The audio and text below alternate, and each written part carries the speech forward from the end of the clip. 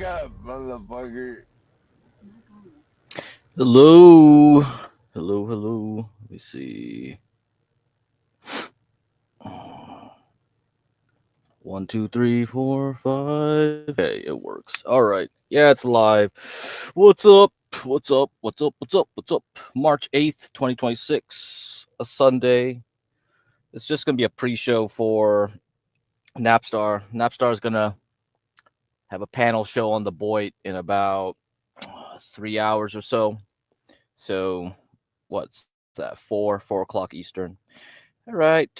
I'm gonna do some Boyd stuff after I go through whatever um, things we have to discuss about Iraq and all that other things, and then yeah, we'll move there.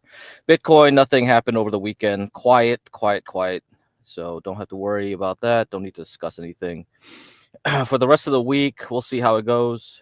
I'm waiting for Oracle earnings. It's going to be on Tuesday afternoon, I believe. That's the only earnings I'll care about. And apart from that, just waiting for more news on oil. See if it's going to get to over 100 a barrel this week. Okay.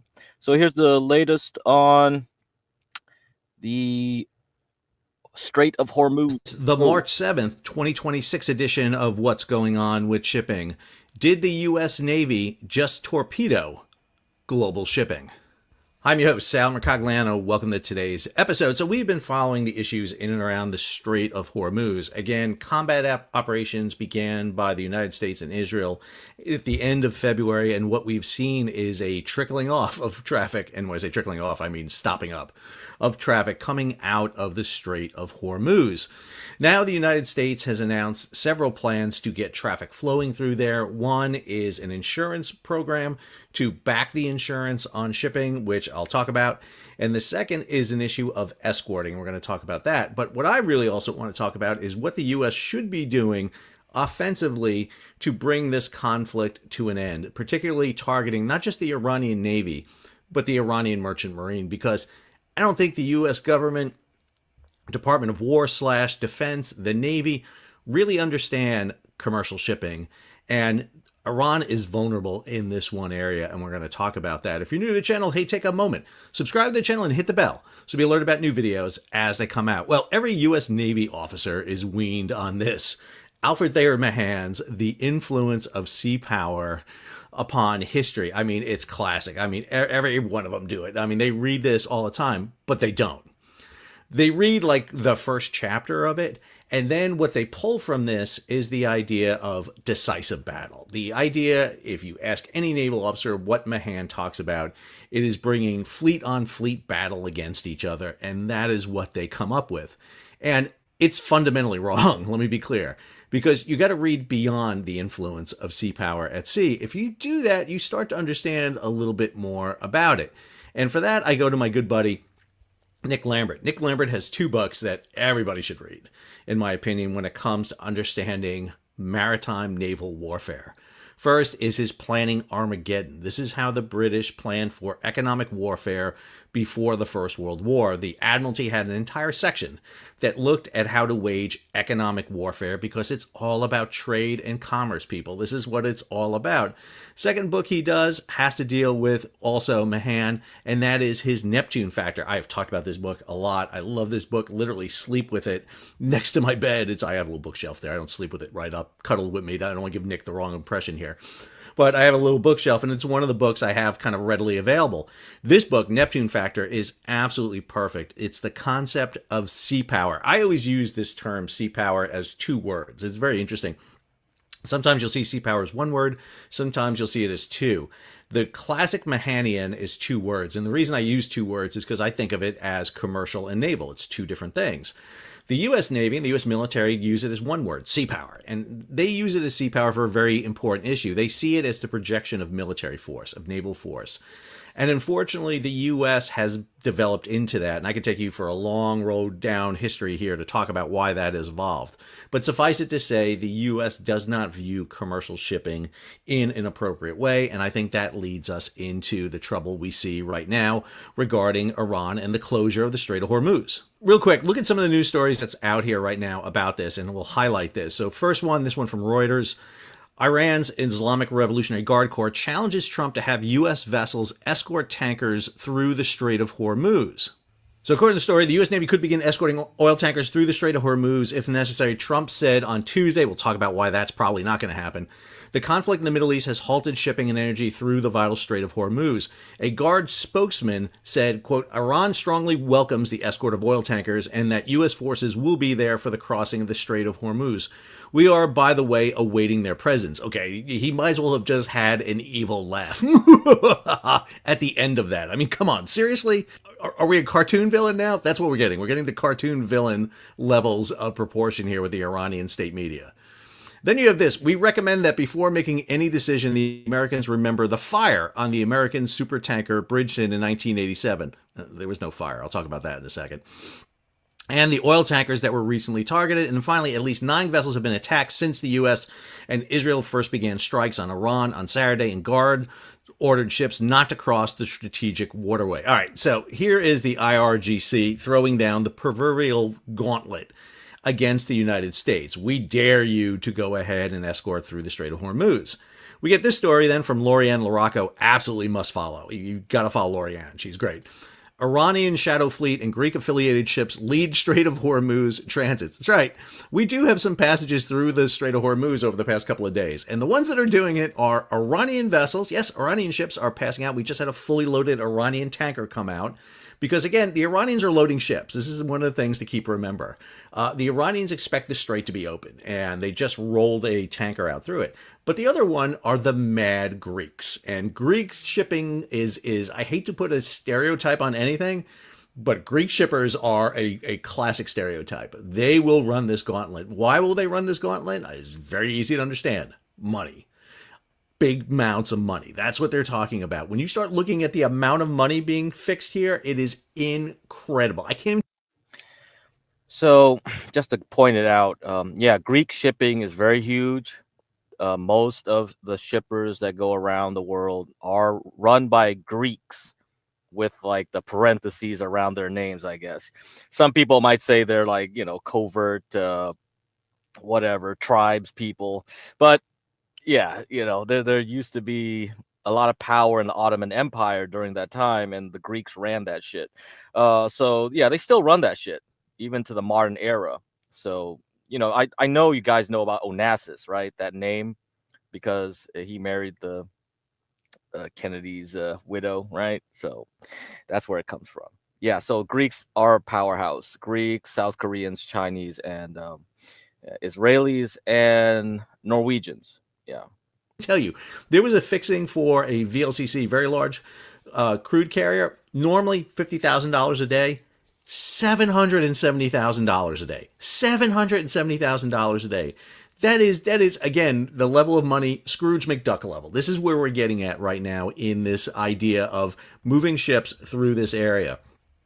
Then we get this story from Paul Morgan over at G Captain. When the underwriters blinked, what the Hormuz insurance crisis really means. The viral social media post claimed Donald Trump had just, quote, killed the British Empire in a matter of minutes.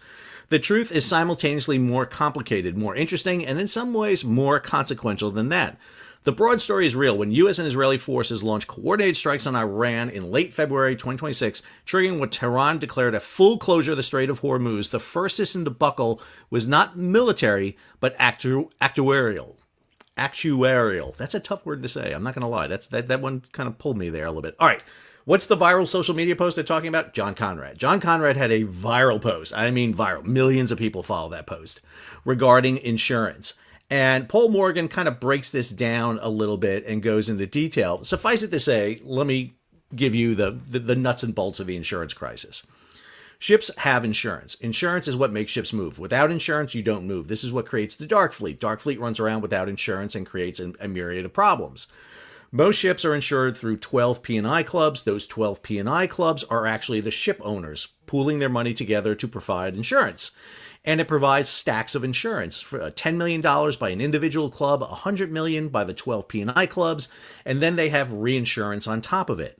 The first initial level of reinsurance comes from an insurance group called Hydra. Yes, Hydra. Yes, we're using the Marvel. Another great area to look at is insurance companies. When I always talk about insurance around here, people automatically somehow they think of medical insurance. They don't think about car insurance and personal injury insurance, like liabilities, freaking home insurance. Somehow people just forget all those things. Those are really where companies make the most money. They don't make money on medical insurance, really, because medical insurance is too tied with the government, and the government can dictate regulations, and that's why a lot of the medical insurers right now are getting hammered. Trump is definitely changing how things are working over there. Also, same thing with housing builders. He's also doing regulations over there. So housing building, construction. So people that build multi-units and those little ticky-tacky suburban type neighborhoods, those get affected as well. But I'm digressing on that point. He mentioned reinsurance. So actually you can get insurance on your insurance. That's what reinsurance means. So I think Warren Buffett does some of that. He also owns Geico, so he has the car, home, and boating. Geico also does boating insurance, personal, leisure boating. You're gonna have to get insurance. So I know the Thorpes have a boat. I don't know if it's insured by anybody, but he's talking about big tanker ships and all that. These are hundreds of thousands of dollars worth of insurance, and if you're reinsuring that, guess what? That multiplies up, right? Villains here for this. And then above that, you have a whole batch of other reinsurers. It goes all the way up to $3.35 billion. There is no ship worth $3.35 billion commercially out there. None. But the issue here is liability. And liability is the key. You have to insure the liability. Because if you're sailing a VLCC, very large crude carrier, through the Persian Gulf, the ship gets hit, you have a massive oil spill, and you kill, ducks and pelicans and whatever else out there and fish, you are on the hook for providing that cleanup. And that is the issue where it comes to liability. You have this story from Reuters. Maritime insurance premiums surge as Iran conflict widens. As the conflict in the Gulf widens, maritime insurance premiums for war coverage are surging, in some cases more than 1,000%. Give you an idea here, analysts at Jefferies estimated on Thursday that potential industry losses from at least 7 vessels reported damage at the time its note was published on March 5th could reach up to $1.75 billion, and these are smaller vessels. While most tankers valued between $200 and $300 million, the new insurance rate of 3% would imply a hull risk premium about $7.5 million, up from around 0.25% or $625,000 before the conflict begins. So you're talking about an increase of $7 million to move ships through. Now, that's a high-end VLCC. $7 million, that's spread across 1 million barrels or 2 million barrels of fuel. So, you're talking about dollars on the barrel here. We're talking about, so it's not out of the realm of possibility that you're going to sail through it, even with that higher insurance rate. Now, I will note that the 3% tends to be for ships affiliated with the US, UK, and Israel more than anything else. You're getting a much lower insurance rate for vessels that don't have that connection to the US, the UK, and Israel because, Iran hates them. So, Sal, how did the U.S. torpedo global shipping? Well, this has to do with the torpedoing and the sinking of the Iranian frigate Dina off the coast of Sri Lanka. Now, there's a lot of questions about whether the U.S. should have done this or shouldn't have done it. Was the ship unarmed? Was it armed?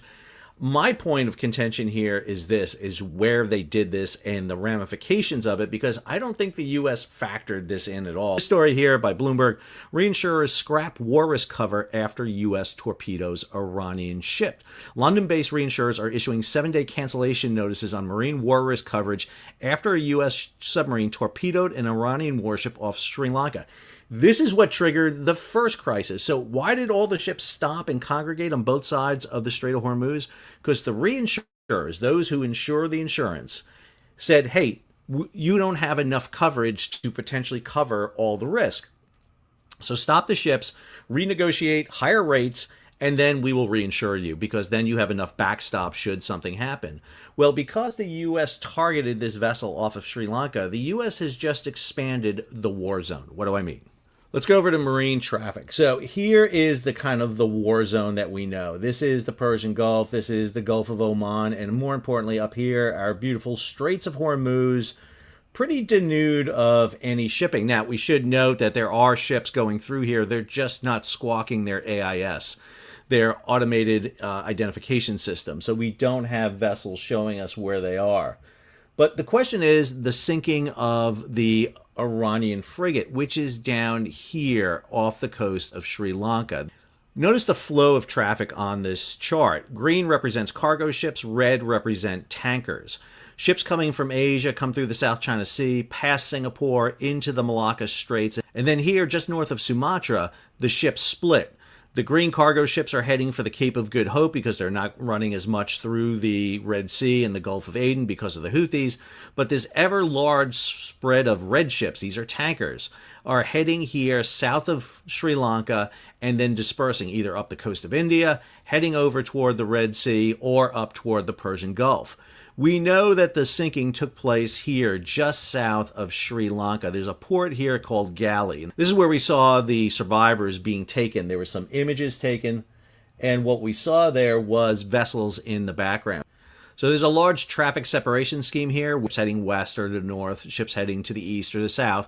So the sinking took place outside the territorial waters. That's this purple line right here. We think it's about 19 miles out, so somewhere around here. The problem the reinsurers have is this. That sinking took place in a pretty crowded part of the world's oceans. And now, yes, the U.S. targeted specifically an Iranian vessel, but the war zone has expanded. And what we could potentially see is the entire Indian Ocean be designated a potential risk area. Maybe not a high risk area. Maybe we're not going to get the level of insurance that they're requiring to go through the Strait of Hormuz. But what we could see is all of a sudden insurance rates go up maybe a couple of fractions of a percent. But because of the volume of traffic that runs through this area, that is astronomical in terms of cost. I mean, it is huge. Good morning, Ember. What's up? What's up? Yeah, if you want to come back later, I'm going to cover some Boyd stuff. And if you're really interested, we'll have a panel on Napstar's channel later on, I think 4 o'clock Eastern. Okay. Yeah, at Anita Bong Hit. So check that out. Here, I'm going to put the link up to the channel. And then here's a link to the stream that it'll have. So, and I'll also cover some Boyd stuff myself just before into his stream. I think within about maybe 30-ish more minutes, I'll be done with the finance stuff. Okay. However, the sinking of the ship in a very crowded seaway. Now, I'm not saying that there was any danger to shipping at the time. I'm sure the U.S. ensured that there was no commercial ships in and around the area where they targeted. It was the USS Charlotte, a Los Angeles class submarine that did this. But for the insurers and for commercial shipping, it creates a new problem. So that brings us to the kind of the two historical examples we have where the U.S. Navy has countered the threat to contested seas with commercial shipping. Now, you can go back to World War II and look at that, but that's a pretty old analogy. Plus, convoying was very successful in World War II. If you were in a convoy, you had over a 99% chance of surviving in an escorted convoy in World War II. Yes, there were big convoy battles, pedestal, PQ-17, but the vast majority of convoys go through with no loss whatsoever. I mean, it's the successful way to do it. But historically, we have two examples of convoys that the U.S. is drawing upon right now, and everybody is screaming about. The first one is Ernest Will. This is during the tanker war of the 1980s. And this chart by Ronald O'Rourke in U.S. Naval Institute Proceedings gives you a breakdown of ship attacks during this period of time. So it started off gradual. It was largely Iraq that was doing it at the time, but then we saw it expanded. And as you get later in the war, the number of ship attacks do increase. And this is one of the reasons why the insurance in the tanker war is much different than what we saw in this recent conflict. This conflict was instantaneous, turned on all of a sudden, and you had strikes. In the tanker war, much different. You had a gradual kind of buildup here, an escalation, and so tanker rates slowly grew over time. And matter of fact, what we eventually saw was rates anywhere from 3 to 5, and even at some point 7 to 10%, depending on the nature of the conflict. Now, the U.S. got involved.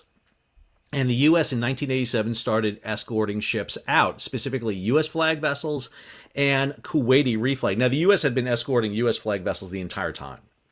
but there weren't that many U.S. vessels going in and out of that region. Instead, the Kuwaitis were in a quandary. They found themselves with their ships being attacked, and they literally went to both the Soviet Union and the U.S. They were trying to play the U.S. off the Soviet Union, and the U.S. came in. But let's talk about the misconceptions of this. Number one, we didn't just escort through the Strait of Hormuz. When you did escorts in this operation, you had to escort all the way from Kuwait out. That's the distance you had to cover. That's over 500 miles. The first convoy consisted of 4 U.S. naval vessels and approximately, I think, about 3 tankers coming out. One of the tankers was the Bridgeton. And the Bridgeton struck a mine. It didn't catch fire. There was a huge plume of water that came up. The Bridgeton started leaking oil. And the U.S. naval vessels at the time got behind the Bridgeton because they did not have mine-sweeping capability to deal with mines in the Persian Gulf. Now, ironically, again, the irony in all these stories is just incredible. Just the other month, the U.S. heavy lifted its 4 minesweepers out of the Persian Gulf. Since the 1980s, we've had minesweepers in the Persian Gulf. That is until the other month when we hauled 4 of them out. Now, I should caveat this. The U.S. has deployed 3 littoral combat ships of the Independence class with minesweeping capability on board. However, they've never been tested in combat environments, and I should note that all 3 of them, I believe, have been pulled out of the Persian Gulf. So there's no minesweeping capability within the Persian Gulf. But the point of this is, if you're going to escort, you're not going to just escort through the Strait of Hormuz. You're going to have to escort along the full 500 miles, and you're going to have to deal with all the asymmetric threats out there. You're going to have to deal with the typical threats, the Iranian missiles. But you got unmanned surface vessels, you got unmanned aerial vessels, you have the potential for mine strikes, you have all those issues out there, and that is going to be crucial. And the most recent example we have of this is the United States military's operations in and around the Red Sea against the Houthi. And in December of 2023, the U.S. had a substantial military force in and around the area. An amphibious ready group based on the USS Bataan, a carrier strike group based on the USS Dwight Eisenhower, and the U.S. initiated Operation Prosperity Guardian. However, Prosperity Guardian was not really escort operations. What the United States did was establish basically a missile cordon. They put U.S. Arleigh Burke-class destroyers and 1 Type 45 destroyer from the Royal Navy around here, the southwest corner of Yemen, because this is where the Houthi are. Because you have the Red Sea here, you have the Gulf of Aden here, and then you got this narrow little strait of water here between Asia and Africa, known as the Bab el-Mandab. Cheers. Tradition here at What's Going On with Shipping. When you mention the Bab el-Mandab, have a sip of whatever you happen to have. There's been some episodes where it can be pretty bad, but we'll try to avoid too much talk about it.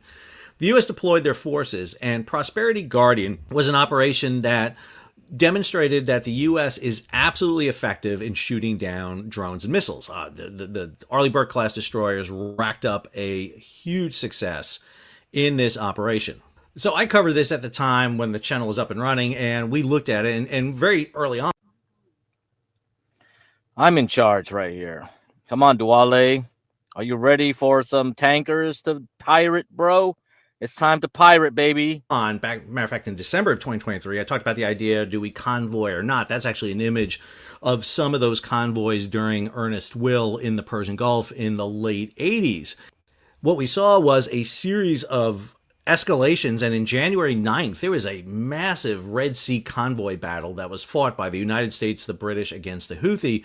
The level of attacks were so ferocious, no ships were hit or damaged, but there were some close calls, that U.S. ships abandoned the Red Sea. They didn't return back to that until September of not 2024, but September of 2025.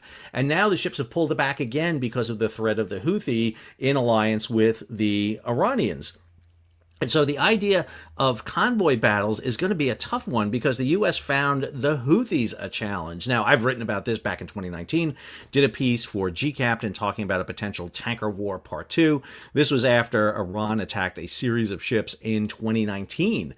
And so this has been kind of lingering around for a long time. And one of the big things that was noted here in the Red Sea was there was an option. You can go around Africa. And that's exactly what we saw. If you look at this chart, you'll see the drop in vessel traffic through the Suez Canal as vessels went around. And in particular, what you saw was high-value vessels, really expensive ships, going around because it was more economical to sail around Africa, pay the extra money in fuel, than to pay the cost to go through the Red Sea. Now, that brings us to the situation in the Indian Ocean right now. Go back to my buddy Ian Ellis and his chart right here. We have two major forces that are in the area. We have the Abraham Lincoln Battle Group and its escorts down here in the Indian Ocean. The Gerald Ford just came through the Suez Canal, so it is now here in the Red Sea and potentially moving down into the Indian Ocean. And the Bush, the George H.W. Bush, just sailed from the east coast of the United States. It will be in shopping coming into theater into the Mediterranean shortly. But the key thing is the number of escort vessels here. Roughly about 8 Arleigh Burke-class destroyers assigned and operating in the 5th Fleet. This is the Central Command AOR, and about 8 Burke-class destroyers operating in the 6th Fleet area of operations. That is not enough ships, in my opinion, to be able to run a escort operation through the region. Now, we are starting to see some movement through the straits, but not a lot. This is the latest report from the Joint Maritime Information Center. Notice here the numbers heading through the Strait of Hormuz. The SOH is listed there.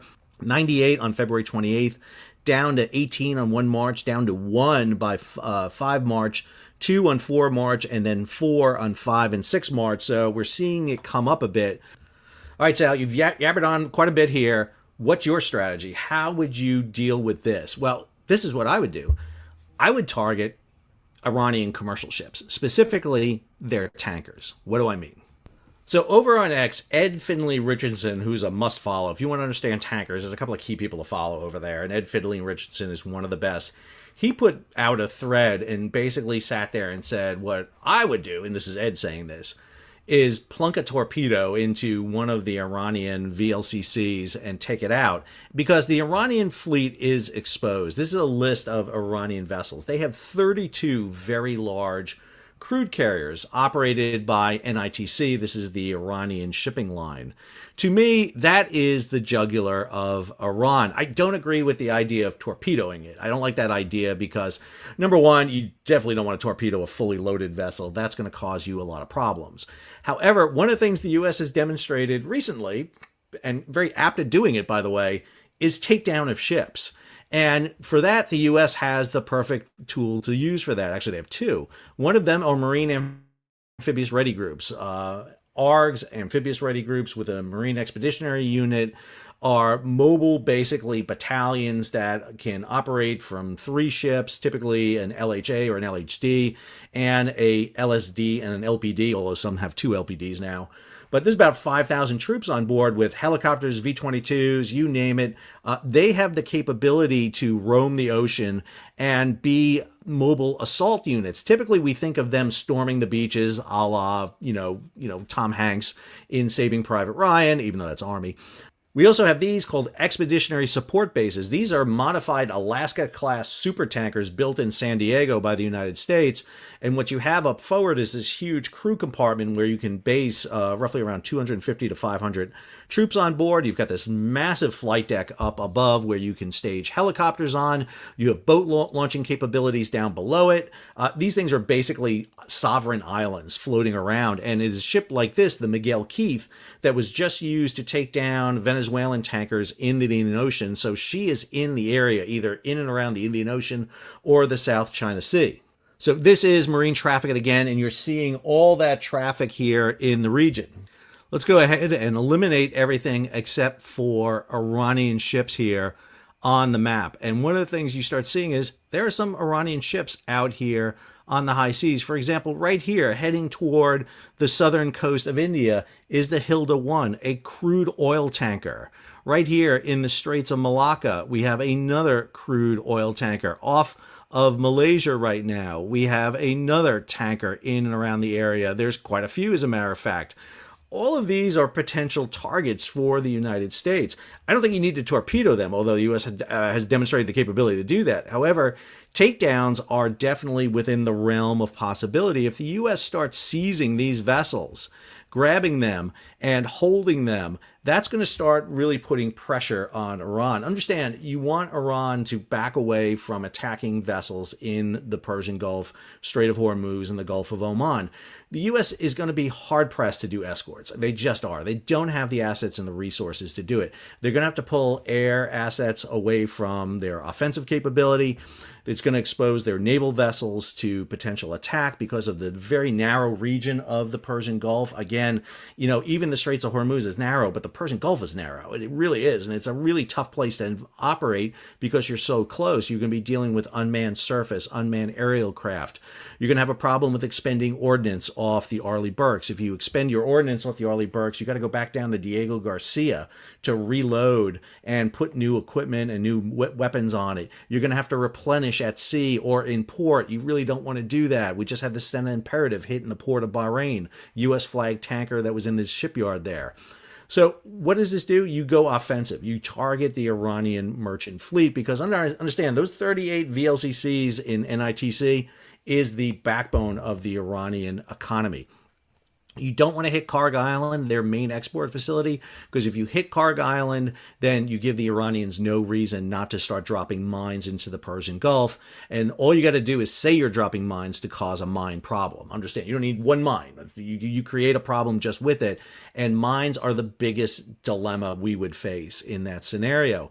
But if you start grabbing ships a la the way we did it with the Venezuelans, then you can start pressuring them. You can start grabbing them, put prize crews on them from the U.S. Navy or from Military Sea Lift Command, civilian merchant mariners, put them on them, sail them over to Diego Garcia, stick them in the anchorage there, hold them, start scooping up Iranian oil tankers on the high seas, and sit there and say, you want them back?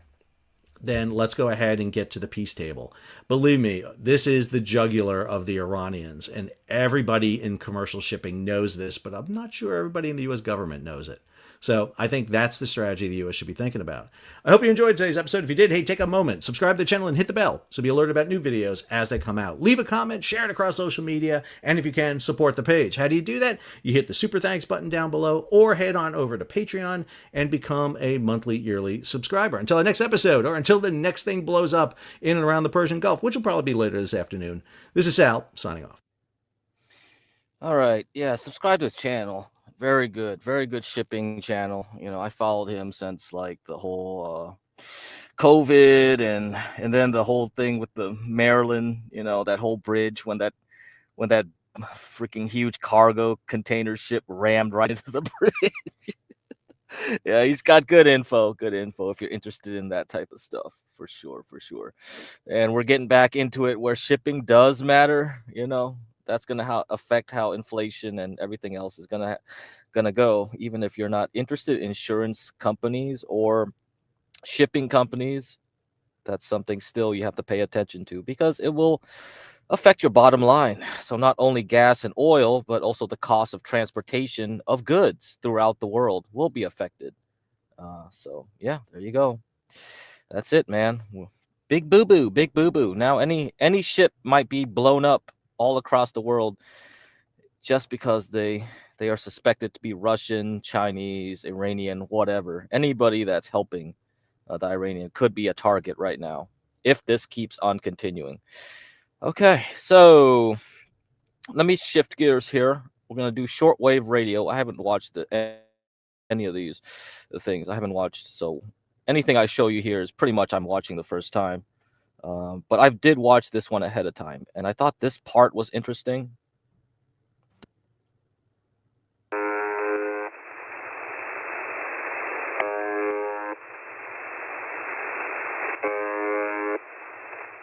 It's used to keep the frequency clear until the Russian military sends traffic. Since the Russian invasion of Ukraine in 2022, it's been the subject of regular jamming and trolling. Last night I noticed it was being jammed by an unknown signal, probably the efforts of a pirate. It was strong here in the UK and completely obliterated the buzzer on 4625 kHz. This lasted for several minutes.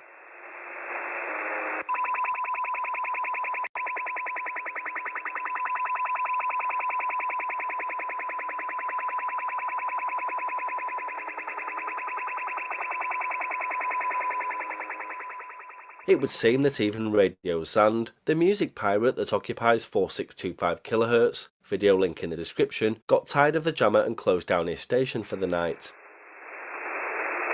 Alright, I'm gonna go now. I'll let you get now. Don't interrupt my transmission next time. Have fun with your transmission and good luck. I wish everyone good health, course, and peace to the room. Hope you have a great night. Goodbye, everyone. This was Radio Zand. Soon after, the buzzer's frequency was repeatedly jammed with pro-Israel music, such as various incarnations of the folk song Hava Nagila.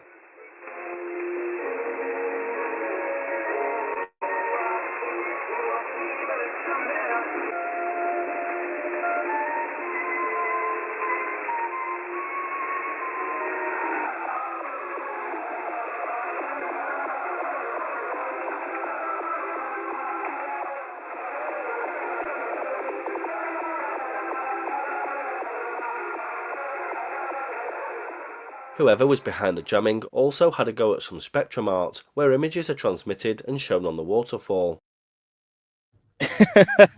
So someone drew the Star of David using radio waves.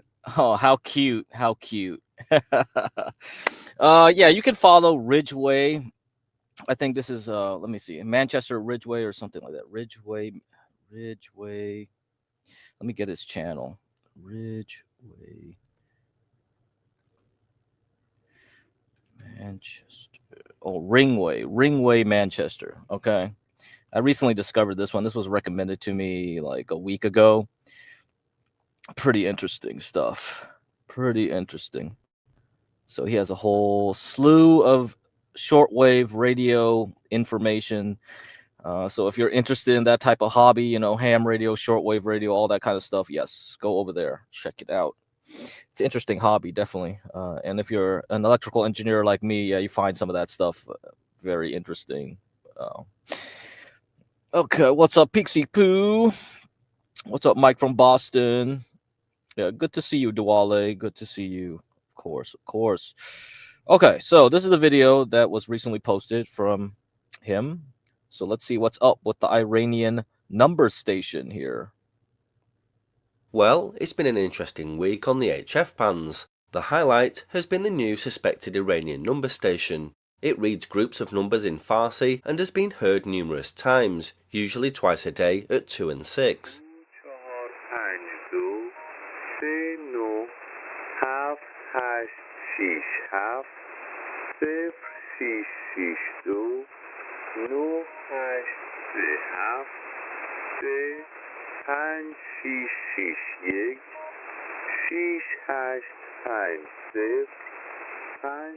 It's special because it's the first new number station to come on the air since V30 out of Vietnam in 2010.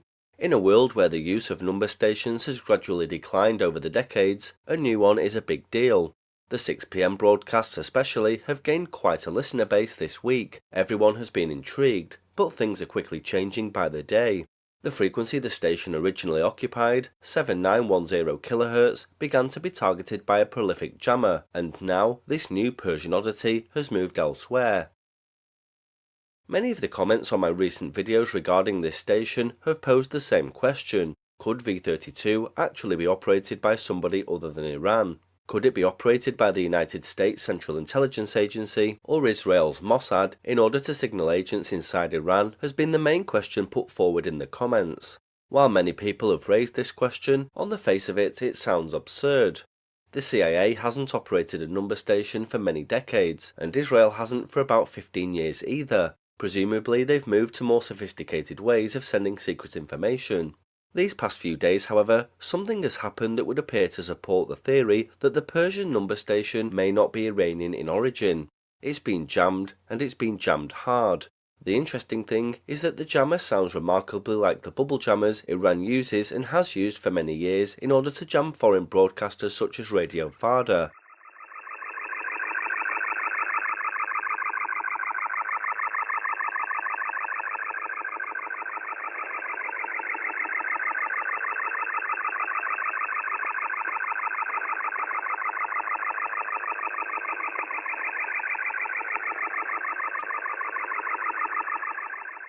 Radio Farda is the Iranian branch of the US government-funded Radio Free Europe and Radio Liberty external broadcast service. It broadcasts news and information into Iran, and Iran hates it. It doesn't want it broadcasting to its citizens, and so it spends a lot of time, effort and money operating a network of jammers in order to block those signals from being received in Iran.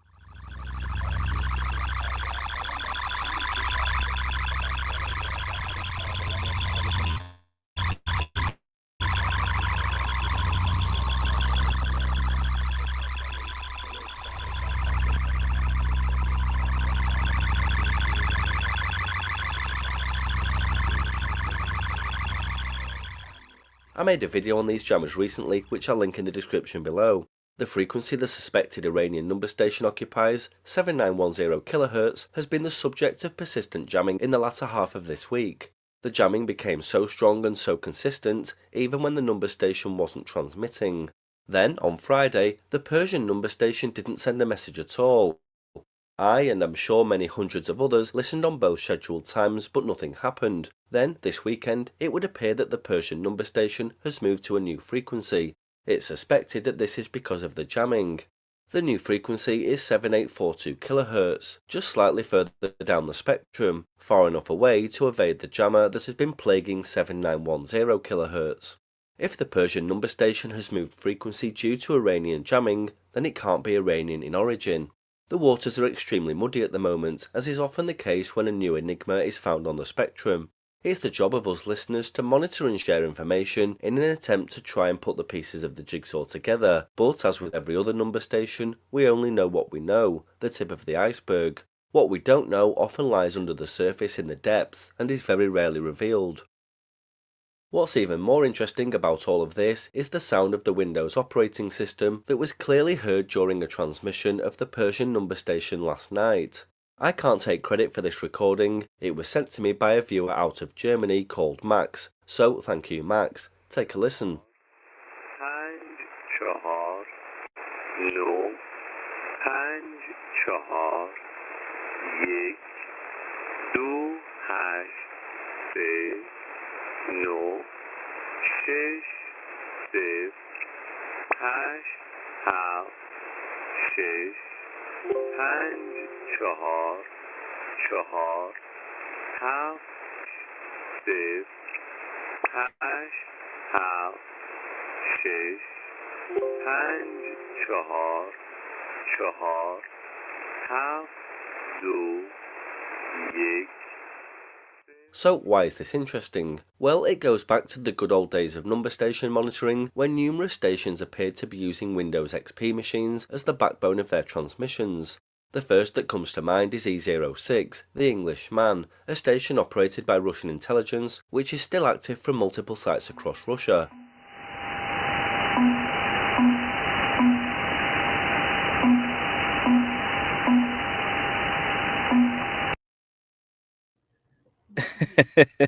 You know, like, I'll tell you this, a lot of old ass equipment. So when I went to school, we had a lot of old oscilloscopes and, you know, measuring equipment, right? Voltmeters, ohmmeters, all kinds of stuff.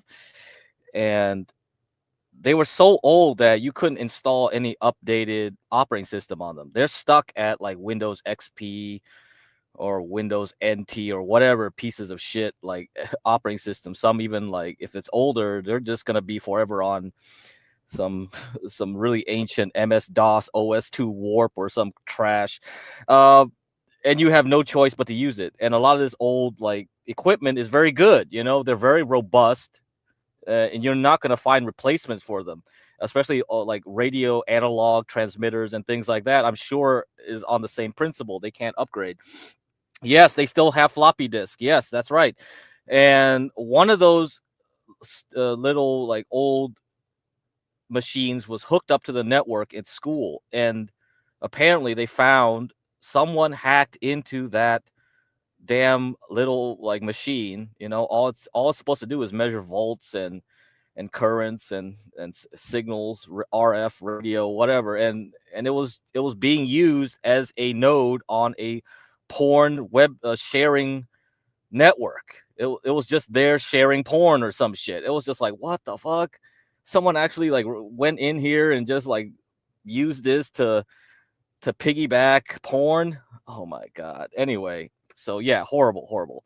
If you're stuck with that kind of equipment, you can't hook it up on the internet anymore. Pretty much, it's unsafe. It has to be isolated completely.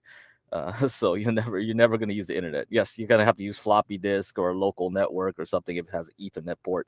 That's all you can do, right? Fun times.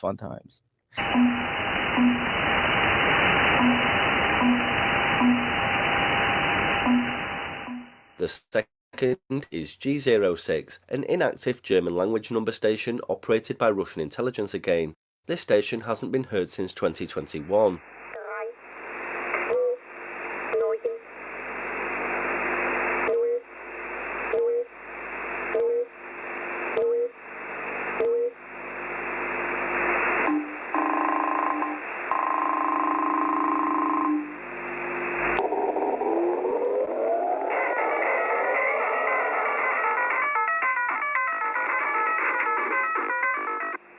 And the final one, which is either a really big coincidence or could be an indicator as to who is behind this modern Persian number station, is E10. E10 was an Israeli number station operated for many years by the Mossad. It hasn't been heard since early 2011, however. Tango, Alpha, Romeo, Zulu, Sierra, Foxtrot.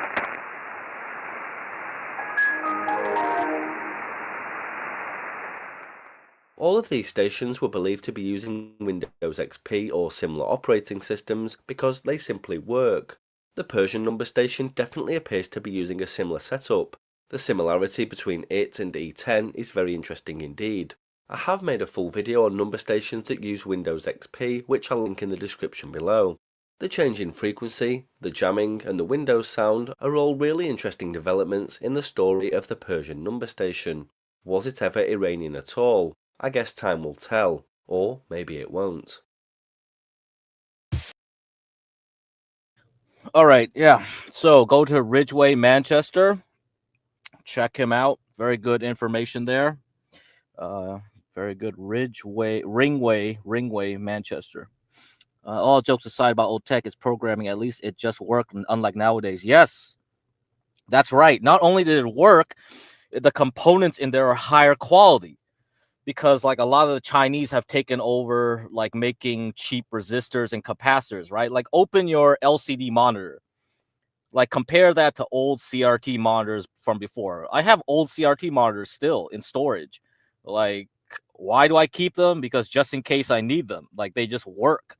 You never know when you need to hook up something that needs to go to a VGA and it can only drive an analog signal, right? Not everybody has a GPU that can drive a digital DVI or HDMI signal. So, and also like you can use those things for older equipment. Like let's say you have an X-ray machine. You think that X-ray machine like can output into a digital like signal? No, that thing is probably still going through an analog circuit that drives a analog monitor, and so you can only like hook it up somehow into an analog machine, and that's it. That's the only interfaces will work will be analog to analog. So that's something you got to think about. Old tech, is very reliable tech, lasts longer, and you never know when you need it. So sometimes, I will hoard some old tech, like 1 or 2 pieces, just in case the end times comes and I need that for some reason. But of course, that's kind of a hoarding mentality. That's kind of why I kept books. Like yesterday on the panel, like Garen was talking about, like when he went to school, they didn't even have textbooks anymore. Everything was digital. And the funny thing is the digital notes that he was getting, they weren't even like real textbooks. They referenced textbooks that he couldn't get. So all the sources for the notes that he was getting, he couldn't go back to the originals, So yeah, like having textbooks now is like could be even very advantageous because publishers won't publish textbooks that have very, very low following, right? Very few people will want to know about, how do I make a single sideband radio transistor, blah, blah, blah, circuit. And no, that knowledge is locked up and locked away digitally, right? And you have to pay a subscription fee for it. And most people are not going to go to pay $500, $1,000 per year just to access like a textbook or two. That's what they're doing now, I'm guessing. That's what they do for university level. So anyhow, should only write textbooks nowadays, not digital. Otherwise, it'll be pirated by AI companies. Yeah, I know. So yeah, that's how we're gonna go on towards the future. I think knowledge will be hoarded by a select group. Very few people will know how to reboot civilization if anything happens. I think, yeah, that's what's gonna happen. Okay, dokie. Anything else? No, I don't think so. But yeah, check out your electronics. They're probably very cheaply made. They only last like a few years now instead of decades like before. Yeah, the most common ones is like the capacitors. They're cheaply made. They bubble up, right? They balloon, and then your monitor stops working. That's one of the common defects I find in a lot of electronics made today. Yeah, they're not made to last for sure. Okay, let's see. The other videos. No, so I'm gonna switch off to Boyd after I read these articles for you. Okay. Article reading time. Let's get to the articles I didn't get to last time. And kick up the background music. And remember, go to Napstar's channel to check out his stream in about 2 hours now. So we got 2 hours until it kicks up his Boyd panel. So any discussions on Boyd, go over there. You can also go to Universal Jones if you missed yesterday's panel. I was up there. What's up, Lawrence? What's up? Lawrence, we are going to switch over after I read these articles to because I'm multi-streaming on my channels. Give crack to me, so subscribe to that on YouTube and Kick. All right, because I'm gonna play like potentially copyrighted stuff over there. So that's why, you want to subscribe to everything. I don't want to get too many copyright flags on John's channel. Okay, so because we're too naughty over here on the Urban Landlord, apparently. At any moment, someone will come around and be like, "Oh, time for me to do that." All right. So yeah, go here, YouTube, give crack to me, and also on Kick, give crack to me. Go over there because I'm gonna switch over there and turn off the Urban Landlord multi-stream. All right. Okay. So good luck. Can we vote to skip the articles? No, this is a finance show, so I have to get through this stuff because I was supposed to get through it on the previous stream. All right, here. Okay, how quickly Qatar can start up the thing. All right.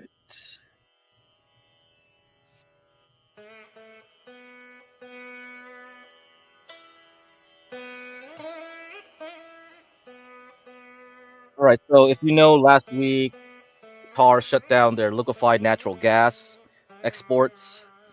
They also have recently shut down some refineries after getting hit. So some oil products are not coming out of Qatar anymore.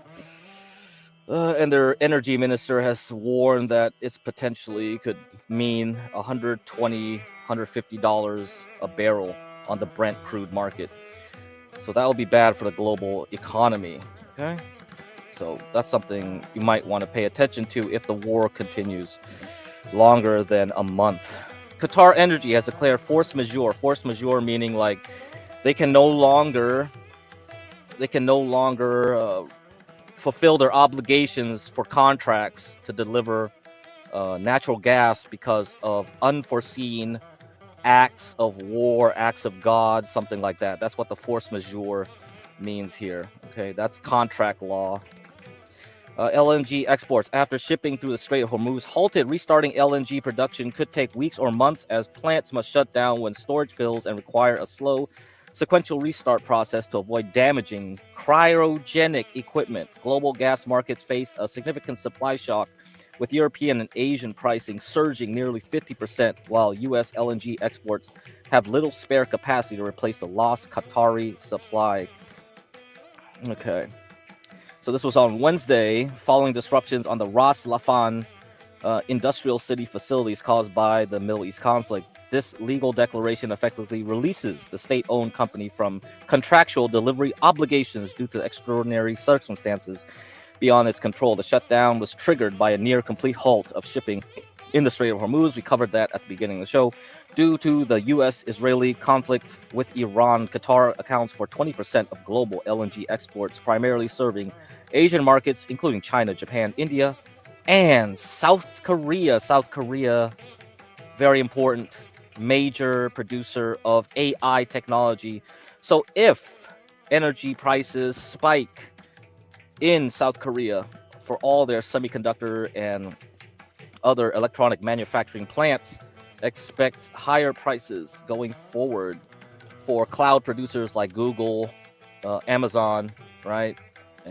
Facebook, Meta, basically, Microsoft. So those stocks will come into play and have an effect. So that's why I said do not expect these stocks to easily grow the S&P 500 going forward for this year. We probably will be going sideways to down until something changes or we decrease interest rates, but that would mean that we will have a stagflation situation that's going to run out of control for much longer. If you remember the 70s, they tried that. The Fed chair that was doing Arthur Burns tried to decrease interest rates to improve the unemployment. The unemployment has been rising. Okay, it's starting to rise again. We lost 90,000 jobs last month, according to the February release. So that's it. We are trending down, and I don't know how many more jobs are going to get killed by AI. As you can see, Block, which used to be known as Square, who owns Cash App, have laid off a lot of tech workers because of AI. So I'm assuming a lot of other companies will figure out ways to reduce a lot of white-collar work. And if you remember, I had a little stream about this fan fiction that someone wrote a week ago or 2 weeks ago now, that AI will reduce a lot of unnecessary work in the white-collar sector. And then those people will be hard-pressed to find new jobs, right? And he was saying, like, well, that will, maybe those people will go to the gig economy. They'll start being Uber Eats drivers or something because they can't translate their skills to another similar job if everybody is cutting it at the same time. If that's the case, then yeah, that will drive down wages for the gig economy. So people who are relying on that will get competitively priced out because there's a more supply of workers. They can lower the wages at will. So Amazon, Uber definitely do not need to pay you your cut, you know. So Amazon warehouses, like even probably workers will be gone because of AI too. So all these people will just start running around and being desperate. So wage growth will shrink probably, but that will help inflation, I'm guessing. But if oil prices stay around at $100+ a barrel, then that's not going to help. So anyhow, unfortunately, for gas customers, it could take months before the giant LNG plant returns to normal production. U.S. President Donald Trump initially projected that Operation Epic Fury would last only 4 to 5 weeks, but later announced that the U.S. has the capability to go far longer, so it better last only a month here. Come on. His ally in the war, Israeli Prime Minister Benjamin Netanyahu, has described the campaign as quick and decisive action that may take some time but will not last for years. The Trump administration has outlined 4 core goals: destroying Iran's missile and naval capacities, ensuring it never obtains a nuclear weapon, and stopping it from funding regional militant groups.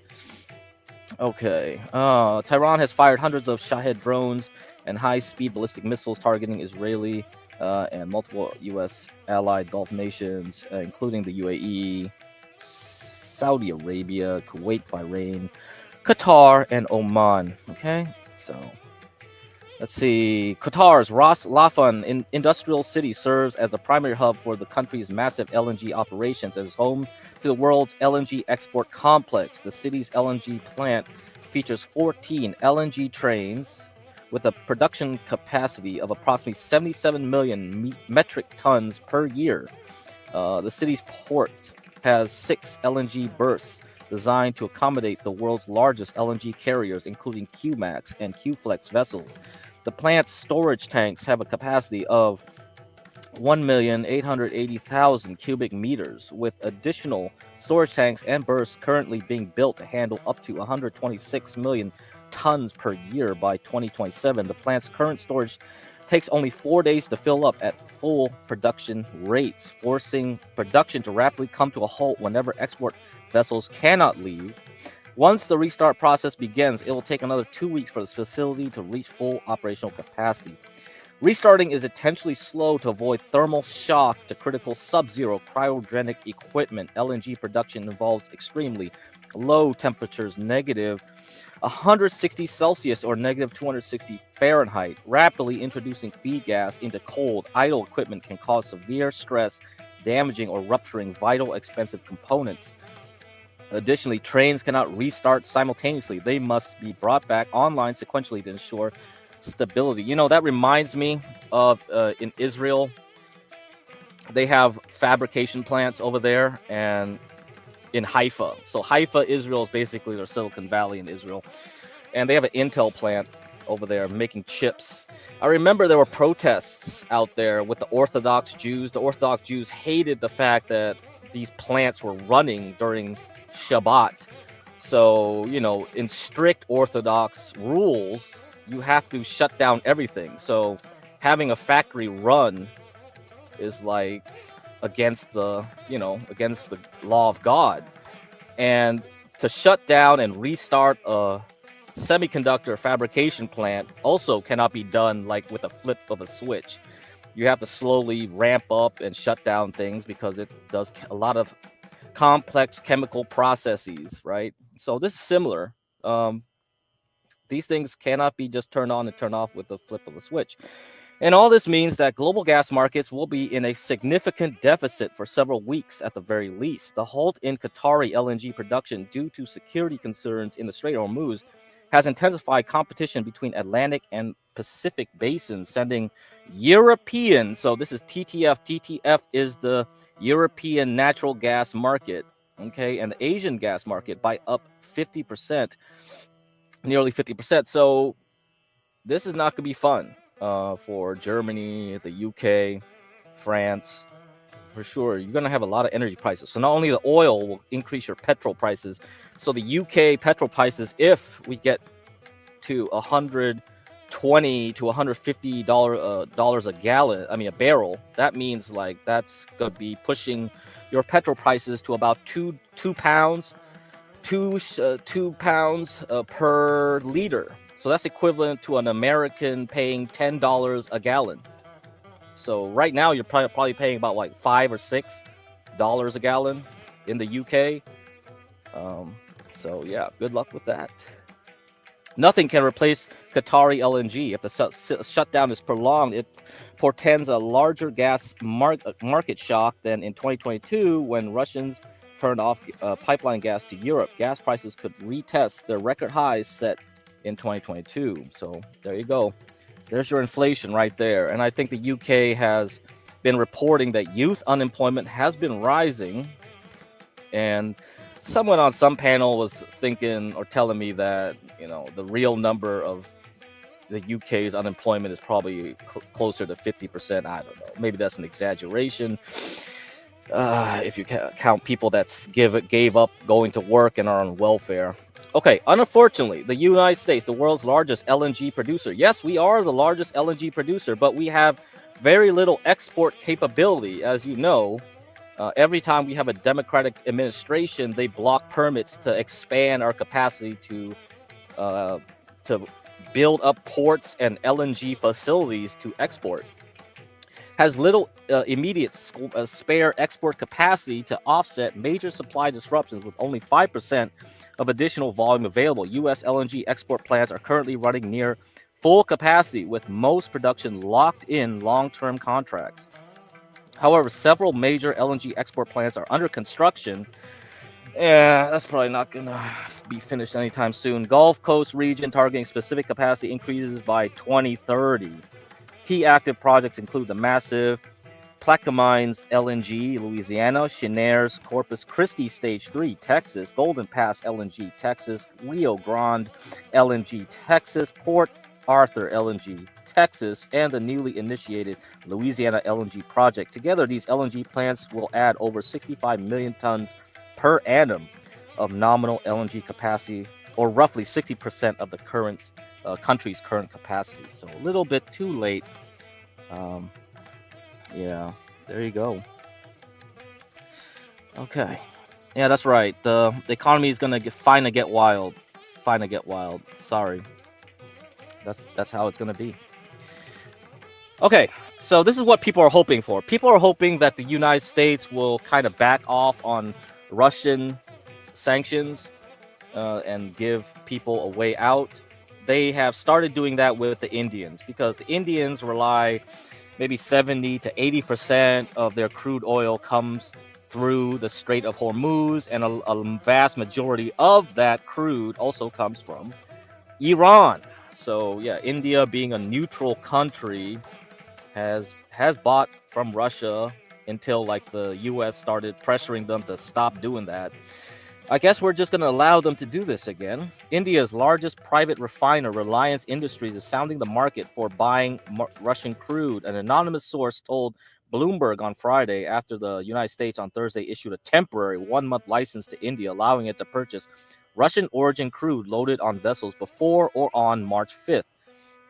Even before the waiver was issued, India was considering returning to buying Russian crude amassed in floating storage in Asia. So this is the dark fleet that was mentioned. As the war in Iran and Tehran, retaliatory strikes in the region have severely disrupted oil flows from the Middle East. India, the world's third largest crude importer, depends on Middle East supply for about 60% of its imports. Then the de facto halted tanker traffic in the Strait of Hormuz has put severe pressure on its supplies.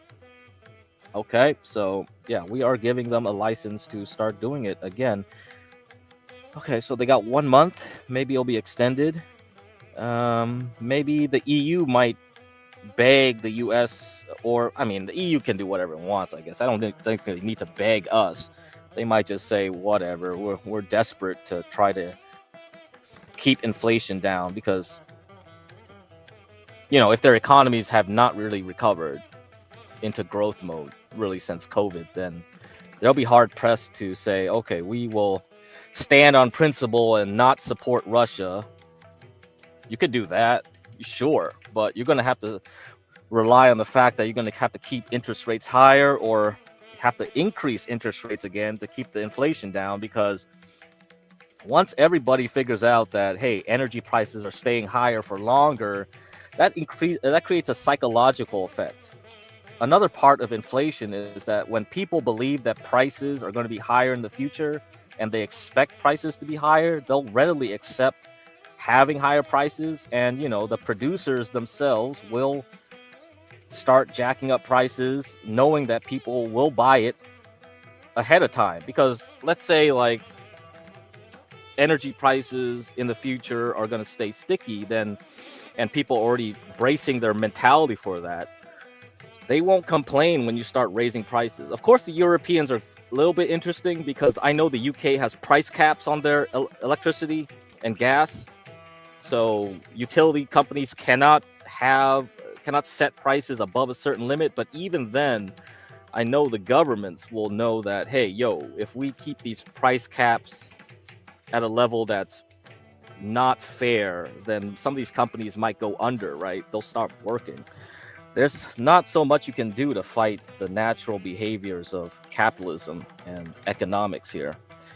All right, the other thing to worry about is aluminum. This is something I was watching too. Aluminum is going to be interesting play. Sadly, the aluminum stocks, the U.S. aluminum stocks, haven't done very well. It might be because like this is only going to affect the overall global aluminum prices. But one thing to look at is if there's a war, the first thing to go up in a war is aluminum, because aluminum is used in a lot of munitions, okay, and manufacturing of Jets. They really love consuming a lot of aluminum. So jets, drones, everything will use a lot of aluminum, and this is already happening. Aluminum supply disruption moved from risk to operational reality this week. So you can take a screenshot of this chart up here. But the conflict did not arrive into a balanced market. ING's pre-conflict aluminum balance for 2026 showed a structural deficit of approximately 600,000 metric tons before any Gulf supply reduction. 3 constraints were already in place: China's capacity cap limiting production expansion, the imminent closure of the Mozal smelter in Mozambique, and stalled restarts at European and U.S. smelters idled during 2022 to 2023 energy crisis. LME, that's the London Mercantile Exchange, aluminum inventories had been drawing steadily since late 2024, and physical premiums were elevated heading into the year. The cash to 3-month spread on the LME had narrowed materially in the weeks before the conflict, signaling that spot demand was absorbing available supply faster than forward markets expected. The conflict did not create aluminum's tightness. It struck a market that was already running short, and it did so with direct operational consequences rather than just price fear. From threat to halt, what actually stopped 2 actual production and shipping halts this week moved aluminum from a geopolitical risk story to a supply disruption story. On Tuesday, Qatalum, the Qatari smelter jointly owned by the state aluminum producer and Norsk Hydro, began a controlled shutdown after its gas supplier warned of an imminent supply halt due to conflict-related infrastructure pressure. Oh, crap. So, this is not good. Norsk Hydro issued force majeure notices to customers. You know what force majeure is if you listened to me 10 minutes ago. To customers the same day. On Wednesday, Aluminum Bahrain, one of the world's largest single-site smelters, informed customers it had halted all shipments, citing the widening conflict. The London Metal Exchange LME 3-month contract rose 5.1% on the day the Alba halt was announced, touching an intraday high of $3,418 a ton, the highest since April of 2020. The week's total gain of 5.3% to $3,306.50 reflects a cumulative repricing of a market absorbing 2 concrete shutdowns and the broader operational uncertainty across the region. Rio Tinto, so I believe that's Australian-based mining company, separately suspended second quarter supply negotiations with Japanese clients, withdrawing an offer of $250 a ton over LME prices that was already the highest since at least 2015. Force majeure declarations, which were hypothetical scenarios 10 days ago, and now the week's defining market events.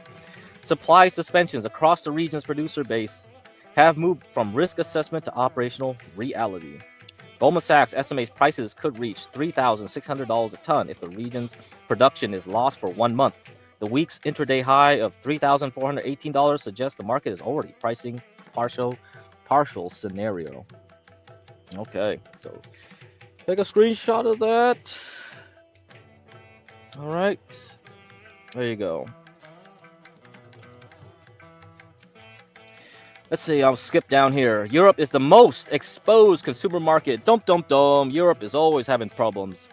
Approximately 30% of European aluminum imports originate from the UAE, according to ING. With primary aluminum already in tight supply before the conflict, a sustained reduction in UAE exports would push European physical premiums significantly higher.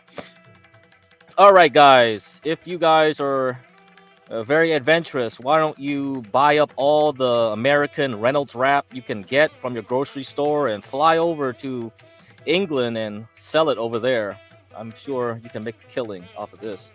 The U.S. faces similar but partially cushioned exposure. The Middle East accounts for over 20% of U.S. aluminum imports, but tariff-inflated Midwest premiums limit the immediate price upside. Thank God. So tariffs already made people resource to U.S.-made aluminum. That's good. So I think we're going to be shielded for a while. Emirates Global Aluminum, which operates smelters in Dubai and Abu Dhabi, has not yet declared force majeure as of Friday. The two halts already announced at Alba and Quadalum together represent a meaningful share of the 8% of global primary aluminum production concentrated in the region, according to consultancy AZ China. The key variable for European and U.S. buyers is not whether prices rise further from here, but whether EGA remains operational. If EGA follows Quadalum and Alba, the supply disruption would move from significant to structurally severe. Okay, that's it, guys.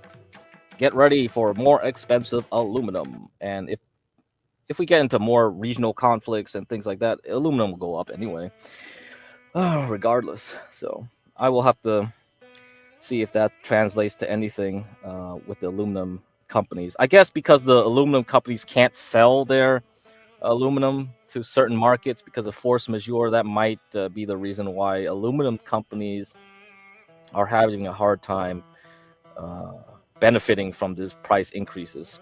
Kind of like how some of the oil refinery companies also went down last week. So only a select group of oil producers are going to benefit. What's up, Ryan? What's up, Mr. Burns? That is Arthur Burns, not the Simpsons Burns. And then after Burns got kicked out of the Federal Reserve, we had Volcker, and Volcker was the one that rapidly increased interest rates, and that was the time the economy was very terrible. But at that point there was no choice during the oil crises of the 70s going on there. Okay, if you remember the OPEC oil crisis, when the OPEC countries blocked exports to countries that supported Israel during the 6-day war. Okay, little history lesson there. Now we'll go moving on here. Let's look at some tweets first. The software stocks are experiencing a historic run. Okay, so we were talking about IGV versus SOXX. You remember that? So I said, like, IGV, the software sector, which has been beaten down, is probably going to take over from the semiconductors, which was weak last week. So I was shorting semiconductors and longing IGV using Palantir. Okay, so in this case, we had a 16.59 percentage points over the last 6 trading days, the largest 6-day outperformance on record. So if you compare IGV to SOX, that's how much IGV outperformed the semiconductors. Okay, so this marks a historic reversal after software stocks underperformed by nearly 15 percentage points at the end of January, the biggest gap since 2008. This also comes after hedge funds' short exposure to U.S. software and services stocks rose to a record 3.8%. So, yeah, the shorts got squeezed. That's probably temporary. We'll see how it goes after Oracle reports earnings.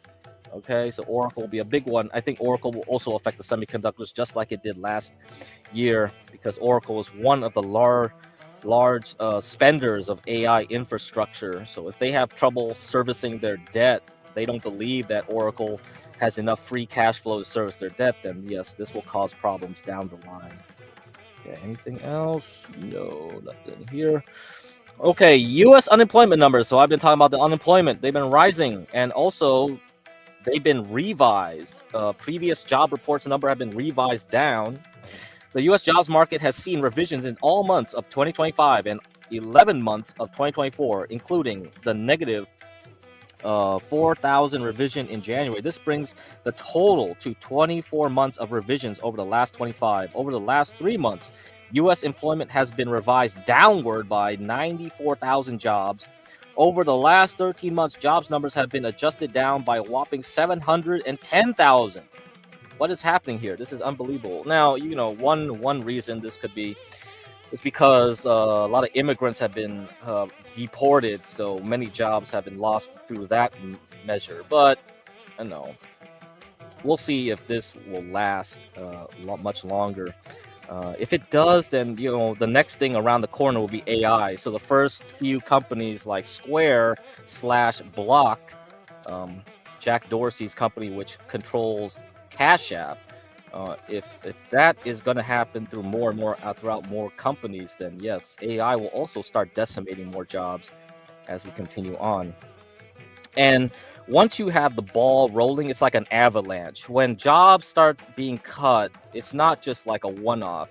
usually there's a pattern here, and when it gets stronger and stronger, it can rapidly increase exponentially. So more companies will cut costs, and they'll keep doing it. Yeah, they'll follow each other over and over because they have to compete. You have to know that they compete with each other. If one company is reducing their costs, then they have to take that into account and compete as well and reduce their costs. So they're going to the accountants and trying to figure out which jobs can they cut. This is going to expand wider and wider because every quarter they have to go to the shareholders and tell them that, yay, I made some revenue this year, and this is what I project revenue next year and whatever. So if they can't compete in that arena of cutting jobs, that's going to happen. So once one company figures out a way to cut with AI, the other ones are trying to copy it. The Conference Board leading economic indicator dropped again in January to the lowest level in 12 years. The drawdown since 2021 peak has been 18%, the biggest since the great financial crisis. So yeah, I target around 2027 into 2028 will be when things start really hitting the fan. As far as the stock market, when does it peak? Usually stock market will peak about a year before when everything gets really bad that you start hearing it in the news. So we already went through some of the cycles here. Business tendency surveys. So if we rely on this cycle of business optimism, we will have a peak business optimism around late 2026. So start looking for the market to turn down sometime around 2027. So that's still my target. Inflation is going to rise through 2027 to 2028. And of course, oil will rise through 2027 to 2028. Okay, so I've already gone over these charts. Yes, copper has been going up. Oil will follow copper eventually, and that's what's been happening. I think it's going to do catch up.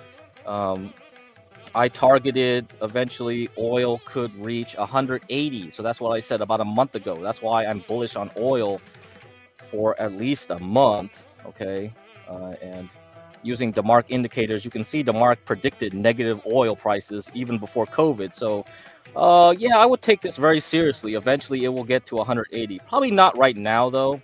I think oil will cool off once once we know more about how the timeline of and how much expansion Trump is willing to do in Iran. They'll probably cool off once we go back to the table to talk peace or whatever. If they can't do regime change, I don't know if they're going to force the issue. I don't know how serious Trump is with the regime change rhetoric. He might just back off on that if it just becomes too hard. Because yeah, midterms is coming up. You gotta hurry this up. People's memories are like goldfish around here. So if they keep hearing about Iran, guess what?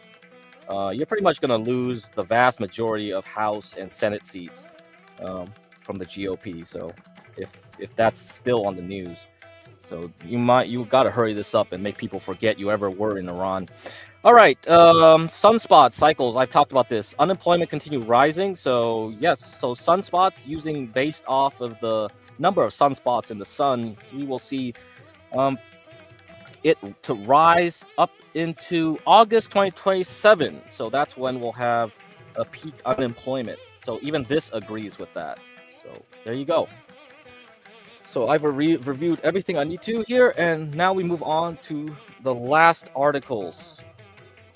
Before I switch over to Boyd stuff, if I do the Boyd stuff, you got to go over to my channels at GetCrack to me, okay, on YouTube and Kick, because I'm gonna play some copyrighted stuff potentially. So I'll just start off with some Boyd content, and then move on from there. We're gonna start off with some Thorpe stuff maybe, and then some Mooncake content after I read this last thing, because the title of the stream is The Rise of Online Digital City-States.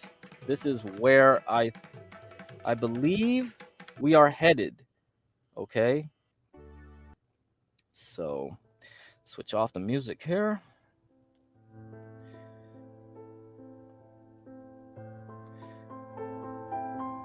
So the megacities economy, I've read articles and opinion pieces before about the rise of city-states. Like, we have a lot of tech centers in the world, and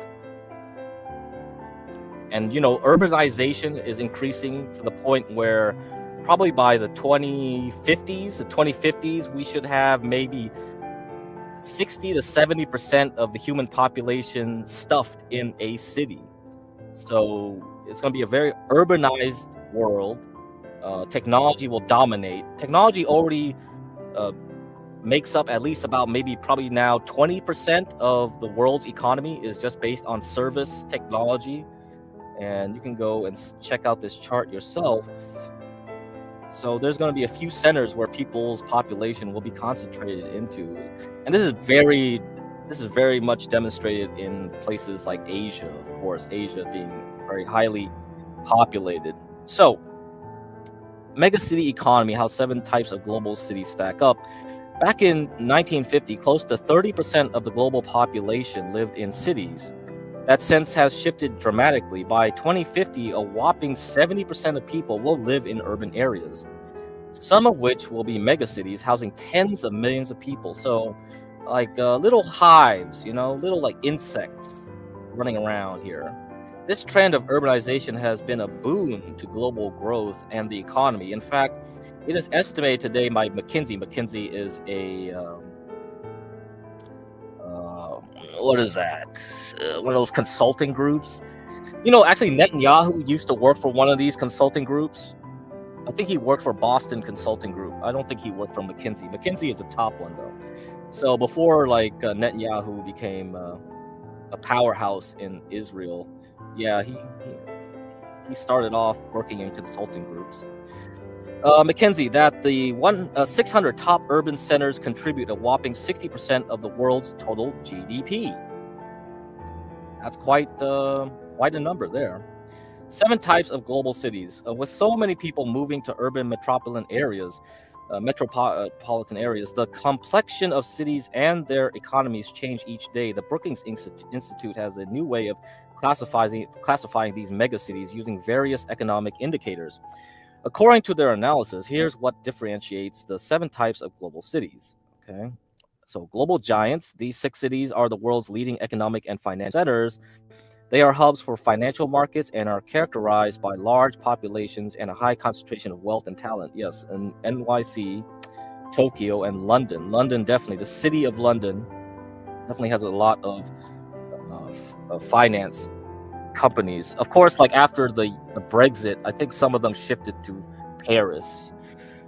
Asian anchors, okay. Asian anchors are not as wealthy as global giants. However, they leverage attributes such as infrastructure, connectivity, and talented workforces to attract the most foreign direct investment out of any other metro grouping. Hong Kong, Seoul, South Korea, and Singapore. Emerging gateways. These 28 cities are large businesses, transportation hubs for major national and regional markets in Africa, Asia, Latin America, and the Middle East. While they have grown to reach middle income status, they fall behind other global cities on many key competitiveness factors such as GDP and FDI. Mumbai, Cape Town, Mexico City, and Hangzhou. Factory China. 22 second and third tier Chinese cities relying on export manufacturing to power economic growth and international engagement.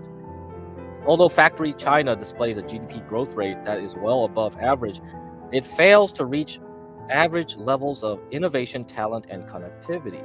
Shenyang, Chengdu, Changchun, and Chengdu. Knowledge capitals. Okay, so this is where I'm at. These are 19 mid-sized cities in the US and Europe that are considered centers of innovation, with elite research universities producing talented workforce in San Francisco, Boston, and Zurich. Zurich, Switzerland. Yes, CERN and all that. Of course. Switzerland definitely has a strong presence. And the rest of them. Okay, yeah, I don't think we need to cover that, but yes, that's it. I think we will see something, go on throughout here. And the reason I mentioned this is because, I talked about the rise of city-states. And I thought that might happen where if everything becomes urbanized, that people will more identify with a city. And because it's mostly cosmopolitan, right? So every time I visit my parents in San Francisco, this is what happens. I usually see people talk in Punjabi, German, French, and Chinese. So these are the types of people. So very tech savvy, service oriented, finance oriented people from across the world congregating in the city, and they probably have no no ties to America, no ties to feeling like Americans. They just go from job to job. They are essentially serfs working for a tech corporation. Whatever tech company will hire them, they will shift their allegiances, right? So this is kind of where we are at. We are in a tech feudalism type of world. We are entering that world. But I'm going to revise my notions here, because I don't think even people feel any attachment necessarily to a location or even a company necessarily either. If we look at Boyd, the bottom of YouTube, you see people have attachments to internet communities, right? And I'm guessing, a lot of these people also have their own internet communities that operate in a similar fashion to Boyd, although probably not as toxic, but maybe just as toxic, depending on how much they discuss certain things, right? Who knows? And of course, there are other communities out there that we might get into as we move on in our discussion of Boyd, because Boyd is not just the Thorpe adjacent or the chaotic truth panelverse, blah blah blah, like Raging Tomato, No, it's beyond this stuff. There are other Boyds out there, and there are other communities out there. They all operate in similar fashions to a government, perhaps. That's what I'm thinking. So, of course, like, people think maybe it's more like a cult because maybe it's centered around certain strong personality types. Maybe with the Thorpes, you have a clear personality type over there where it's very cult-like. But maybe as we go forward, it's going to be more like a government, right? That's how it starts. You form a gang, and then the gang will eventually become your government, essentially, a city-state. Kind of like how the Italian city-states started forming after the decline of the kingdoms and the Roman Empire and the little kingdoms, the German kingdoms that were there, and the decline of that. And then you start building your own little republics, So, okay. If home is where the heart is, this article here, this opinion piece, I guess, then where you live is where your mind is. For many people, that's on the internet. In 2020, the average American spent 7 hours and 50 minutes online per day. That's nearly 120 full days spent online during the year. That's nearly like half your damn life right there. And if you take away sleeping time, that's pretty much the majority of your damn time then. Equivalent to spending every single moment from January 1st through April 30 online. Much of this time online is spent building, creating, consuming, and communicating. As a result, almost every industry, including retail, banking, payments, automobiles, and more, has been disrupted by our increasingly digital world. But when's the last time we rethought geography? And no, I don't mean redrawing lines on a map. Our current terrestrial notions of geography have gone relatively unchanged for centuries. 200 years ago, a stake in the ground and property deed reflected ownership of that piece of land. Not significantly different from what we do today. Nations have almost always been defined by physical borders and scarcity of land, has time and again led to conflict. Yet on the internet, borders aren't nationalized, ownership rights are complicated, and the potential domains are endless. Physical notions of geography don't map well to an intangible world. If we think of the internet as a new world, still in its earliest stages, it's just under 40 years old after all, then it becomes important to compare developments online with a proper starting point. So much of the activity on the internet, from constructing fundamental infrastructures to organizing ourselves and then figuring out where we belong, mirrors activity in early civilization. Thus, to understand where the internet is headed, it may be useful to look back nearly 5,000 years to ancient Mesopotamia. In Mesopotamia, people organized in city-states. Okay, so I don't know if you know about Uruk or the story of Gilgamesh. Those were city-states. These city-states served as important centers of economic, political, and cultural life, hubs for ideas, artistry, and innovation. The city-states of the internet are online communities. They're metropolises flourishing with skill and energy. At the core of each community are the strongest believers and backers. The outer boroughs are populated by varying degrees of those less engaged than at city center. Social networks, Twitter, Instagram, Reddit, Discord, seem like the roads.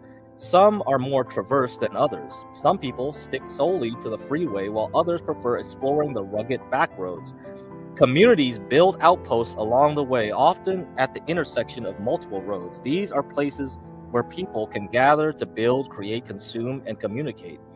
And they're what I call internet city-states. As with any city-state, each of these communities has a governance structure, although most may not realize it. Followers are constituents. Likes and dislikes are real-time feedback on what these constituents think, and unfollows can reflect extreme disapproval of certain policies. Internet mayors are the people who have amassed major followings. You may know some of them well: Elon Musk, Kardashians, Mr. Beast, Charlie D'Amelio, to name a few. One post from any of these people can influence millions. These dynamics create digital democracies. In these city-states, the notion of voting for only one candidate is a false choice, unlike the traditional democratic structures. Votes are theoretically endless, limited only by your attention span and willingness to fill your feed. It's a surprisingly realistic reflection of how people vote in the physical world. 2. Some vote in many elections, while others only vote in one or two. The difference here, however, is that local, state, and national elections aren't well defined on the internet. Every community, no matter the size, is simply a city-state, because some city-states are bigger than others. So why does this matter? For one, it helps put into perspective why regulation of the internet is so difficult. Our national governments are dealing with governments online, yet it's unlikely they realize it. Grilling the people who built the roads and forcing them to add speed bumps may only encourage the online citizens using these roads to build other, less regulated roads. I don't know the right way to go about regulating the internet, but focusing purely on the platforms doesn't seem to be it. Second, it should remind you of your power on the internet. Who you follow, when you choose to press the like button, and how you dedicate your time are all forms of votes in these digital democracies. Our generation is the first that's had to live with a fully accessible history of everything. So I'll stop there and pause because, if you listen to Universal Jones talk about receipt culture, that's your receipt culture right there. Howdy, howdy, Black Americans Fatigue 7. What's up? What's up? AI is being used as a smokescreen for real reasons for layoffs. Yeah, I think so. That is something I've thought about. But whether or not it's the reasons, I think it will happen because of structural factors in the economy that we can't get. Okay. So that's the receipt culture, all right, that Universal Jones is talking about. So if you haven't subscribed, please go to check out Universal's channel. We had a big panel, 8 hours worth of content yesterday, talking about Boyd, and people had drama there. So you can skip around through the stream to go to whichever sections you want to see. And so that's his channel, and this was yesterday's panel, 8 hours. Okay, and within 1 hour we will have a Napstar will have his own panel. All right, so go to the Be Better Network if you want to know more about Boyd. Research this stuff, and we'll talk about these city-states concepts, I'm sure, when I get the time to present them to Universal and see that. And that's the link to yesterday's 8-hour panel. And Napstar, we will have our own panel again, 4 o'clock in the afternoon, Eastern Daylight. So you have to remember we're on daylight time now. Okay, so go to that link.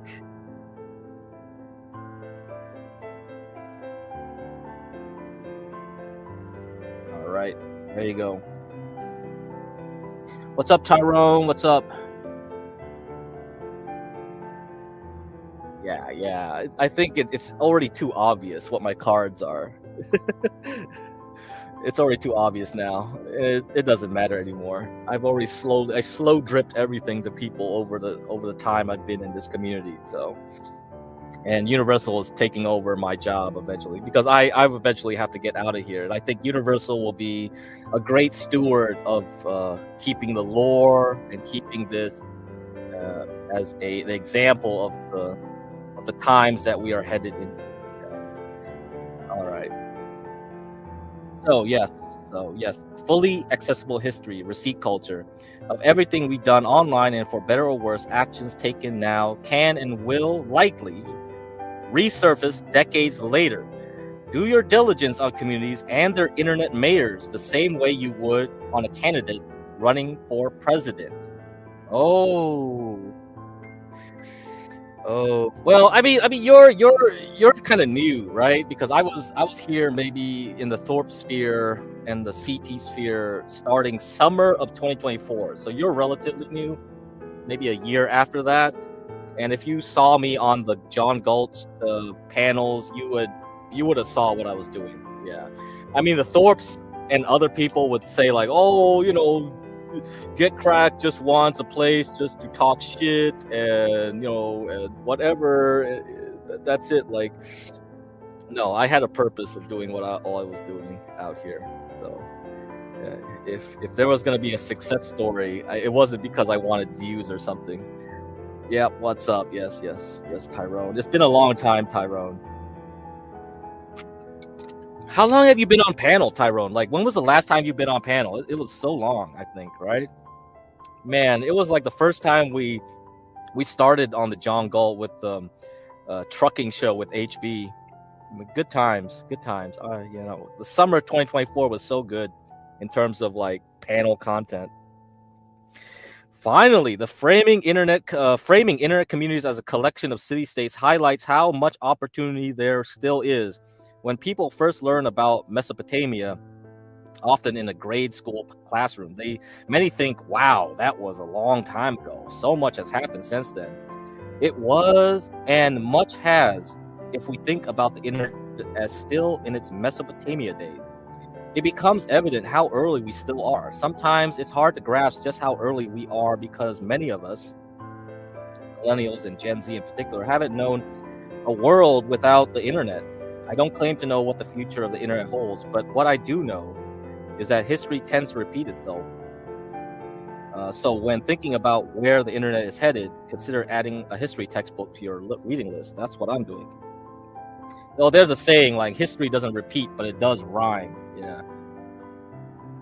Oh, no, no. I just use that as an example, Gobbly. Like I said, you shouldn't take that personally because you were just like the most recent example of someone acting like that, right? My main example was Mackenzie. So Mackenzie Carter Cameron, like she really embodies it.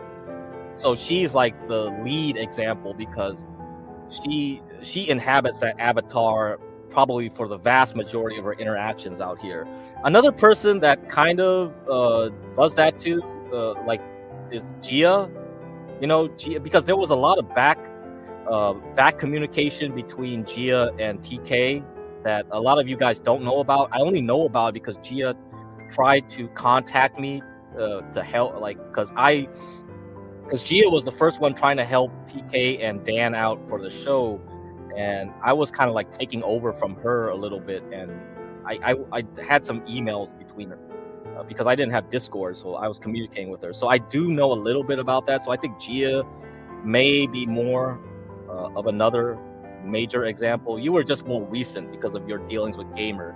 Because like if they were gonna pull up clips about Gamer, it was just like, yeah, you are okay. If you're gonna do Gamer clips, then if they pull up a clip where you were interacting with Gamer, then that was an example, a good example of something that happened recently. But no, I mean I know that like probably Jeremy is the one that tries to accuse people of being mommy or daddy a lot.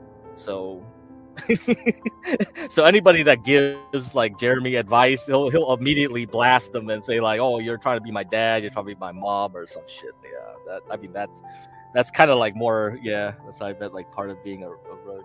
Oh, that no. Oh, that was just more for HFF, like in general, because we kind of, well, it's not only just like that. It's just like LCU mostly, but it's kind of like, because whatever Ava does, like Ava goes to a community and implodes it, and then it spreads everywhere else because she's the one that hops between communities.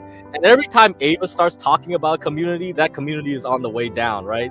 When she's going to the Thorps and starts talking about the Thorps, look at where the Thorps are. Like the Thorps are a dying community. And then then Ava goes to HFF and then brings over Dan and TK, and then everything implodes and shit. Yeah. Like Dan and TK is kind of like the poison pill. Like you bring Dan and TK into the community, and then everybody's like, yeah.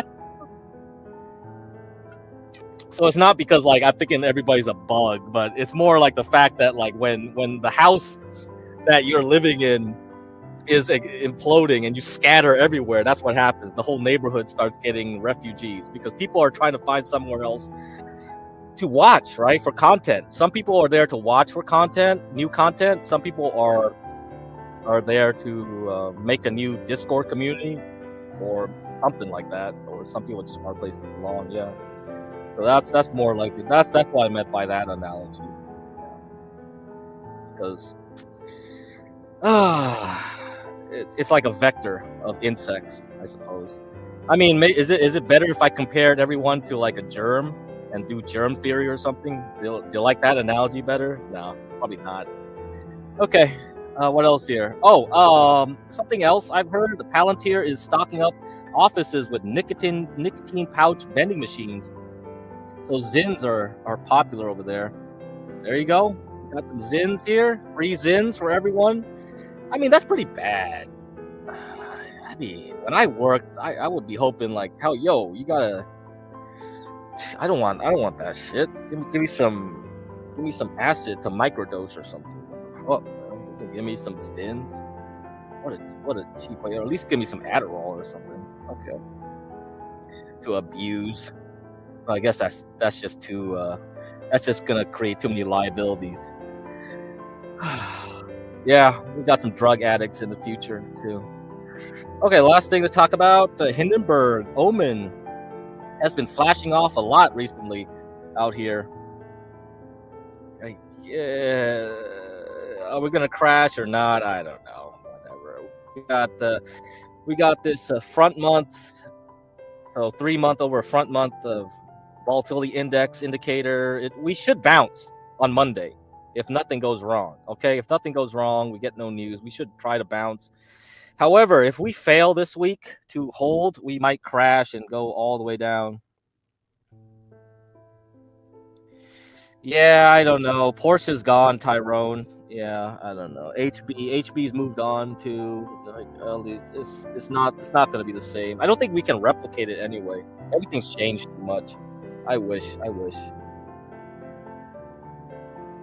Oh, you like that? Yeah, I try to find some non-copyright disease.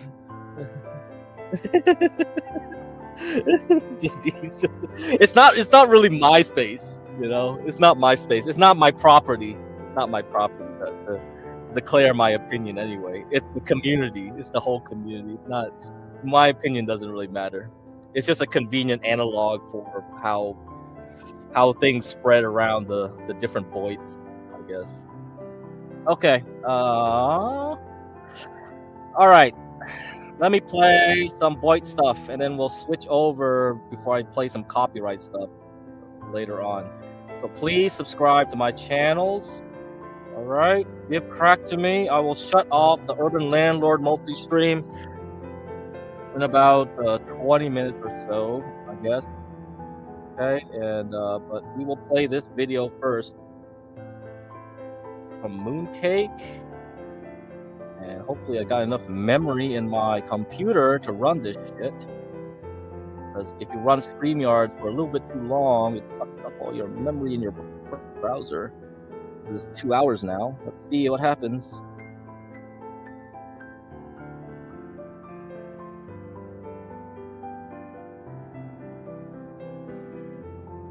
All right, come on. So, let's see what Mooncake said about 2 weeks ago. You guys like the drama, don't Hello.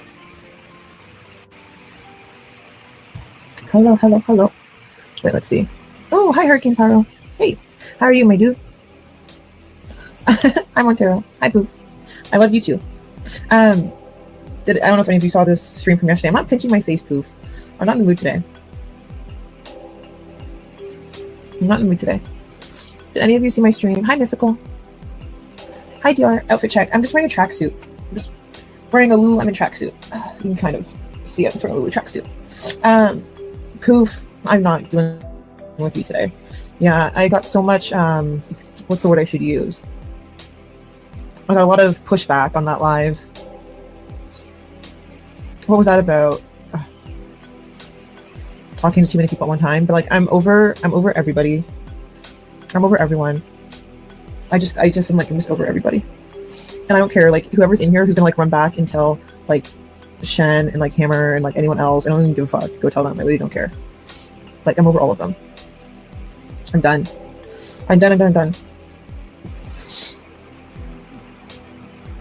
I think here's my goal, okay? I'm also sorry the lighting is so bad. Here's my goal. I want to go be single for a year. I want to do a silent retreat in like Thailand. I want to do a silent retreat. I want to travel. I want to just focus on work. And I want to go be single. I want to go be single for a year or two. And then try and meet someone. I want to meet someone when I'm a little bit older. People are going to say that's not good because of how old I already am, but I don't care anymore. I'm not doing any of this anymore. I'm just gonna go be single, go live my life. I need to go back home to Canada. Do you need like a bench down? True, you are an old hag. I know, no, Montero, it's true. I am an old hag. I'm just 27. I'm fucked. I'm screwed. Yeah, I'm just kind of over it. You know what? Lesson learned from me. Okay, I'm gonna tell you guys something. Don't date people you meet on the internet. That's just not a good idea. Like, I have stuff in hat. What? Are you talking about my cowboy hat? Is that what you're talking about? Hi, Vanta. By the way, sorry the lighting is shitty. And yeah, you might be cut. I know. I think I just want to be single for a year and then just go live my life. I think I made a lot of mistakes.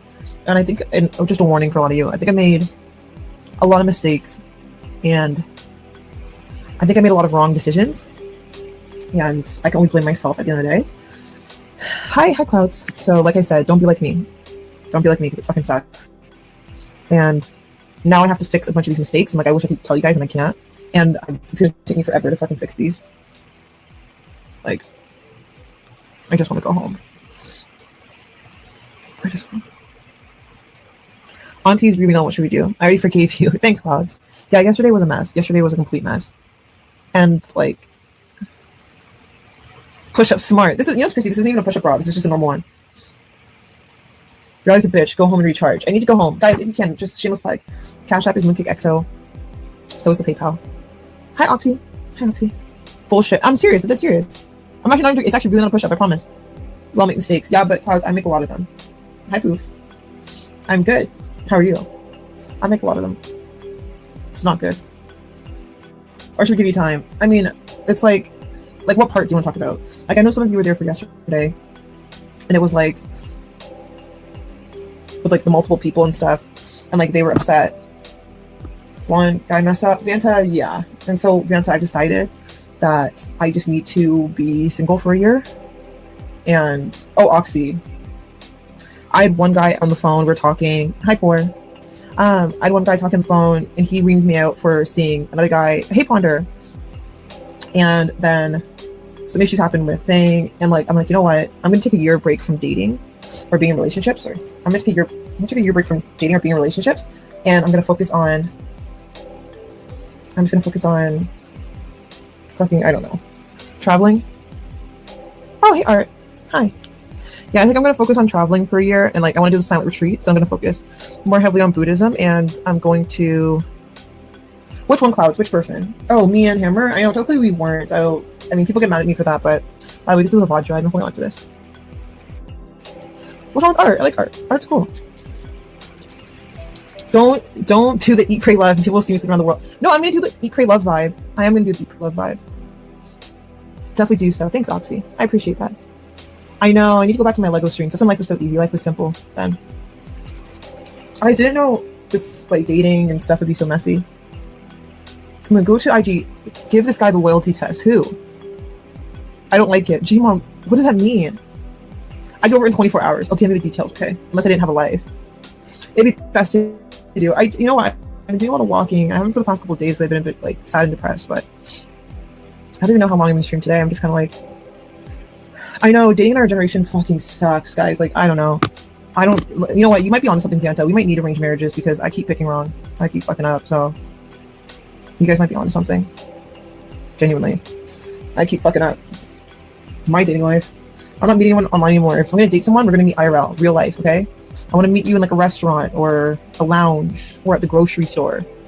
I want to do stuff like that. I don't want to meet people online anymore. Not for dating. Friends, sure, but when it comes to dating, I don't think it's a good idea. Arrange with a beauty. Only wrong when babies are involved. Hi, Sim. And what do you mean, sorry? Hi, King Nova. Hi, Weebop. Hi, Main Event. Time will heal. I mean, I hope so. I think I'm just going to take a break. And I'm going to... I don't know. I'm going to go home. It's a very adult of you. I just think I need to meet somebody IRL. I think that's the best idea. Poof, I mean, sure, I can try if you really want me to. But Poof, you should pay me for that. Hi, Oats. I'm sorry, but I'm tired tonight. That's okay. I'm kind of streaming late. I don't know how long I'm going to stream for. I'm just kind of complaining about the fucking bullshit that's going on. Oh yeah, once kids are involved, you're stuck. Dude, I'm so glad. I'm actually really lucky I don't have any children. I'm just like...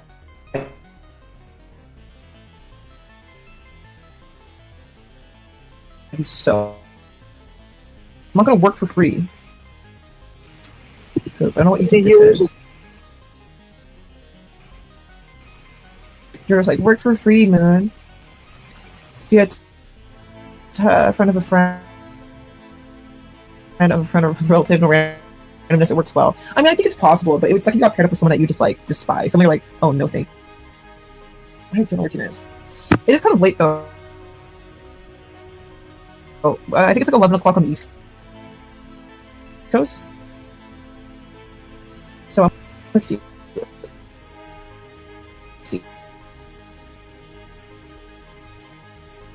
I don't know.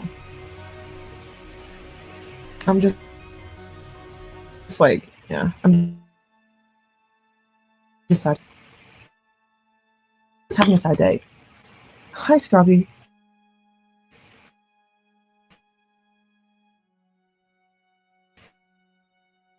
You bum in? Yes, sir. I'm in like a bad mood today. Ugh. Feel free. Do you think you can still be friends with the opposite sex if you've seen each other's genitalia? I think so. I mean, I really think once you meet years ago, if it was like 15 years ago, I really don't think it's something that is even important. Do you think you got evil eye because you flexed your relationship? Yes. Yes. Emotional toll, Bob. You know what? I gotta take responsibility for a lot of that, so that is what it is, you know? You're an incel? You're not even an incel. Hope this isn't a cope stream. Wait, what's a cope stream? If you don't mind me asking. What's a cope stream? No, I mean, I said I take full responsibility for everything, like yesterday. I'm saying, who's Brown Man? Some sorry never sleeps. Oh, it's okay, Bob. I mean, that's life, right? Yep.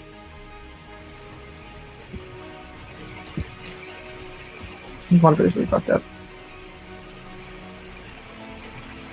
Yeah, Lola. Oh, okay, shit. I was just curious. I was like, oh, I wasn't too sure. Brevin is great. One time too. So yeah, this is just like, I guess, a cleaning stream. I don't know. It's nothing entertaining. I'm not like high energy. It's just, I guess you call it lazy in a way, or me being as real as I can be. I was listening to sad music earlier. My DMs are always open. That's very sweet. Hello, fucking EAE, what are you talking about? You're so gross. No, EAE, I told you I'm going to be single for a year, and I'm going to go to Thailand, and I'm going to do a silent retreat, and I'm going to, yeah, I'll try TV Pop. I'm literally the Marvin's room. Can you believe that? Whose money? Whose money do I have? I'm just like waiting to go home. I'm just like fucked up. Sounds like an exciting plan. Yeah, I mean, I think so. Doing a struggle session alone as well. Things are going good. I know this really is a lone struggle session. Isn't that insane? You're a queen, Cat Moon, but we still love you for who you are regardless. I'm serious. I love the weekend. Do I just want a 10-day silent meditation retreat? They're free too. I want to do a silent retreat so badly because I'm playing with my voucher. I think I'm just like, oh, fuck. Maybe I should start dating women. Maybe that's my problem, huh? Maybe I need to start dating women. Looking shop today. Thanks, Dan. That really is helpful. That really just, brightens up my day. But that hurts the wallet. I know, it just seems so cool. And it's probably really peaceful and it's good. Don't be liberal, Moon. I like being liberal. Experiment and film it. Oh, I would love to film it. That'd actually be so cool. Get on your phone, stop talking to humans. Way to pile on. Like, literally, way to pile on. Thanks, buddy. Do you think the problem is modern culture? As an incel, yes and no. I mean, social media has probably made loneliness worse, and the idea of having relationships is probably even harder. So if you're an incel, I don't know. I would tell you. Going to eventually, I'm guaranteeing you you'll get over it. I mean, that's true. I'm sorry, I'm just going to lay down a little bit because I'm being lazy today. I think I'm more, 1 second, let me put my Hello Kitty blanket out. Let's not get Hafez upset or anything. And quit. What a diabolical. It's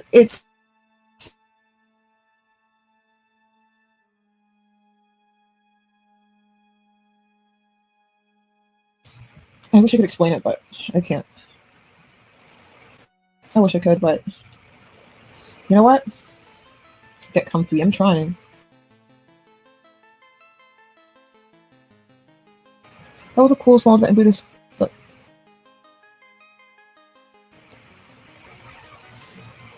Hi, Imperial. Hi. I'm just hanging out. I don't know. I don't know what we're talking about. Not hit it and quit it. I ended things. Hi, Dabs. Intimate relationships?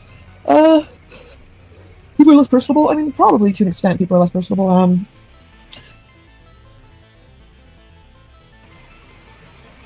Compassion. It's unfortunate. Oh yeah, I also have Twitch. Bitch, if she was born with an XY chromosome, she has an epic jawline, hella Riz. Odin 6, she's 5'10" as a woman. Honestly, true. Hi, MRJ. I mean, EAU's correct. Now I have to wait for you to come visit. Yep, you gotta wait a year. Moon, do you have Riz? I mean, maybe. I have empathy still. I'm just like... I have empathy still. I am just mentally ill. Stay strong, my glorious bucko. What's been new? You don't even want to know. You genuinely don't even want to know. You guys don't want to know. Vanta eventually, but I think it's going to take longer. I think it's going to be a while for that to happen. Unfortunately, I think that's gonna be a little while. It's money on the floor. Listen, don't starting Imperial. I got in so much trouble for that shit yesterday. I got in so much trouble for that shit. I'm just like, okay, just play the victim. Like, it's just fucking incredible. It's honestly fucking incredible. It's true. And it's like, you try and pick the good ones, and even then, it's fucked up. You read some Carl Young, that'll help. Random masterclass guy, like, cast on this one. Listen, fucking UJ, fucking Hammer, fucking Shen. Hi, Gag. I'm good, how are you? Fucking Mr. 42, fucking everybody else. Imperial, I respect that, actually. I'm riding with you right or wrong. This is what I'm talking about. It's real as fuck. Yeah, all men are like this. I'm 27. Gag, I'm 27. Yo, all right. I'm back. So I played a little bit of this. I think you get kind of an idea where Mooncake is gonna go, so I'm gonna keep playing a bit of this stuff here. I'm sorry for like the video, like stuttering a bit because like I didn't have time to reduce it to 720p on this video here. It's at 1080, so this is an odd live. Yeah, she went on like a revelation, I guess, a disclosure, or maybe it's an admission or a confession. I don't know. Thank you, Tyrone, for subbing, because we're going to switch over. So I'm going to turn it off here on the Urban Landlord. We will continue over my channels at GetCrack to Me. Okay, so go over there on YouTube and Kick. Okay, go over there right now. We'll play more stuff, Thorpe stuff, and I can play more background music choices here, which are, I guess, quote unquote, could be copywritten or some shit. I don't know what's copyright or not copyright. It's the copyright algorithm is very selective in what it thinks is actually copyright, even though it shouldn't be copyright. So I think a lot of people put content IDs all over the stuff. That's really annoying for anybody trying to just replay things to react to it, you know. Okay, so GetCrack to Me. So I'm gonna shut this down on the Urban Landlord. We're gonna switch over here. Goodbye, guys. I'll see you around for another finance session on Monday, I guess, depending on how exciting it is. If it's not exciting, then who cares? Maybe I won't show up tomorrow. Also, Napstar will have a stream, so go over to his channel. It's going to start within like 45 minutes or so. Okay, and there you go. That's his channel right there. Over there, sub to that. Get the notifications on. And this is the stream link, so go over there. All right, shutting down the Urban Landlord. Go over to my channel. See ya.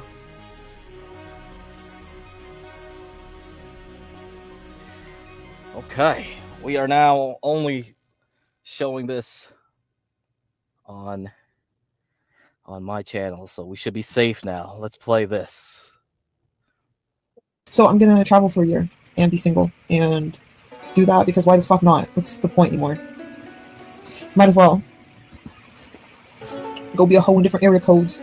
No, I won't be a hoe. I'll be a hoe. Maybe. It's still White Boy Winter. Let me get a chance. Is so crazy. And Femcell. I'm thinking I might try I think I might try an Asian man this time. I think I'm gonna go Asian this time. Oh, go an Asian, huh? Asian. Hey, you already Waves like of dated a Phoenix. 45-year-old. I want to try something new. So I think I might try an Asian man.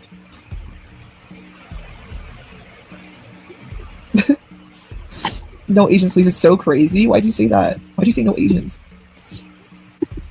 Hey! With Tom Hanks' Jamaican son. I wish. If I could start a new lineup, I'm so serious. I have to. And then took your sister. Me and UJ never had intercourse. I'm not Asian.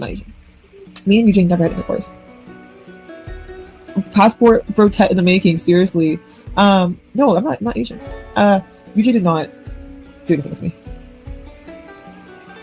White man equals 42. I cut. Seriously. Honestly, I can't really be bothered with Zach anymore. If you can't tell Zach is a scammer, you deserve to get scammed. Can I be part of the roster? Perhaps. I respect your privacy. No, I'm serious. Why would I lie about that? Why don't you any of you believe me? I would tell you. I would just say it. If it was true, I would just say it. Next destination, Thailand. I do want to Thailand for a retreat. Are you sick? I might be getting sick. My voice, I know, sounds kind of weird. All women lie. That is not true. They don't all lie. Yes, Vanta, of course. Of course I believe that. Of course I think I can. Cakes. Yeah, no, screw that guy. Like, seriously. I know, Imperial, tell him. This guy's always talking shit. Yeah, I heard Pam Bondi. They're going after Pam Bondi, right?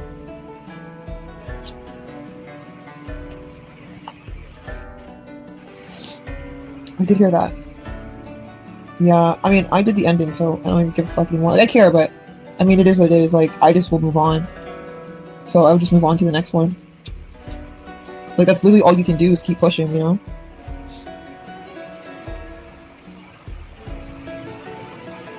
Like, what am I gonna do? Sit there and be depressed? I'm mod 77 and mod GetCrack. GetCrack will be $5 cash apps. GetCrack is a mod in here. GetCrack is a mod. He's a mod in on YouTube. Yeah, GetCrack is a mod.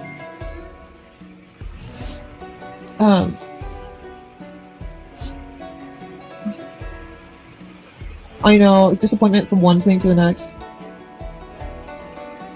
You're an idiot, where you from? You're still very young, there's no need to be tied down right now. Yeah, but like, should Russia begin colonizing Africa? No, China should. China should extend its influence. But no, yeah, I'm just... What? Man, she's always pro-China and shit. What the fuck, man? tired of being like disappointed. It's so embarrassing. Like, I comment on here and it's just like, it's so embarrassing. And then people are like, oh, you jumped from guy to guy, and it's like, well, what am I supposed to do? Like, sit there and be depressed? She never cheated. No, I woman that came from America. Okay, wish I was Asian. I'm so sorry, AE. That's so fucked up. Well, I just mean, like, what am I supposed to do? Am I supposed to sit at home and, like, not talk to people?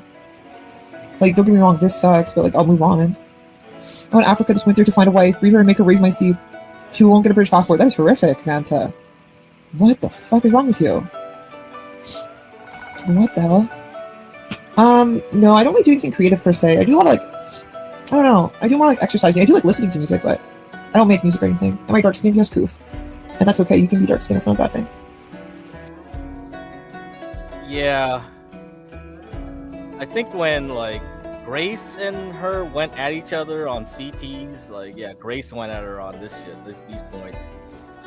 But apparently, right now, she's in some dude's house talking about other dudes. Talking about UJ and all. Yeah, she's got like hella fucking simps, man. This crazy shit.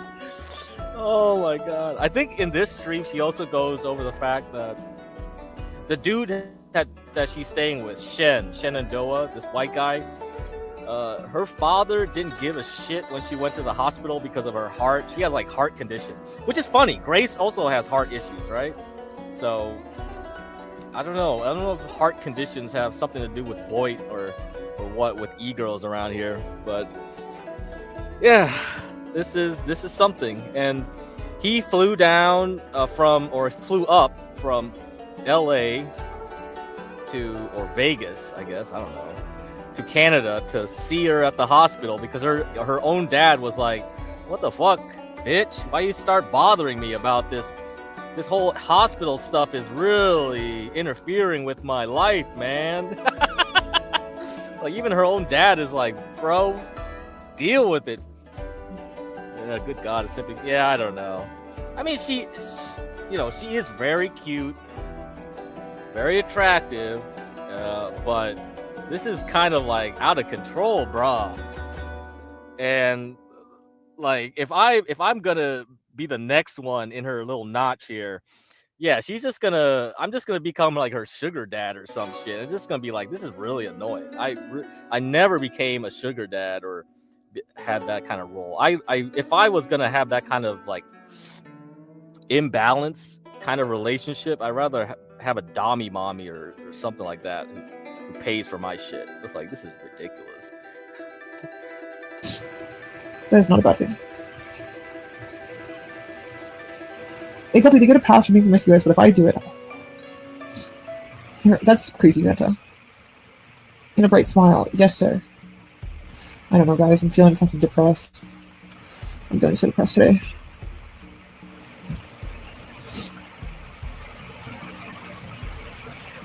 Yeah, for sure. Judging. Right? It's kind of crazy, though, but only body can get away with it. Hammer. Could you find... No, Hammer's not lame. And I do care about him. I do care about him. I care about him a lot, and like, I am sorry for hurting him. And I'm trying to go home. Like, you guys don't get it. I'm trying to go home. I am. Like, Mooncake, ever want to visit North Dakota? I just know the guy for you if you do. Are you talking about freaking King TL? If that's what you're talking about, then no.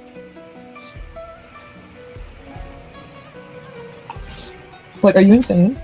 Like, no. Visit Minnesota. I was gonna visit Minnesota, funny enough. His dick after giving money. That's crazy. He did a stream tonight and they were going in on him. I actually felt bad for him because they were cussing him about me. No, I'm not going anywhere near King TL. Are you insane? That guy's fucking crazy. To the blues. That is true. I do need more vitamin D. I've been taking my vitamins, but why until after March 20th? Like I said, I need to go on a trip, to be honest. Why is he crying on his stream? Why is he crying on his stream right now? No, I was upset with him, Imperial, and so I'm just like, I'm done. He lost Melanie. Okay, well, doesn't King Tail have like lots of women? Jerk chicken rice and peas. Ooh, that sounds yummy. My enemy. Why is he your enemy? What? Wait, why is he crying? Treat me like a lady. You guys are just trying. You guys hate me. Like, you guys obviously hate me, and it's so annoying. Like, you guys genuinely hate me. Like, I'm actually going through it, and nobody even gives a fuck. Hi, Craig. He wants my pussy and he can't get it. That is so fucking crazy. Guys, I'm so sad. I'm so sad. Thanks, Clouds. She's a CCP sim. I'm not a CCP sim. I just want to go home. I want to go home. I want to go back to Canada. And I'm stuck in this country for a little bit. And I want to go home. I want to go see Tina. And I want to go out for dinner with Tina. And I want to get a drink with Tina. And I want to, like... I want to fucking leave so bad. And, like, if I could leave tonight, I would. Genuinely. When can you go home? It's gonna be after March 1st because, like, plane tickets are stupid to get back to Canada. Like, it's like $1,000 plus. And, like, there's no point when I can pay, like, $200 March 1st. Like, why would I pay an extra $800? I want to see Tina too. Well, you will when I go home and I stream with her. I really want to see my sister and I just want to go home. I just want to go home so bad. Oh, pretty... oh, baby wants to go home. All right, so this continues on for a while. Let's see some panelists show up here. I'm responding because I don't know what he's saying. Right. He had to tell Hammer what he knew in person as a man. Hello. Hey, Cakes. Hi. Thank you for the subs. No, you good. I give it to the Hammer. I could give them to you. Yeah, after you guys told Hammer to stay away from me, and I was like this scumbag. That made you feel some type of way? Yeah, of course. Like, what? For what? Why you feel some type of way? Because, like, it's not true. I didn't even mean to do anything to him. Look, you can gaslight Hammer. You ain't fixing the gas like me. Alright? Like, yo. I didn't. Look, you know I fuck with you. Look, I fuck with you. And you know I'm always down to shit on Hammer. Like the next person. But since y'all had to talk about it, I felt like we were all allowed to pitch in our 2 cents. So we got UJ, this guy Hammer from Idaho. We got Shenandoah from Vegas. So we got all these simps here. All right.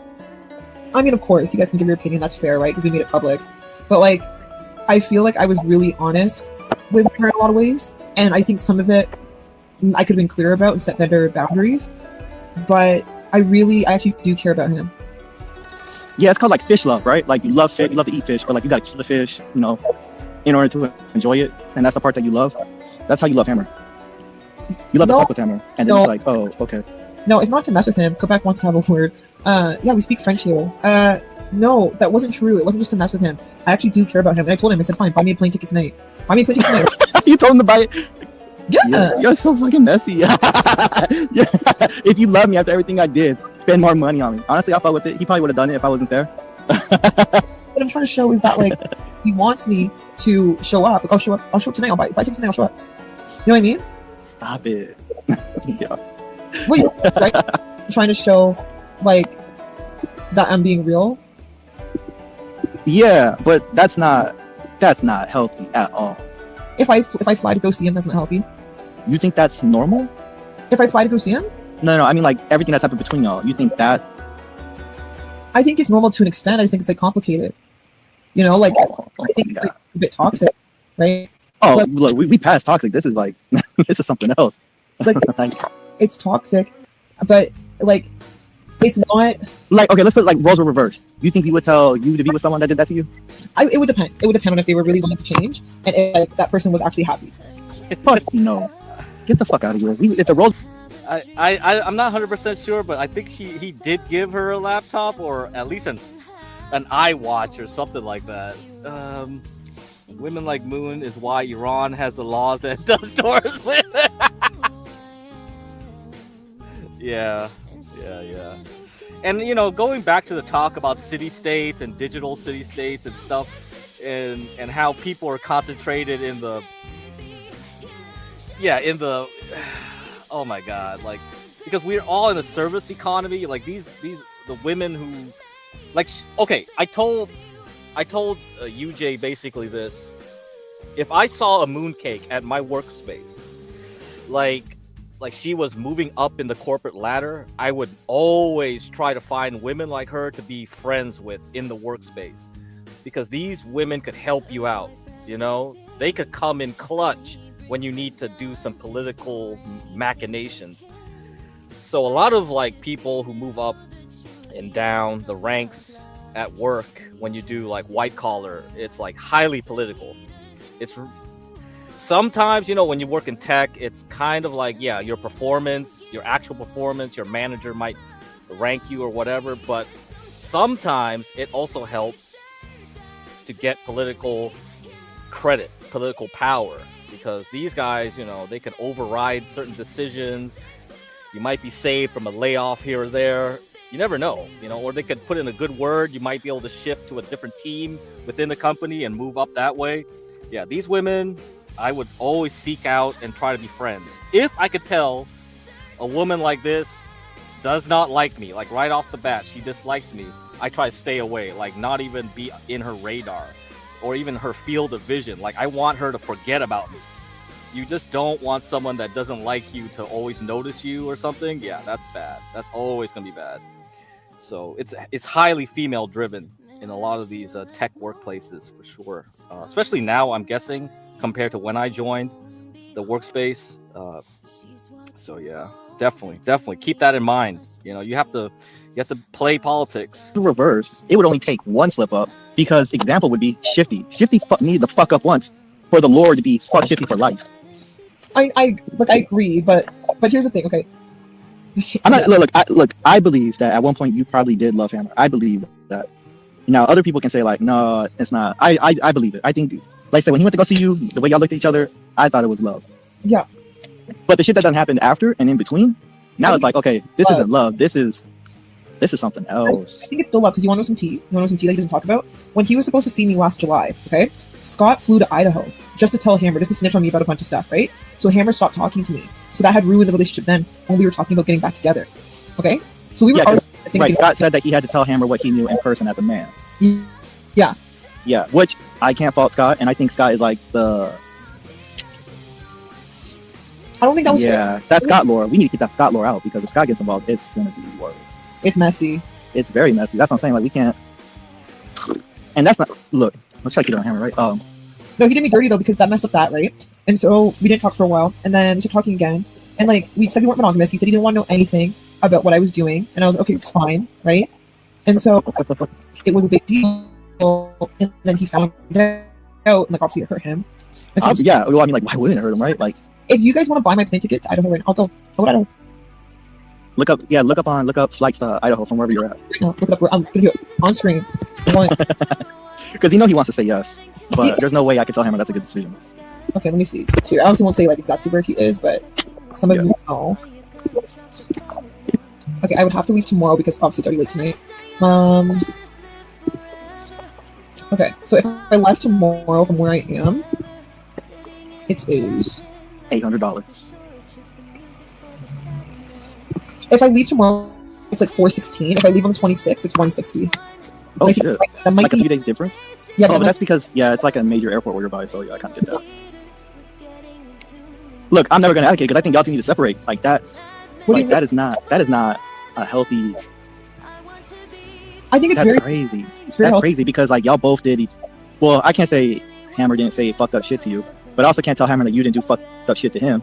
And then to say like, oh, just to move on. Like, how many times does a snake gotta bite you before you're like, it's not gonna be poison this time? Like, but like, I'm willing to go see him. It is not the important thing. You gaslight so fucking well. Yo, what is this fucking? Yeah, that's the part, right? Never mind the trust, the lies. Like, I'll see you, and you see me, you're gonna forget about all that. Like, yeah. I'm gaslighting because I'm saying like, hey, I'm gonna come see you. Like, I'm gonna give you what you wanted. What do you think he wants, though? To see me. No. What do you think he wants? to see me. You think that's what he wants? Mm. Yeah, y'all are fucked. Like, there's no saving y'all. Fuck it. Like, yeah. He wants a relationship. I know what he wants. Yeah, but you think he's gonna be there like, okay, now I see, yeah, let's have a relationship now, and then, you know, He wants. then like what, day 2.5, you're like, fuck, I'm in this shitty fucking state, and I can't leave. And it's like, and you're gonna be looking around, and you're gonna be like, yo, it's like fucking Silent Hill out here. What the fuck? And you're gonna be like, no, Hammer, don't leave for work, stay here. And then Hammer loses his job, and then now Hammer's jobless, and you're gonna be like, yeah, I'm off back home, bro. Like, fuck out of here. Fine, I'll be single for a year. Let's be single, I guess. I don't know. I told him to do what he wants. If he doesn't want to see me, I mean, like, he doesn't have to, right? Force him. But what makes you think like you think it's what is it about Hammer? Because obviously, like, that's what I'm trying to figure out, and maybe you can explain to me. Why is it that like you were willing to lie to him? Because that's what I can't fathom. Because like, look, I blame Hammer more than I do you, because I feel like the first time it was your fault, and I feel like after that, the fact that Hammer could forgive you, then it's like, okay, now it's your fault, Hammer. Like, so yeah, so like, sorry if it came off rude, but I feel like Hammer doesn't see it naturally because he's, you know, retarded. He's not retarded. I mean, I was lying to like multiple of these men, if we're being honest. Yo, yeah, no, yeah. So, you know, I don't know how they don't see it. You know, that's low key their fault that they don't see it. You know, and so, you know, so it wasn't just him. Like, other people found out information. Don't forget when I was seeing, I think 4 or 5, like 4 of them dropped me at the same time when they found out about each other. That was back. 4 of them found out at the same time, and they all dropped. Oh my god! Come on. Back in July. yeah, that's not bad though. So it was like, damn, because like Scott blew up my spot, right? He blew up my spot. And Yeah, then, but I'm more upset that you fucked up the Scott thing, because that Scott thing was like a guarantee, and that's when I was like, there's no hope for you, because if you fuck up a Scott thing, he wanted crazy stuff. Like, if you knew the stuff he wanted, you'd be like, it's well, yeah, stuff- he said the crazy stuff. Everyone just assumed he was joking, and it's like, no, he's for real. no, he was dead ass. Yeah, no, he was for real. And I was like, oh, whoa. Like, some of it, I was like, no, it's too far. What, like getting married, No, having his kid, like, like, imagine shit that they do in Dubai. look, I mean, like, look, if he dropped 1,000 subs on you, yeah, I guess you're going to Dubai. Like, what are we talking about? I'm saying something. Like, you better put on that burqa and start changing your name to like Mukay, you know, Mujahideen or some shit, Wait, what you said. because that was like a guaranteed. Yeah, you see what you said? Nah, Like, see the comment? Scott wanted to poop on you? Question mark. Oh, he dropped. Actually, scrub this VOD, dude. We have so many VODs to scrub. Yeah. So there was stuff that I was like, whoa, no. Are you crazy? Like, even for the amount of money, and like, guys, for some people they might take the money. It was like for $3,000. I'm like, who's doing that for $3,000? Personally, even if I have to sit here and be like, hey, yo, I'm broke. Like, I'm not doing that. Like, no, there's literally no way. Like, you're fucking insane. So, what do you want me to say? And there was some crazy shit. You guys don't even know. There's some crazy shit. So, like, shit was fucked up. And behind the scenes. My life is messy. My life is a mess. Hey, can you hear me? I can't hear your audio. Oh, I can hear you now. You cut out again, I think. Yeah, his fetishes were listen, I'm not gonna get into it because I'm not gonna expose like that because that's not fair. But yeah, it was just too much. And I was like not into it. I'm also gonna have to scrub this VOD. Isn't that crazy? Ooh, fetish. Man, you're not gonna drop the T. I want to know what Scott's fetishes are. Come on, tell us. What is he willing to drop so much money on you for? What? Come on. No, Imperial, even worse. Imperial, like, think of some of the worst stuff you can do, and there you go. Like, I would literally have to tell you behind the scenes. This one? I don't think we have the same hat. Maybe she AI generated her face onto me. Yeah. Maybe she tricked you.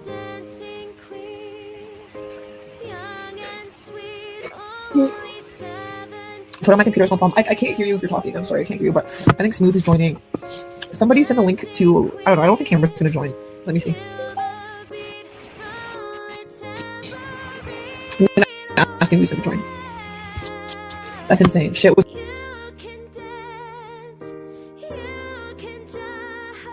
crazy. Like, if I tell you, you're gonna be like, what the fuck? You'll literally be like, excuse me? So yeah. Teach us how to get an Apple Watch for free. It sucks because I actually really cared about you, Jay. So that part sucks. And I fucked that up too. I watch from Universal. But he is Tina now, so he'll be okay. I'm honestly, guys, between you and me, I'm just a fuck up. I'm actually just a fuck up. being with me is never a good idea, I guess. Hi, Hammer. Hey. Smooth is gonna join. You just fuck everything up. That is true. Simp number 1. Wait, who did the worst things you can possibly imagine? Is that me? I feel like I haven't done anything that bad. No, not you. No. Not you. I was talking about Scott for a second. I didn't like divulge. I was just saying this part. Okay.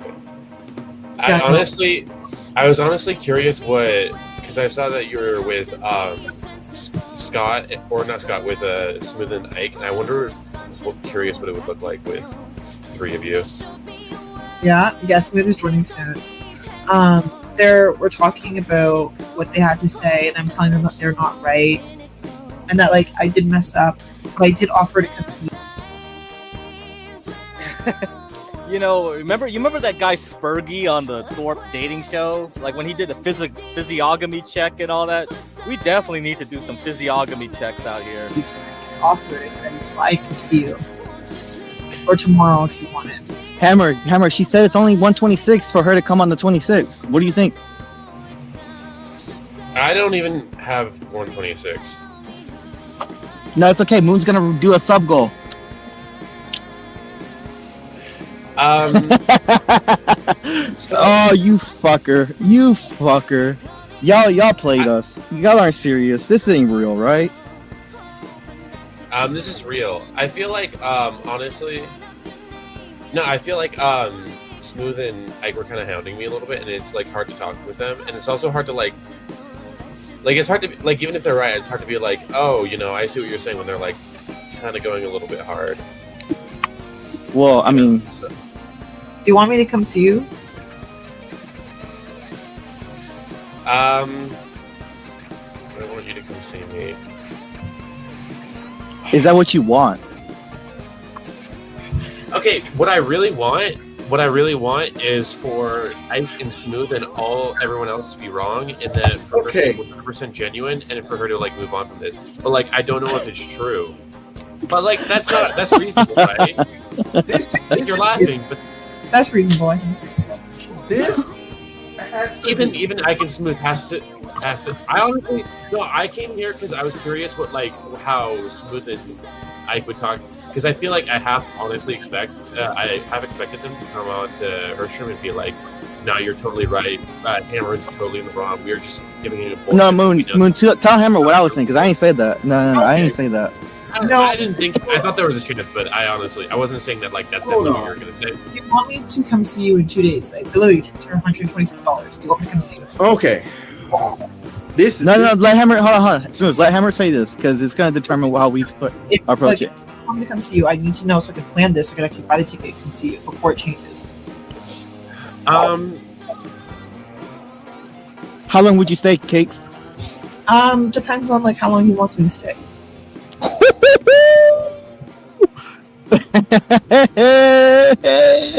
Yo, look at him smiling. Yo, you got him cheesing. He was so depressed. This can't be fucking real, bro. Where's I'm coming on camera all the way for this, because that's why I set up my laptop. Listen, Hammer, I'm not going to be any less direct disappointed before. Do not do this to your fucking self. Even on this damn street, like doing it on the street. This is peak gaslighting 101. This is manipulation like basics. I mean, no, I disagree with that part. Because this is what you were saying. Part is crazy. That's because you're in it. Duh, you're supposed to disagree. There's no link because the videos are all private now. Okay. Everything I'm showing you is what I have screen capped. Imperius basically has been going after Mooncake, Tina, and Low. That's the other reason Low's stream got taken down when she did her first like quote unquote reveal stream. Let me see if I got an image. So Imperius has been basically copyright flagging people's channels I don't exactly know how he's just easily getting these content ideas, but this was Lowe's stream where she first talked about Ruby, and yeah, Lowe wasn't lying. While she was streaming, she was getting strikes on her stream as she was doing it. This video is no longer available due to a copyright claim by Mike Cerrone. Mike Cerrone is someone Imperius is trying to attack. So Imperius is striking people's channels, blaming it on a Mike Cerrone, some kind of a PDF that he claims he's going around trying to chase around the Boyd. I have no clue what's going on here, but yeah, I can't believe that you could just basically randomly strike people's channels, claiming that something they showed on stream belongs to them. That is insane. But yes, Imperius has a whole crew, I guess, with him doing this shit. So yeah, that's why Lowe and Tina and Mooncake, they keep taking down their videos and streams all the time because they have to keep a low profile. Anything could be copyright struck by Imperius at this point, whoever he hates. So yes, be aware of that. Anything you see on the YouTube streets, please screen cap, please archive, give it to UJ. Universal Jones will need all this information, all the receipts. Lost. You're in Inception. You are so deep in. This is insane. The spinning top is like on the ceiling. Here's my problem: is that You're an incel, and you haven't. I am so. Yeah. No, I think that like I feel like honestly. Okay, Smooth Ike, could you admit that like there's a small? I know that this is crazy. There's a small chance that like everything that you're saying is not necessarily true. That you're like.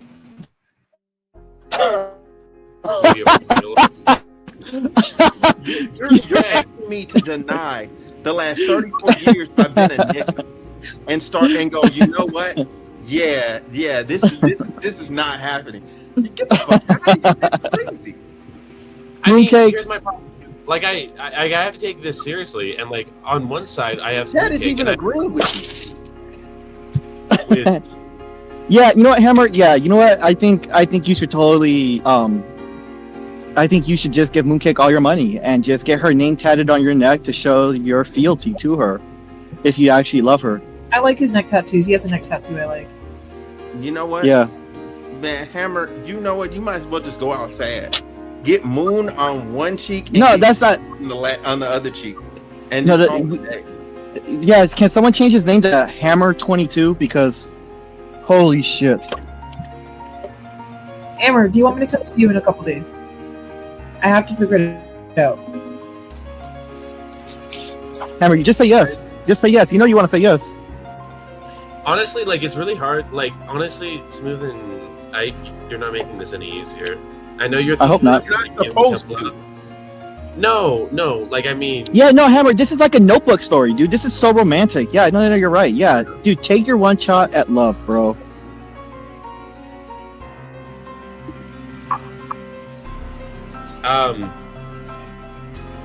I think that Moon. I think that we both probably need some time away from each other. Okay, that's fair. How much time do you want to give, Hammer? I would say An a hour? month or two to figure things out. So, okay. Do you feel like if you could talk in person with Moon, she would understand it better? Thanks, Ike. Alex. Okay. All right. I do need to say this since I'm here. I do need to say this because I spent like an hour and some change going hard in the paint on Hammer. Look. So Moon. Hi. All right. So Moon, listen. Learning all of this has probably been like the wildest, like, glimpse into like your life I've ever had. Like, cause you know me, I've I know you and Tina pretty well. Like I've hung with y'all in person. You know what I'm saying? Been to Toronto and all that stuff. Like I know stuff about y'all or whatever. Like, but I didn't know all of this. Like I knew enough to go. Okay, I know who they are. They won't kill me, type stuff. Yeah. They don't sell me on the black market. They're pretty chill, you know. But not no more, brother. Why? Wait. But why in this manner? Yeah, there are blacks in Canada. Why do this in this manner? Like, do what in this manner? What do you mean? Sorry, specific. Like, online, on stream. Like, me and Ike were coming on here. That was cool. I can't be here for very long. Hammer? Huh? What? I can't be here for very long. I got someone else I promised to talk to. Okay. Wait, what? So what are you getting at? Are you saying that it's going to be temporary? No. I can't be on this call because I have another friend that I promised to. I thought you meant. I just feel like if Hammer doesn't want to see me and he needs all this space, then like I don't know, maybe Smooth and Ike are right. Like maybe it's not gonna work because it's like I also at the same time don't do this. Waste my time. Moon. Don't do this to dude. What do you mean? I just don't want to waste my time. Like I don't want to play games. No. Is you that wasted time? Holy shit! I thought it was Hammer that was wasted time. That's true. Yesterday, all of that. Then today, and then you're like, yo, you got an ultimatum. You need to make a decision in 24 hours or some shit. That's a little bit crazy. That is a little bit crazy. Honest, no, that's love, bro. That's toxic. I love that kind of love. I want to play games. Like if that's the case, it's fine, right? Not playing games. No, but this is playing games to me because if you need to think about it for like 2 weeks, like I don't have time for it. Like just do your thing. You put me through the exact same thing like a million times. Out here in front of me, that's damn near a stranger. Okay, like some of that is different, but I'm talking about right now. I'm talking about the past. Because like, why are we still? No, I'm talking. That's old shit. Yeah, that's old shit. That's all I'm talking about. Is yesterday. We're in the present. We're in the present, so I feel like we should deal with the present. And your gaslighting is elite level. The present without context. I know, but that's the past. Why are we gonna look back on the past? That's like being black in America and being mad when somebody takes you calling them a monkey as a racist. You're like, oh, we don't deal in the past. I didn't say the historical context on why a black person would take being called a monkey. Well, to be fair, Hammer, you did call Tina that when you were. Oh yeah, are we playing that game? You called her like a roach. No, but if I'm being real, I called her a gremlin. Yeah, gremlin. I feel like if Hammer's gonna sit there and live in the past when we're moving forward, and I'm saying, okay, it's fresh start. Like I'll come see you. And he's saying that I need time to think. I just don't want to play games. Cakes, you had like 7 fresh starts. No, I didn't. I had like two and a half. Moon. What, 2.5 in a month?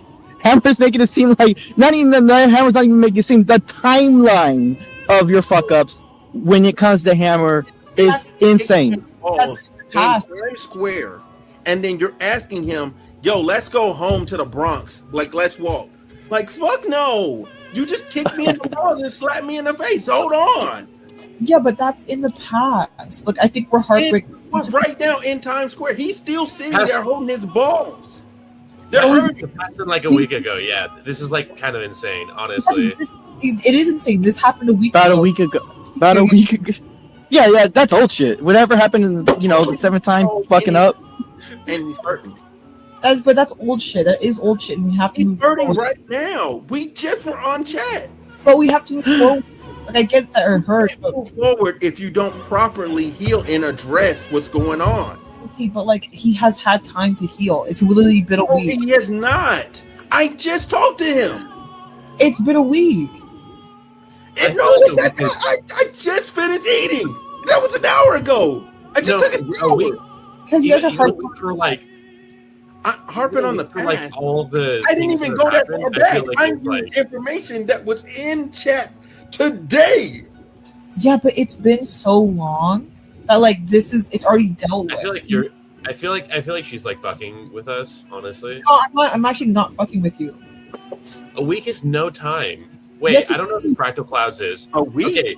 Where's this week? Lads, you're completely new to all this. Do you think that a week or is like enough to get over all the heart issues? Erica Kirk needed less than a week. No, Hammer, what are we talking about? Erica Kirk needed less than a week. If Erica Kirk needed less than a week, you need less than a week. If she's the standard, we should abolish funerals. I came in because most of my relationships were online, and I felt like I would have something to add. Do not see each other. It is toxic. Smooth is absolutely correct. By the way, nice teeth, Smooth. And everything he is saying is out of love. If he hated y'all, he would say what Ike's saying, which he's doing for the benefit of the doubt, and say, go meet each other, go have fun, see what happens. Who knows what could happen in that matter of time? A lot of shit could happen in a couple of days. But you asked me, do you think a week is enough time? Absolutely not. In fact, I think a month might not even be enough time, because a lot of times we need more time than we think we need to process this information before we can even make the next steps. If you're going to go right into a next step without even processing none of this shit, it's going to be all chaos. And if you're willing to go that route, then maybe there's more that I don't know about you two that maybe I need to be filled in. But if there isn't, then I think that it's a huge mistake, and you guys are doing the right thing by being adults and not going forward. Hammer, when you look at Moon, does your heart skip a beat? A little bit. Of course it does. Yeah. Of course it does. He's still smitten. Oh, that hurts. Oh my god, I don't know what's going on here. There's so much stuff going on. The context is lost on me. I don't know. This guy went to Times Square waiting for this chick or something, and something happened a week ago. Like, I have no clue, honestly. And it's just like, what the fuck? And it's just not one dude. We got like 4, 5, 10 other fucking dudes. I don't even know what's going on. Now, let's go back and compare this, with Jeremy and Grace situation, right? Because, they play games too. Everyone here is playing games. Moon is on some other level here of gameplay that I can't even fathom, I guess. Juggling all these people. Like, if we go back here, this was a classic example. Years, maybe? I looked at the laws the other day because it is... So, this was, probably nearly a month ago by now. But this sets up the motion of, Grace trying to keep Jeremy in orbit, right? So let me go forward here. That's fateful might. So that out in court. Okay, yeah, right here. This one is full. This one is not even opened.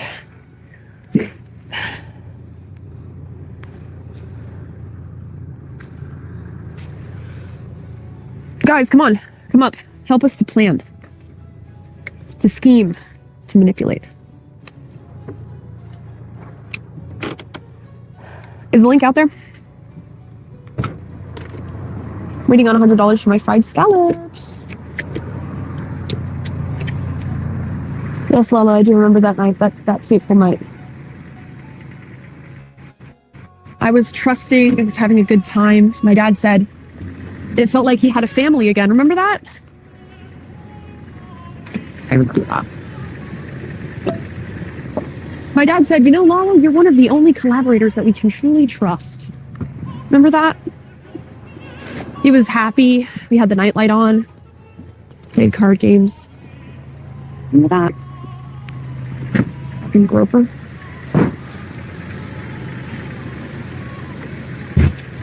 Yes, of course, Damius. That's why we're getting her started up. We more than a test run, buddy. We gotta go fill her up and get some scallops. Yes, Daninsky.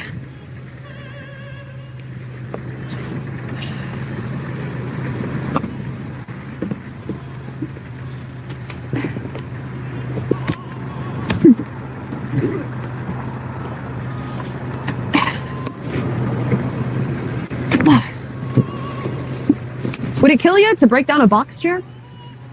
Would it kill you? Fill her up. You're watching the cast, isn't it? Nobody's hitting the link. Come on, guys. I'm bored. I want to hear Jeremy cope about how he's reliable. I am reliable, bitch. What are you talking about? Yes! Not reliable. Come on. I drove you guys all the way from Jersey to Rhode Island. Sorry. You can be if you want to be. Worked on Daisy a bunch. And then you fed me a bunch of Can beer. we That add was your you? fault. That was your fault. I got drunk. Can we add you to our selling proposition? Yeah, no, I'd love to meet your family. And I got to come back from Rhode Island for our court date anyway, so might as well plan it out. Yeah, that's not real. Nobody believes that. Talk to Distinction. I gave him the police report email. Police don't give court dates, Jeremy. Well, I filed the police report, so we'll find out. Taking you to court, bitch. Ready for that? How are you going to defend yourself? It's a pretty cut and dry case. I mean, you filmed yourself destructing property while I was telling you not to. Jeremy, if what you're saying is true, you will be charged with filing a false police report. That's what you texted me. Yeah. The cop already watched the video. Did you actually do that? Yeah. Well, you just committed a crime. Good job. Oh, well, you did too. And you know you did. We'll see who committed the crime. You did. Anyways, you want to tell chat the reason why? You want to tell chat the reason why? The reason why you committed a crime? Why am I saying that you filed a false police report, jerk? Shut up, Grace. Let's get back to the boat. We'll figure that out in court. Because you didn't do it. Yeah. See if that'll start. Because you know it'd be fake. This goes with your jacket. I'm gonna put it in. Oh, okay. Thank you. Grace is in denial. Why would you burn my wallet like that, Grace? I mean, that's clearly a crime. Oh, she locked me out. The lieutenant watched it. He called me up. He provided me with the forms. You got an echo. You got the key to the garage? Do I have the key to the garage? Yes. It did not start now, but the light turned on. Look how scared she is. You didn't file it. You didn't do it, Jeremy. False police report. Bullshit. I don't think you filed it because you knew it would be a false police report. How would it be a false police report? You know how it would be a false police report. The cop watched the video of it and then he contacted me. Jeremy. Oh, Ben, shut up. Ben, get out of here. No one wants to talk to you. Oh, yeah, like, let's do this. We're talking fucking the butt. Nigger bitch. Bitch. You bitch. You want to get beat up? You little fucking bitch. You fucking cock-sucking bitch. Not that one. Fuck you, you fucker. I'll fucking wreck you, you fucking bitch. This one. You fucking faggot-ass bitch. Ben, look at little Ben. That's right, take it, boy. You little bitch. You little bitch. Oh, this is my favorite part. Look at it! Look at Ben like slapping that fucking keyboard. Oh my god. Anyway. Yeah, so this continues a little bit here. We're gonna get to the conclusion of the wallet arc. Let's put it that way.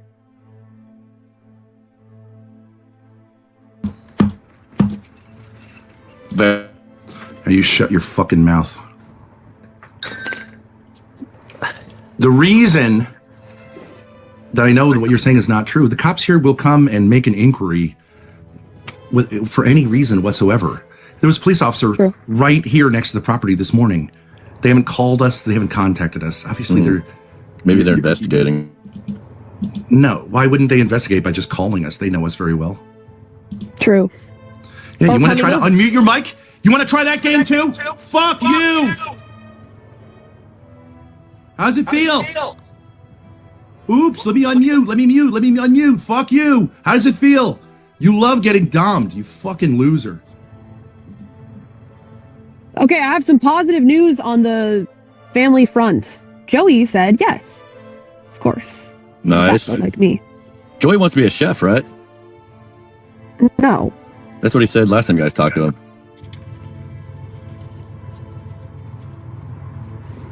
I could teach Joey how to cook. All right, I'm going to tell him maybe 15 minutes.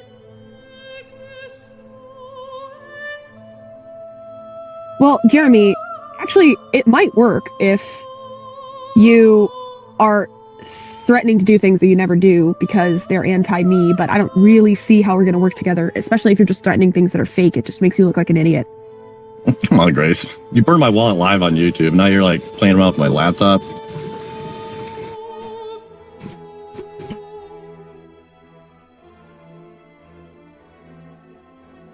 He isn't coming. I already hate you guys. We've got a common enemy. They should want to work with me. I think John and I would get along great.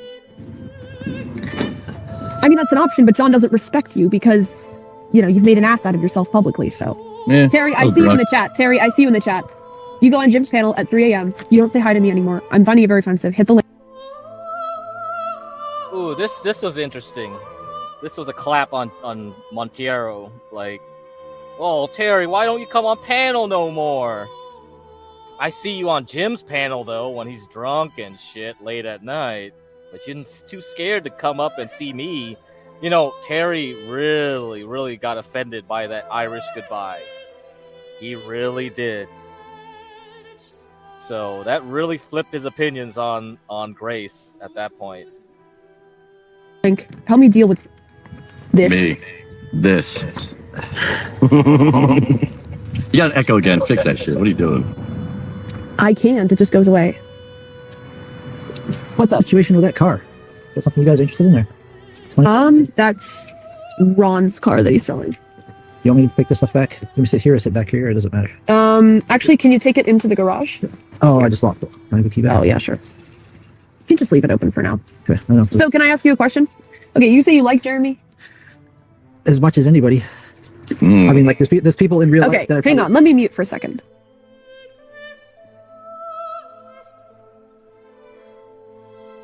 What's up, chat? That was a fun little tantrum that Ben's still back there muting him. I will unmute myself.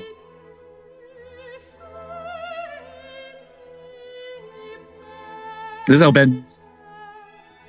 Baby Ben. Look at this little baby Ben. Such a child, Ben. All right, we're back. All right, let's see here. I have more responses. Joey's always coming.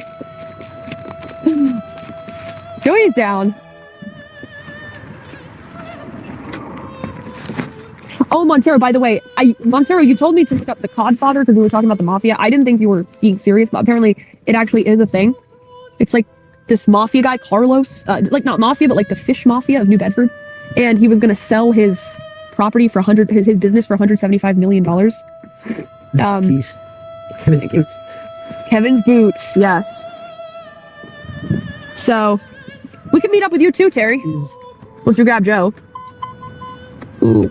Okay. It's getting there. It's legit. It's a fish mafia. You want to have dinner in New Bedford? Ben sleeps with the fishes. Come on, Terry. You'll make Joey feel more comfortable. I want you to meet Joey. Don't talk about your mother like that. Don't talk about your mother like that. What did Joey think about Laylo? That was a fun little collaboration. Laylo blowing smoke in Joey's face like an idiot. That was very funny, actually. The Joey Lalo interaction. Yeah, and Kevin will never get those boots. Yeah. I remember they were still discussing it when they went to LA almost a year ago. Yeah, it's almost a year, right? 2 more months to this time.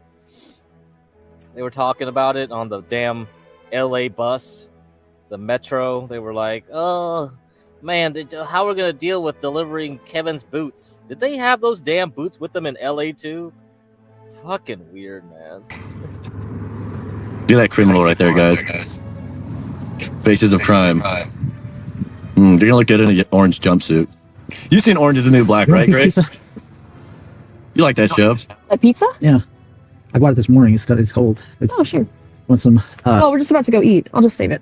You have it? Sunny D? Yes. You have a box or anything? You want some cold pizza, Grace? Not really before we eat, but... You can't get rid of that echo? Are you sure it's not you? No, it's not me. I'm on my phone. Just filled cups. Okay. So am I talking to Jeremy or what's going on? Yes, actually. Hold on. Give me your mic. No, don't give me your mic. Keep it on, but let me just... The iPhone microphone. Okay. Would you mind just... You're charging the car. Yeah. Just... No, sit right here. Just try to talk some sense into him now that you know the story, okay? I'm going to bring this to my dad because we're going to go out for dinner. Yeah. Hold on. Here's the battery pack. You want Sunny D? No, oh, actually, yeah. Thank you. Get the battery back. Because we get it, right? All right, Jeremy. She asked me to talk to you. You said you like him, so enjoy. Because I said I liked you. She said enjoy. So what's going on with you and John Galt? What's this all about? Are you back on? Well, it's not for sure. No, John Galt hit me up this morning asking if I was coming back. I said maybe. So that's an option. I'm not saying I'm doing it. It's an option. Yeah, okay. They made it sound like you were like running right back there. Nah. It's just an option at this point. So what do you think about the boat thing? If we got it going, would you come back for that, or? I'm interested. I wanted to get into that boating thing. I think that's something I'd be very good at. Honestly. Yeah, we talked about it. I told her we talked about that on a private phone call. Yeah. But you gotta rebuild the bridge with the Thorpes though. It's their boat. I'm taking her to court. Do you think that's gonna help? No, I think you probably shouldn't do that. Well, I got drop charges against her if I want a job. I think you need to be forgiving and say, let's let bygones be bygones. What's going on with the boat? Use that line exactly. Well, the thing is, I put in the report.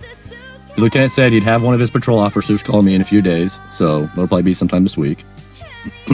If they got something real... Well, no, I mean, the thing is, Grace would have to commit to giving me the laptop back. She'd have to publicly apologize, because I know she doesn't want to do that. Okay, so they and I might offered consider to forgiving. give me the laptop.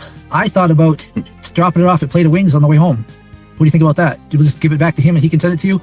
Or No, it's too complicated. No. Well, they just want it out of their possession, so they said they wanted me to send it to you, I think.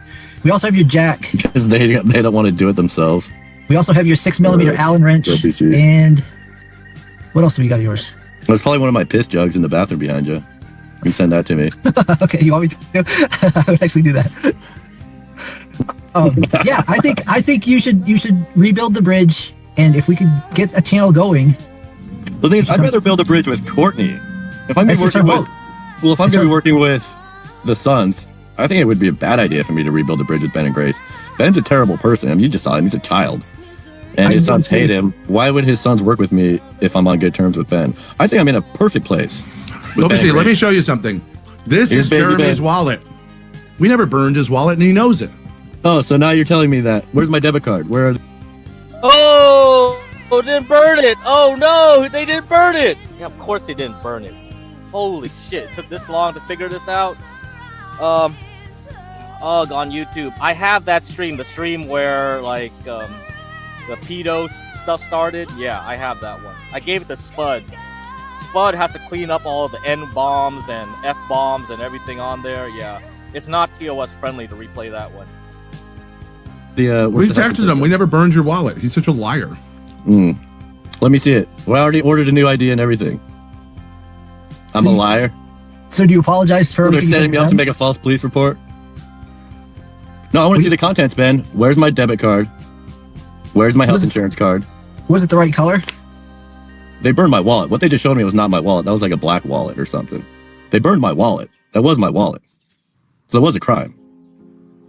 I don't know. I was not here for any of that. I knew enough to get out of town. Here's your wallet, dude. Right here. Look at that 55-year-old man. See, they did burn my wallet. Sorry, Ben. Still a crime. Even if you took my ID out. Still a crime. Do you know, can I promote? Yeah, we'll get to, like, I mean, when Schizo cleans it up, I don't know if he has time to do it, but he has a method, like, he has a system to clean up that whole thing pretty well. Is it the right color? They burned my wallet. What they just showed me was not my wallet. That was like a black wallet or something. They burned my wallet. That was my wallet. So it was a crime. I don't know. I was not here for any of that. I knew enough to get out of town. Here's your wallet, dude. Right here. Look at that 55-year-old man. See, they did burn my wallet. Sorry, Ben. Still a crime. Even if you took my ID out. Still a crime. Gino, can I promote that? Gino's out. Nope, that's not it. That's what happens, Grace, when you guys fuck with people like that. Sometimes they don't, they don't play the game you want them to play. And I see Grace is terrified of the cops. I just had one run-in with them, and I'm not terrified of them, but I don't, the Warren cops are not top tier, I would say. Whatever. Anyways, so what do you got going with this whole boat thing? You think you can get the boat going? Running? Yeah, I don't think there's any problem getting the boat running, but it's a matter of getting it, in the water and working that we were right, so that's part of getting it going. Well, I told you about this. Like, to get the commercial license, you either have to be a student. Yeah, I saw that. I'm just waiting for you to start, and I'll tell people to go over to your channel. Yep. Bet those two got feelings right then. Oh, okay. Student or win the lottery. They don't just give them out to anybody. Yeah, so exactly. So we would need some people to have a license. Yeah, and you're talking about under 23, so that would be the Sons. That would be John, probably. Grace still has a few more months. And Grace doesn't have to be a part of any of this. I would say get John if he's interested, or one of the other Sons. Get them the license. And I'll just be the main operator, maintenance guy. Well, the deal is, though, you have 3 bushels per student license and you upgrade it. So the more people who have it, the more money can be made on the boat. You know, if you have 3 bushels, it's not really like, like a part-time gig. Well, that's what you guys are going to go and talk to the Sons and see if they're all on board, no pun intended. Go and talk to them. If you can get Charlie, Tom, and John on board, I'll do all the heavy lifting. I'll do all the maintenance. I can do, whatever. But if they want to work that, I'll work with them. I think that'd actually be very interesting. It'd be good for my channel. It's the kind of work I'd like to do, being out in the ocean on a boat. And it's interesting. Like, I feel like the old timers and stuff, like, there'd be some flavor to the channel. A lot of the people around here, like, well, even Ron and Ron's friends, like, they are interesting people. Whether you like them or hate them, they're interesting people. Yeah, no, I met Ron. He was cool. I didn't like him. I just didn't hit off with him. I don't know.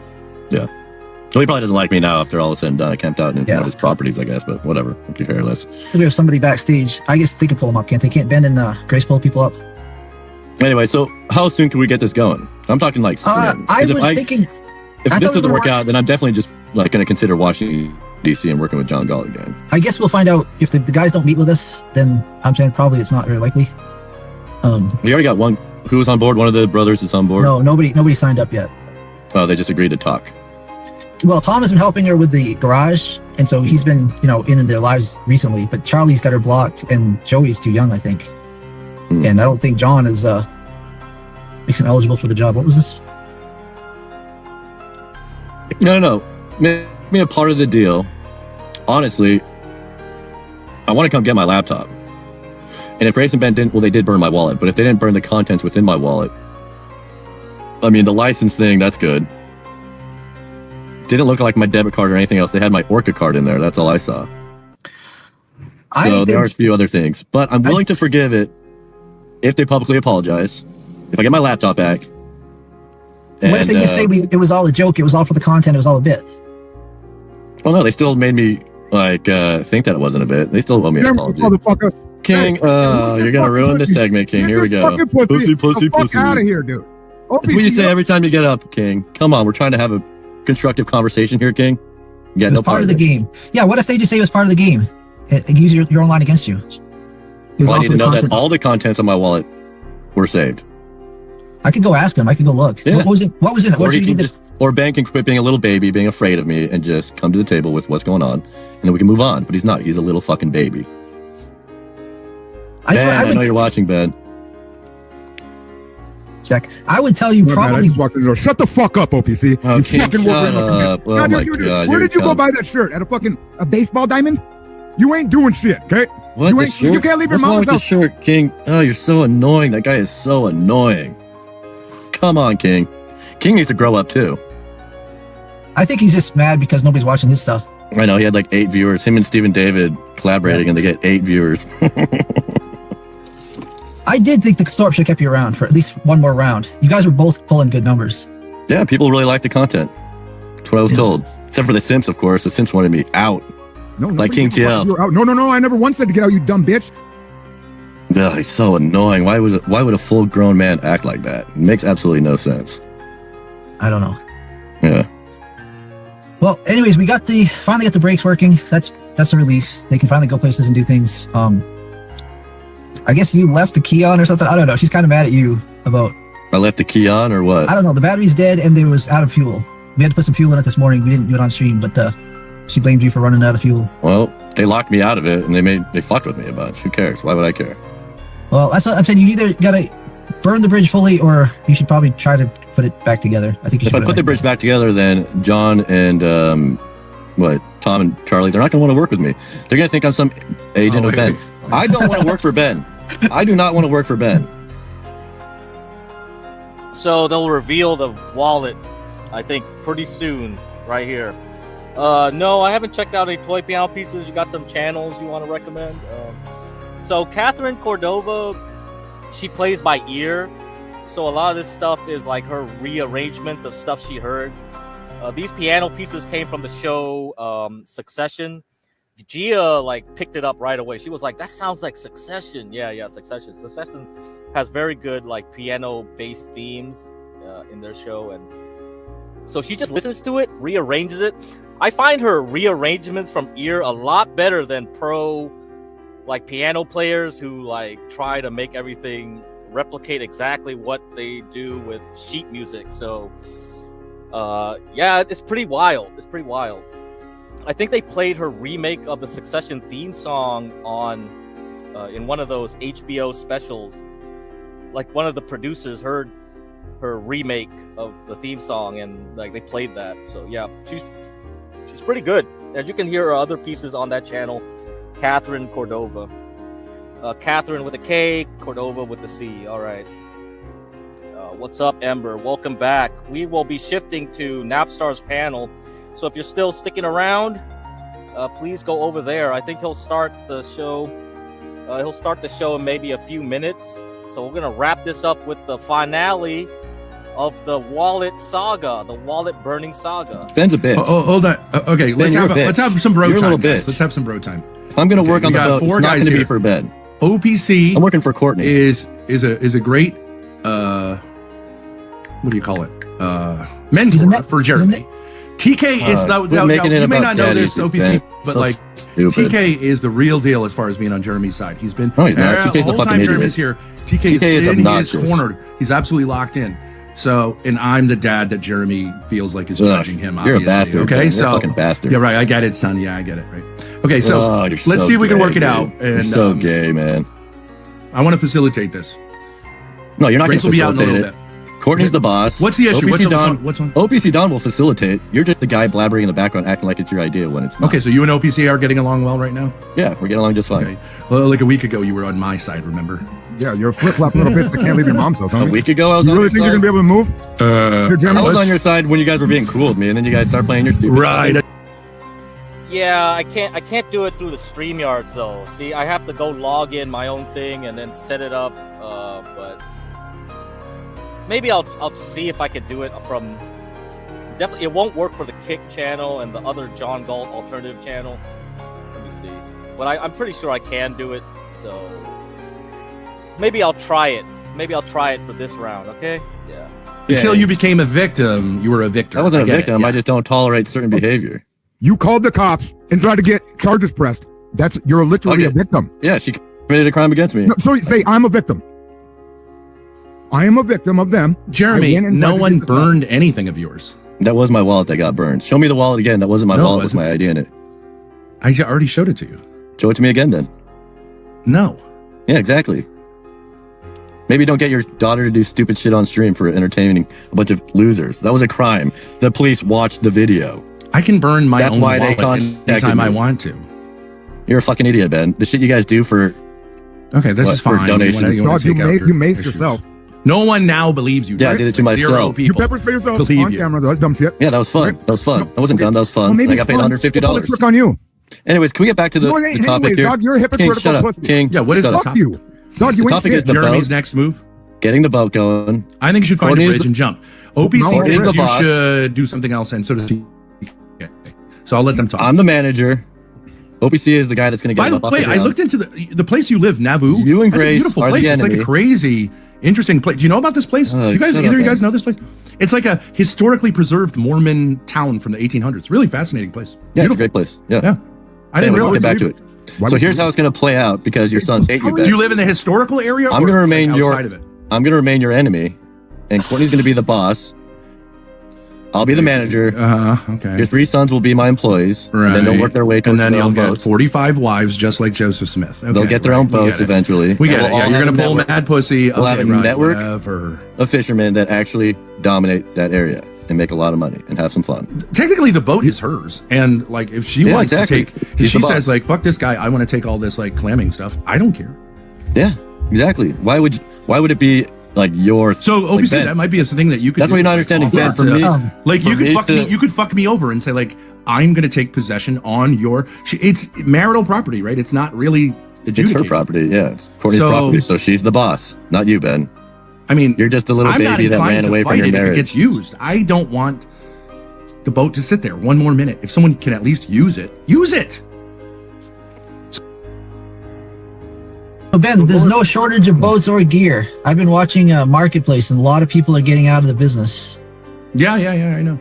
Well, we have too much gear. I mean, we have the rakes that guy sold me, like they're worth thousands of dollars, and it's like every configuration. What's a rake, Jeremy? What's a rake used for? No, TK, you'd be good at this too because what's the rake used for? Exactly the work you do all day is the perfect. It's the same motion Sure. Breaking the What the fuck is going on with it, Jeremy? If you're the fucking manager, you're the big dick. What the fuck is it? Shut up, King. No, see how you ain't shit? You ain't You're nothing. so OPC, why stupid. you gas up- So You stupid. gas up an empty pussy, dog. I don't give a fuck, King. You're an idiot. No, It could be like OPC and Jeremy and TK. You guys could like fuck me and Grace over. Like I don't care. That This works guy for has me. never seen a color of rock that wasn't what, gray? Did you see that red rock over there? Oh my god. Oh my god. I've never been in a canyon. Traveled Dude, hey dog, what's a did rate? Stephen David My bad, I ever went get on a vacation, fed up dog. with your shit? How about you fucking You were leave like the a little property child in there? the front seat that just left his Go hometown ahead. for the first time. Sure, I haven't seen shit. Whoa. That I haven't. Look What's wrong with at the you? power lines. Those power You're lines. fucking, they were huge. How Those is that power- absurd? That was my favorite. How is that absurd? Shut up. Yeah. That you're not fucking funny, dude. You're very odd. Fucking loser, man. So Ben, did you see that one of your sons did reply? Oh no, You got one. Oh You yeah, got one. Joe. Okay. Yeah. Joe's the youngest one, right? He's not gonna always go up. there. He's always up for fried food. I mean, he would battle through hell. Yeah, But this okay, is, Don, you this know is what the I'm burned saying. wallet. Yeah, exactly. There's the evidence there. Those are Open my it up. cards. Those are my cards. This Yeah. isn't your wallet, you retard. You fucking idiot. Oh well. The cops watched it. It looked like my wallet. I still think it is my wallet. Right. Because you're an idiot. You fucking retard. Well, you guys didn't tell me that. You guys could have Yes, told me we that. did. I'll Yes, send we did. send you this one though. You're not gonna send me shit, Grace. We did tell you still, that. And you still took my laptop. That's why out the of my cops car aren't over without here, asking. because we did tell you that. No, you didn't. Yep. Not after I called the cops, or not before I called the cops on you guys, which was right after the stream. Wrong. I called the cops right after the stream. Whatever you want to get in trouble with the police here. Go ahead. I don't care. I'm sure they'll understand. Maybe. OPC. Whatever, Ben. I'm You not. play I'm not stupid breaking the games. law. You are. And they as you saw were doing, Grace acting- you were Yeah, doing yeah. when pretty much continuously They when you were saw here. the video, dude. Come on. You guys made me think it was my wallet. You guys obviously are playing stupid games with people, wasting the cops' time. Give me a fucking break, Ben. Grow up. Grow up already. OPC Don, make sure to remind them that I'm enemies with Ben and Grace. And that I'm there. right I'd be there to Hey, work for hey, Courtney. dude! Third grade is over. I'm enemies with you. I'm enemies with you. Yeah, it's convenient 'cause I You're just not told on you to my grow up. posse. No, that's what they Your need to clique hear. They need to contains hear that you I'm and no one else. opposed to these two little babies, and I'm willing to work with them towards something that's actually, Yeah. you know, can make some money doing. Who cares what you're willing to do? No, literally no one on earth cares what you're willing to do. Not your mom, not your dad, not your brothers, not your sisters, no one on YouTube, whatever. no one. Let's make a deal. I just read Donald Trump, The Art of the Deal.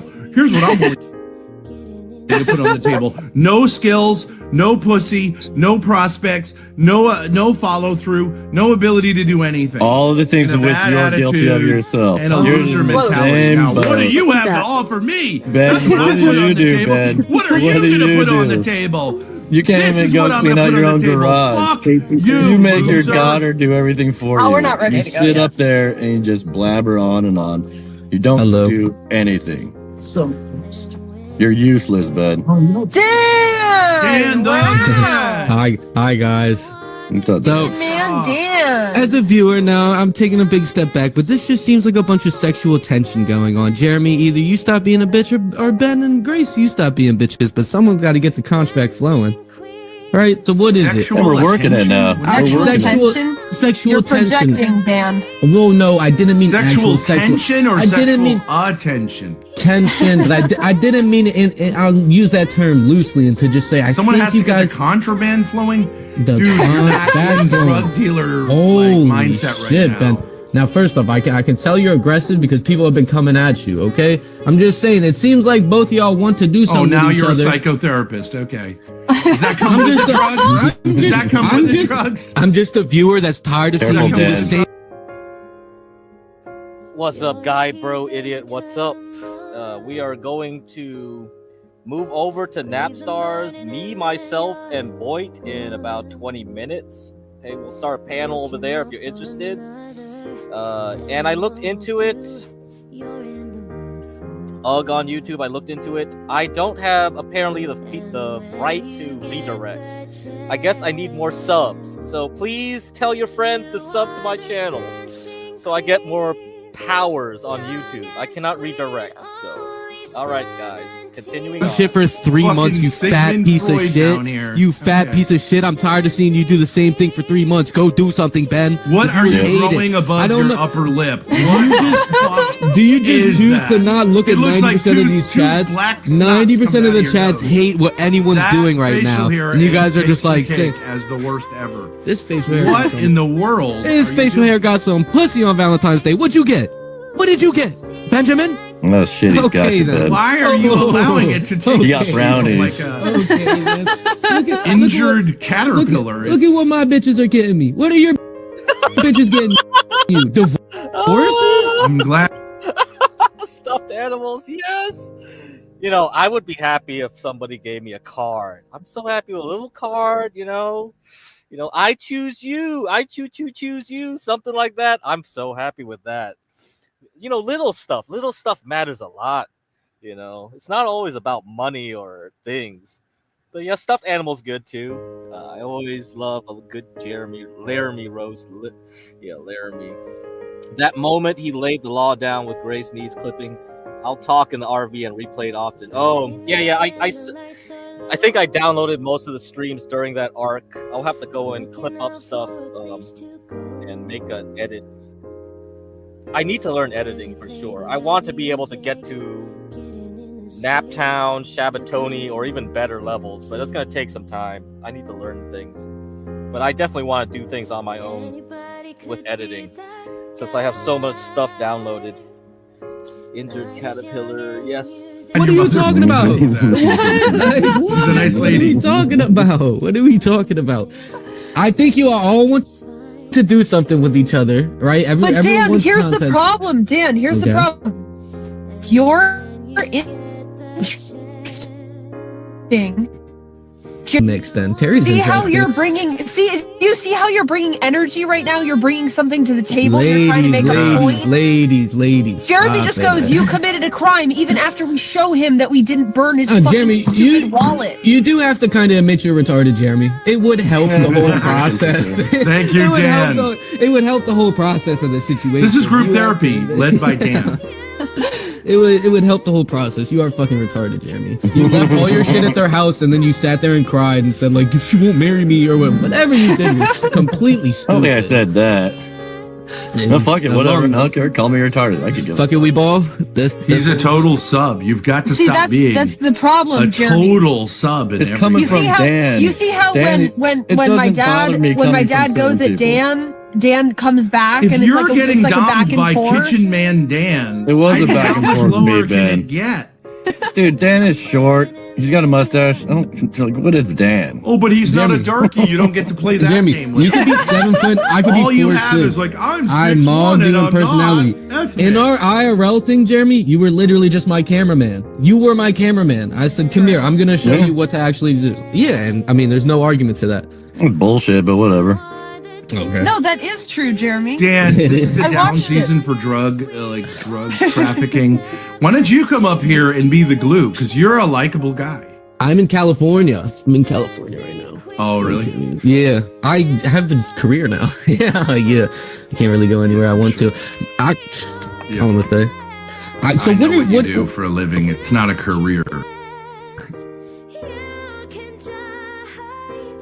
It's crime.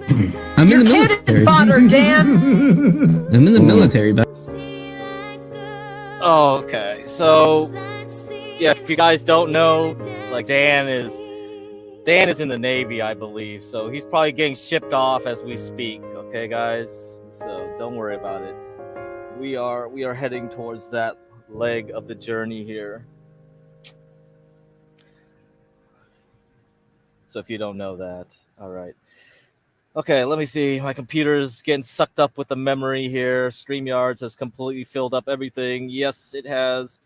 All right, still good to go. 3 hours, 25 minutes. We got about 15 minutes until Napstar starts his show. So let's wrap this up. No, he tried to get in the Air Force. Air Force requirements are a lot harder. And Air Force is now split between Space Force and Air Force. Space Force is definitely way harder than Air Force. You have to pass a lot of math tests. I don't think Dan's gonna make it in those. If you actually care, you know there is an Air Force manual.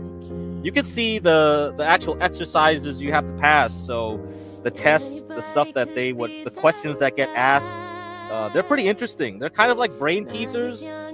So yeah, you know, they'll ask questions like, oh, if I see the horizon at 60 degrees tilt, how on my plane, how much is this altitude or that? It's pretty fun, actually, if you go there.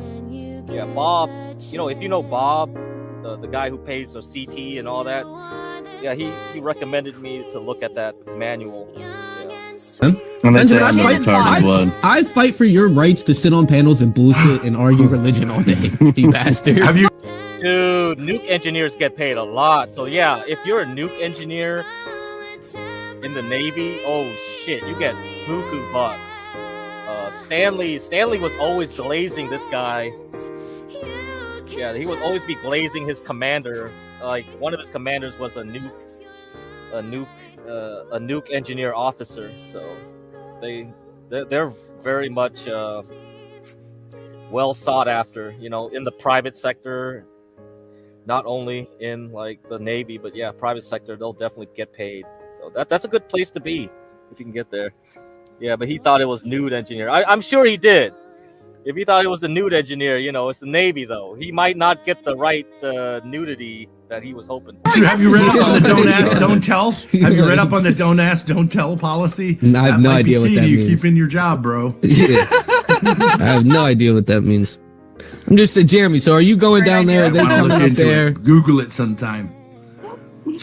It's like, so I wanted to relate it. Can I just relate it to this, Jeremy? So you tried a bit. You try, and like, let's look at this as stand-up comedy. Everyone bombs, everyone fails, but you're not going to run the same joke 4 months in a row. Everyone said that joke didn't work. Why don't we pivot? Why don't we try something new? Dan, do they have heat where you are? You're in California and you're wearing like a cocoon. Why?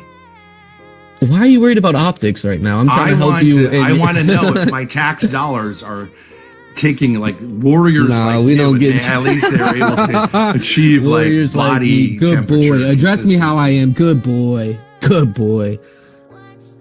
So you're in the Air Force? No, different branch. All I'll say. Coast Guard, right? Space Force. Sure. Yeah, me retarded. Will you admit that the brand or that the bit didn't work? Right, and then it might be time to pivot. I see you as potential. You said fuck that. So what are you doing here? Are you just bored? Your viewer retention didn't actually come through, and you're back to 13 people. I had 50 people watching me yesterday. I get people still watching if I want. And they're all waiting for you to fuck up again. I like experimenting a little bit. Is that what the Bible thumping was? Yeah. Because nobody liked that. I'm not gonna lie. Nobody fucking liked that. Yeah, dude. I got some people that were really feeling it. Anyways. You guys figure out the boat situation. Dan, good to see you. Glad you still got the mustache. It was fun hanging out in person. Fuck you, Jeremy. Take her. No, Dan, no! All right, that's it. Over. Done with the panel there. You got the gist, the end of the whole arc. And after that stream, like, you know, Jeremy was quite happy. He was really motivated to go back to Rhode Island after that. Yeah.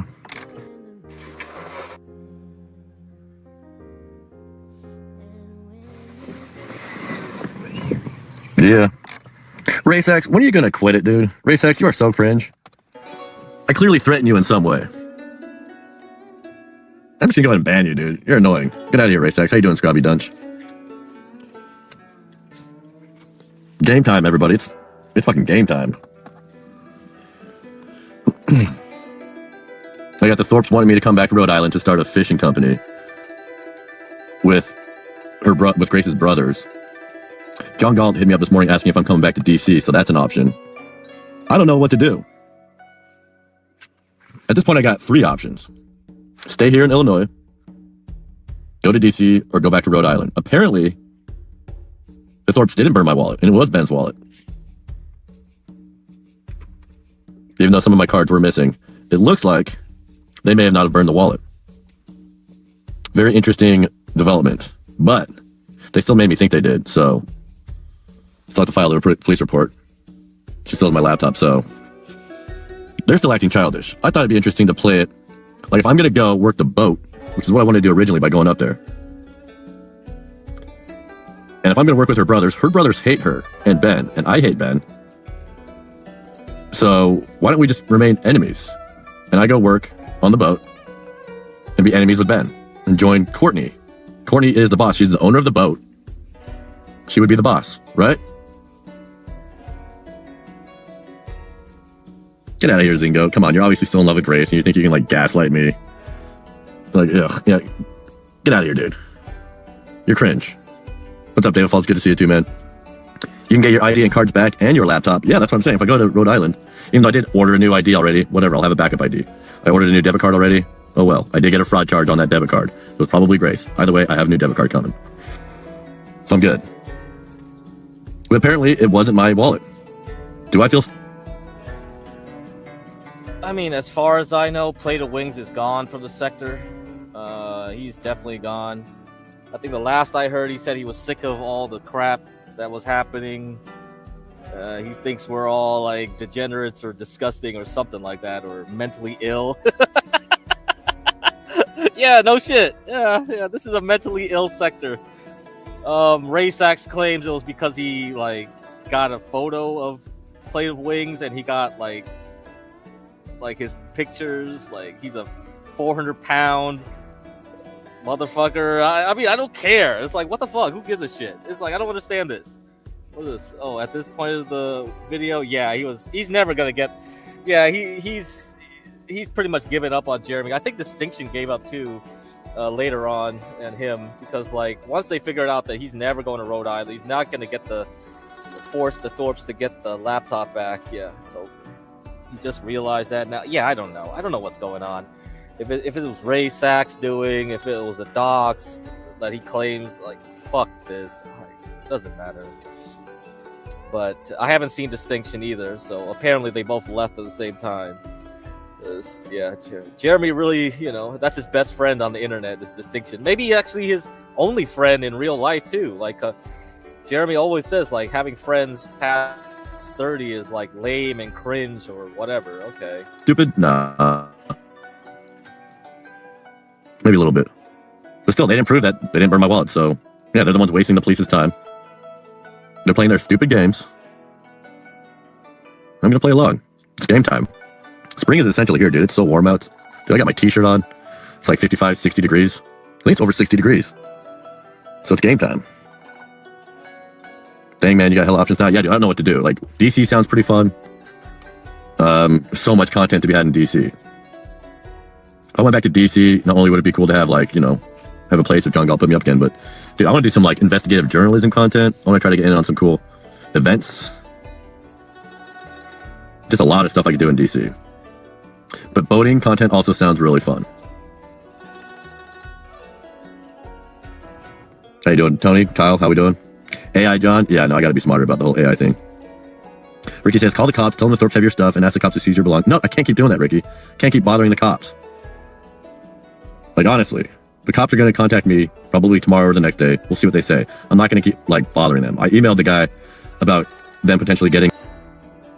No, you're exactly right, Eric. That's why Jeremy kind of hates, like, Ruby and Grace in that sense, where whenever they go live, they take away his viewers. Like, Jeremy has a lot of that aura, right, where he farms in the same way that an e-girl would farm, but he has a disadvantage, right? He doesn't have tits to look at, right? And that's really his main gripe. But a lot of his content essentially devolves into that.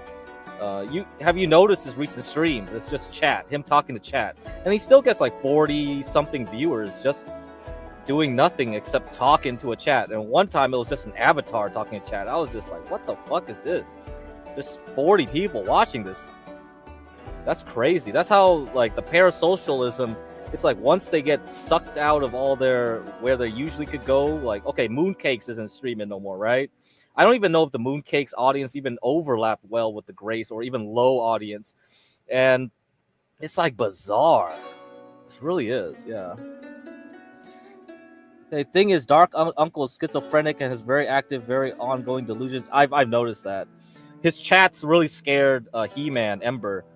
Like, she said, man, every time he chats, it just triggers me. And he just blocked him because his chats are... I screenshot some of his chats. It is quite telling.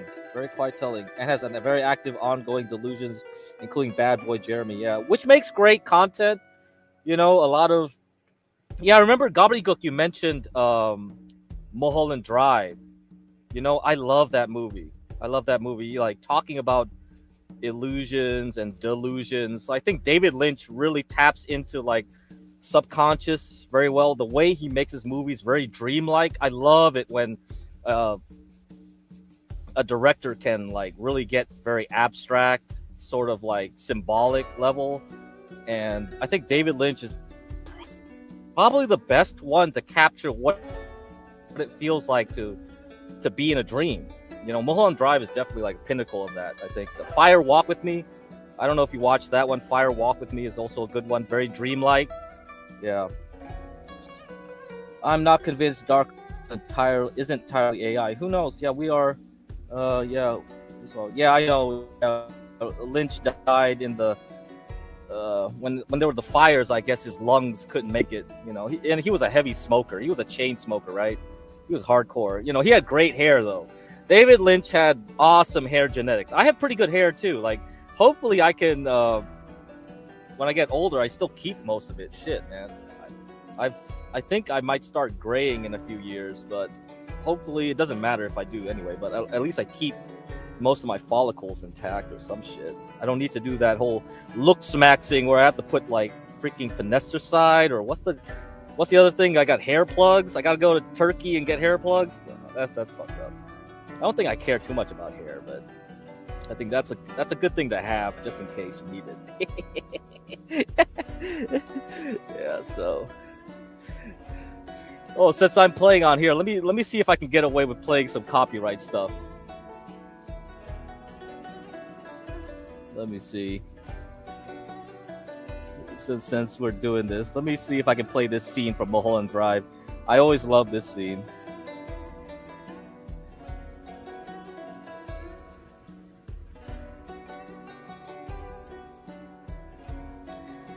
Ooh, let's see.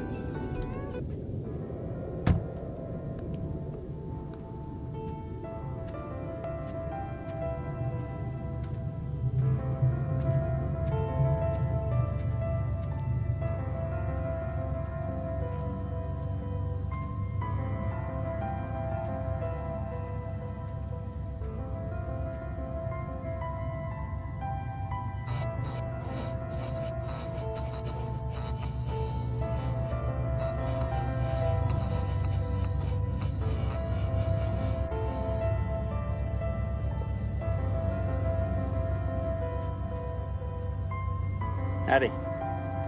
Howdy to you. Beautiful evening. Yeah. Sure want to thank you for coming all the way up here to see me from that nice hotel downtown. No problem. What's on your mind? Well, now, here's a man who wants to get right down to it. Kind of anxious to get to it, are you? Whatever.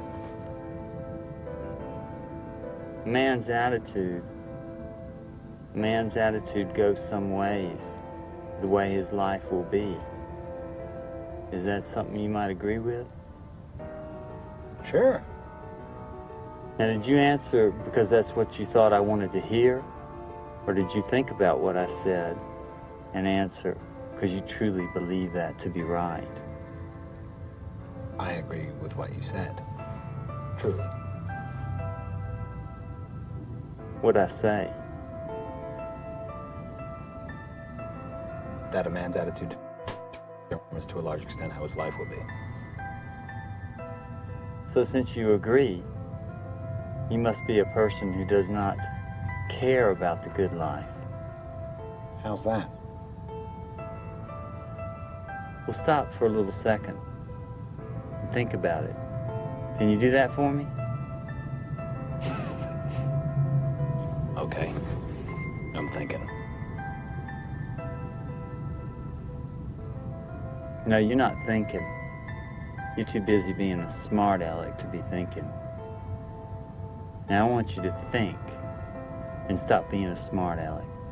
Can you try that for me? Look, where's this going?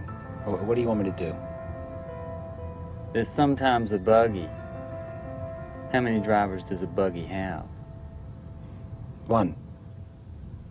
So let's just say I'm driving this buggy, and if you fix your attitude, you can ride along with me. Okay, so, I think a lot of things can be encapsulated to this statement that your attitude drives your life, right? It's like it doesn't matter externally what's going on around you, but internally, your attitude will shape how you interact with other people and how things will result. And I think you see a lot of that out here, right, with people. Like, how are their attitudes? Look at Jeremy's attitude. Look at Grace's attitude. Look at Mooncake's attitude, right? Look at how they treat people or how they feel and interact as a result of their attitudes. And look at how their lives are going. This is where the key starts, I mean, we can blame external factors all we want. We could just go like, oh, the boomers, oh, this, that happened, like shit. I see that a lot, right? Or like, women, this, that. Oh, of course. We could always put a lot of, or I'm not dismissing external factors, but your attitude also will affect things. So don't fall into the trap, I would say, of succumbing to external forces and letting it shape your attitude. I think Jeremy is a very pessimistic person, and like you can tell with the way he like talks about like World War III is coming, this and that. He's glad, he wishes things would change externally, right? Because he feels like that's the overarching weight on his life. And in the end, though, you have determination to change your own path in life, regardless of how bad things are out there. You have a choice. Otherwise, you can just lay down and commit self-deletion, I suppose, or relegate yourself to the fates of time or the end of history. I guess you could put it that way as well. So, yeah, have a good attitude, please. I mean, that's why I always come on here. I'm not like, if I spurg out or get mad, it's just performative. I don't try to do that. I'm always trying to laugh and say, dude, it's not that serious. There are people out there with way worse situations than you, and like, just calm the F down. Deal with it. Whatever comes your way, you gotta deal with it. Just don't crash out. Like Dalmatian, where like, oh shit, I got 2 of my windows busted in and my wallet taken. That's not going to help you to just whine and moan about the homeless and crackheads or New Haven politics. You can't affect those things. It really doesn't matter. Yeah, sorry to say, it is what it is, right? So okay, hopefully Napstar's ready to go. Let's see if he's ready to go here. Is he done? Is he going? If he is, then yeah, please go over to his channel. I don't think he started yet. No, not yet. let me play some more mooncake. How about that? Let's just go around the circle here and go back to mooncakes. We can do that. Well, actually, so one of you guys were talking about like about X-Files. I don't know how much I can play without getting copyright. Let's see.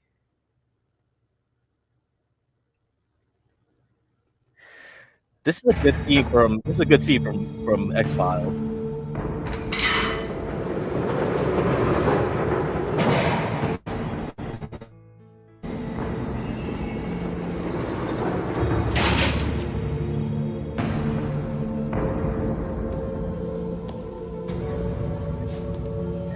Yeah, Napstar and Spud. Yeah. That's what I was going for. Yes, you got it. That's what my thumbnail was going for.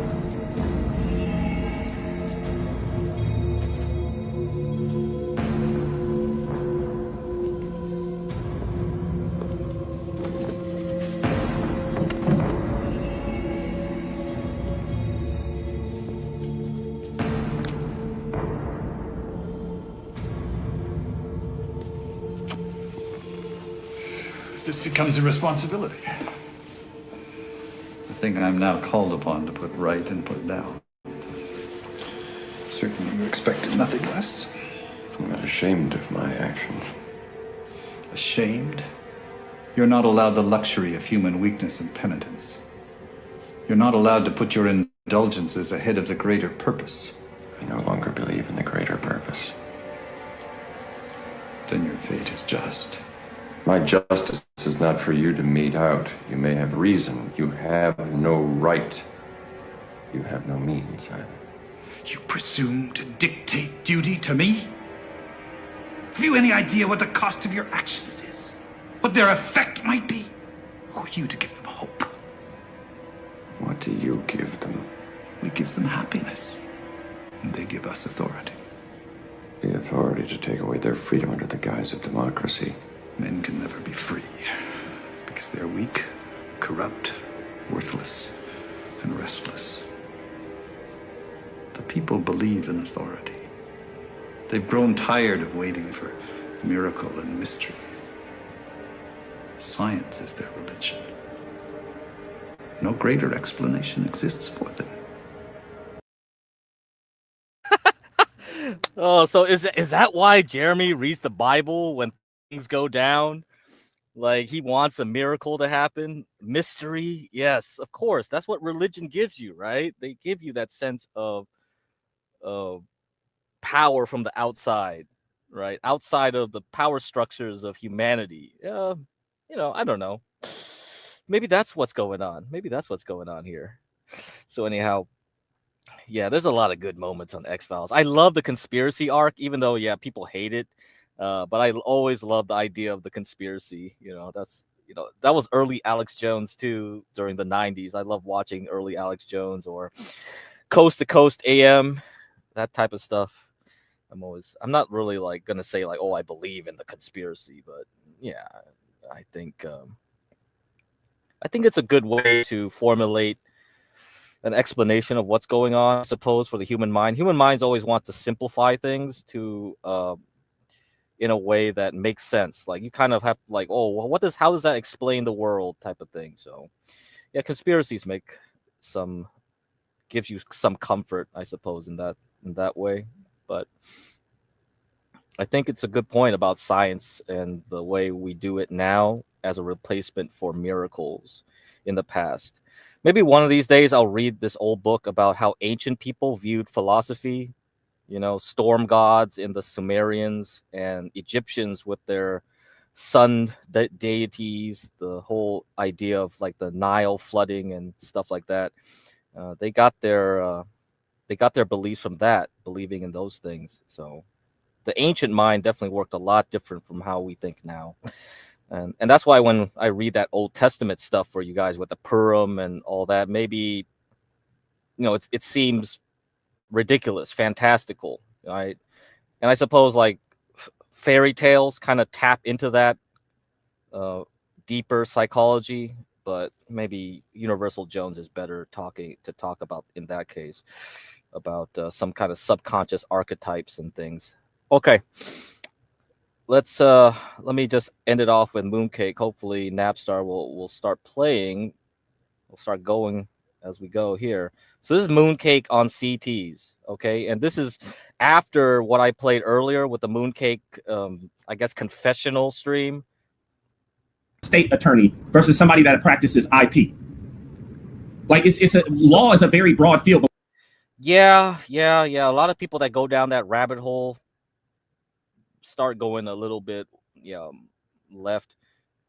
I think for me, it never really affected me because I was always a skeptic, even when I was taught things in school, I'm going like, why do we care about Thanksgiving? Why do we care about that? In the back of my mind. Of course, I'm not going to say that in class.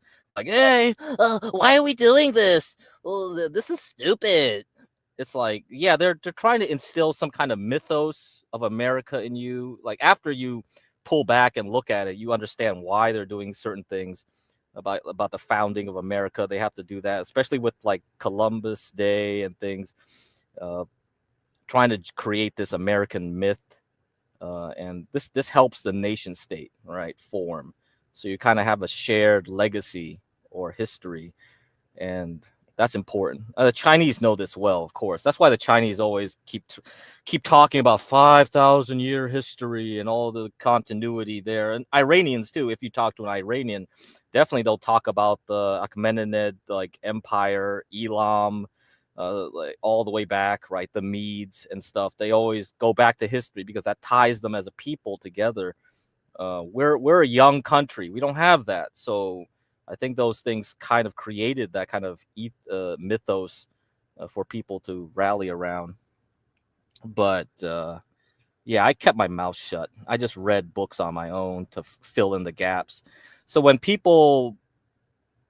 they grow up, they probably don't try to think about that, and then they just go along to play along. And then later in life, when they get exposed to like, oh, wait a minute, it's like, wait a minute, this was just manufactured history, or this was that. And then they start believing all the conspiracy theories because they say everything is a lie and everything. Yeah, okay, they exaggerate stuff, right? Right. And then they add in Johnny Appleseed or like Paul Bunyan and like shit. And then they think everything's like that. Now they go flat earth and okay, they go wild with it. Yes, I see why that would happen. Yeah, of course. Yeah. So it's not good to go too far into it because a lot of that stuff is just BS. Yeah. What I'm telling you is that this software, it's coming for everybody. I think you are overanalyzing the AI. Yeah, let her answer, Eric. Yeah, let her answer. Go ahead. If we just look at the market itself, we're not steering away from like courts and judges and things of that nature. Because if we were, then we'd have AI making decisions on murder cases, for example. But we don't have that, and there's a reason for that because we still need human oversight. AI can only learn from what we teach it, right? So AI is still not perfect, and that's why it has those error rates. That's why you need human intervention. And I think law is one of the last fields, especially lawyers, would be one of the last fields to see a removal of actual humans due to AI. If you want to talk about the trucking system, sure, yeah, the trucking system, easily, that's one. That'll be removed due to AI. Or grocery store workers. Things like that are very repetitive, easy tasks are going to be done by AI. But when it comes to court cases, I don't know if you saw this, ChatGPT was making up fake court cases. Or they were those are hallucinations. They were unable to analyze like all the pieces of information within some court cases, so they were finding errors with AI. So there is no perfection yet. Hold on a second. There's a difference between a Westlaw and a ChatGPT. That's why the Westlaw software costs money and the ChatGPT costs $20 a month. So when you're speaking on, hold on, go ahead. When you're speaking, but you let her finish, Eric. But she's wrong. She's wrong. Nevertheless, she's wrong, bro. Just let her finish, bro. Like, right, Eric, I rock with you, but you gotta let her finish, man. Go ahead, okay. I mean, like here's the thing. You can say I'm wrong, but that still doesn't make you right. I think that the information that I'm giving you is based in reality, and I understand. I use the software, so I'm right. You don't. You want to use a reality that is quite different. But I mean, if you can give me the statistics on how fast AI is replacing lawyers, because I know it's not to a high degree, and there's no way you're going to give me a number that shows that they're being replaced at this exceeding rate that we need to be concerned about losing our lawyers. And AI could actually have the potential of increasing the demand for lawyers using certain software. So I think that's actually really interesting and something that you have to consider. Legal demand overall. Okay. So first off, going back to your point, when you have these companies like a Harvey AI, or you have these companies out there like a Westlaw or Walters Kahlua, right? That's different from ChatGPT, right? So when ChatGPT is pulling information, it's pulling information from the internet, right? That's different from pulling information from strictly the law and only the law. Those are two completely different things. So I don't think that you know what you're talking about in that. Never mind the topic of lawyers. You're on the idea that a man needs to make $375K a year when most attorneys don't make that. I think most men are lazy. I think a lot of them have the ability to make that much money. I have a question for you. Is a construction worker lazy? Yeah, they can be for sure. How can a construction worker, let's say a crane operator, You never see them just hanging out, eating a sandwich, just like not really paying attention to the job, not helping when everyone else is running around doing stuff. They complain about that all the time, so they can definitely be lazy. Yeah. Okay. Okay. So are lawyers lazy? Some can be, yeah, of course. Okay. So this idea, can somebody be lazy and make $375K? It's possible, probably. It's probably possible. Okay. So then that rules out your argument of lazy. Yo, what's up, Garian? Yeah. I always try to get some good background music here. We're covering the mooncake. If you're not making $375,000, I guess, US dollars or Canadian dollars, I'm not sure, you're lazy stream. Yeah. Oh, no, because I still don't think on average that a lazy person can make 375K, but I'm saying it's not impossible, right? Like, there's going to be unique situations. But I say because on average, a lot of people are lazy, they don't actually reach their peak or what they can do, what they can amount to. And like, I don't think anyone can disagree with that. Most people don't reach their peak. Are you done? Yeah, you can go ahead. Okay. So most people what percentage of people who make over 400K make it from assets with them not working? I'm not sure on that percentage. So there are plenty of people who make, most people who make a lot of money or are worth a lot of money. That money comes from where? Are you talking about like generational wealth? Is that what you're referencing? No, I'm talking about people can make money from their assets without actually working. Like, for example, would you give me like a rental property? Is that what you're kind of referencing? Well, not only a rental property, people can make money from assets that they have, whether it be property, whether it be stock, whether it be Bitcoin, all type of different assets. You do know like how most people who make over a certain amount of money, like let's say they make over 250K a year, you know, sometimes that money comes from their assets, right? I mean, of course, that's possible. Yeah, of course. So is that laziness? No, I would say they're directly trying to interact with the system to make more money. They're obviously doing research. They're not working to make their money. But no, they're doing something to earn more. So, for example, if you watch the stock market every day and you study the stock market and you look at what's up and down, then yeah, you're doing something in order to earn money. So I wouldn't call them a person.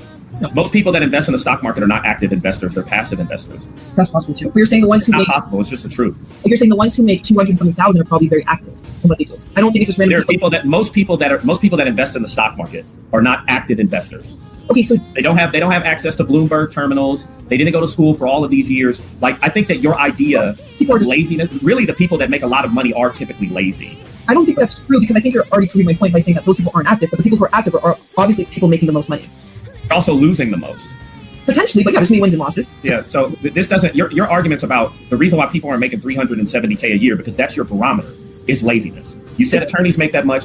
On average, they don't. I think that's a part of it. I think a part of it, yes, is laziness. I think people, unfortunately, most of us do it, we're humans, are unable to reach our full potential. We're afraid of our own failure, so What does that even mean?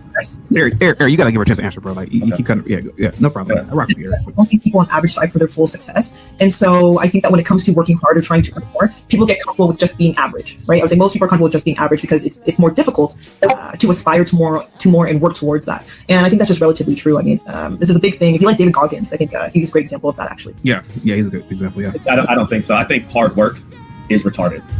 I think people who do repetitive tasks for long periods of time are really stupid people.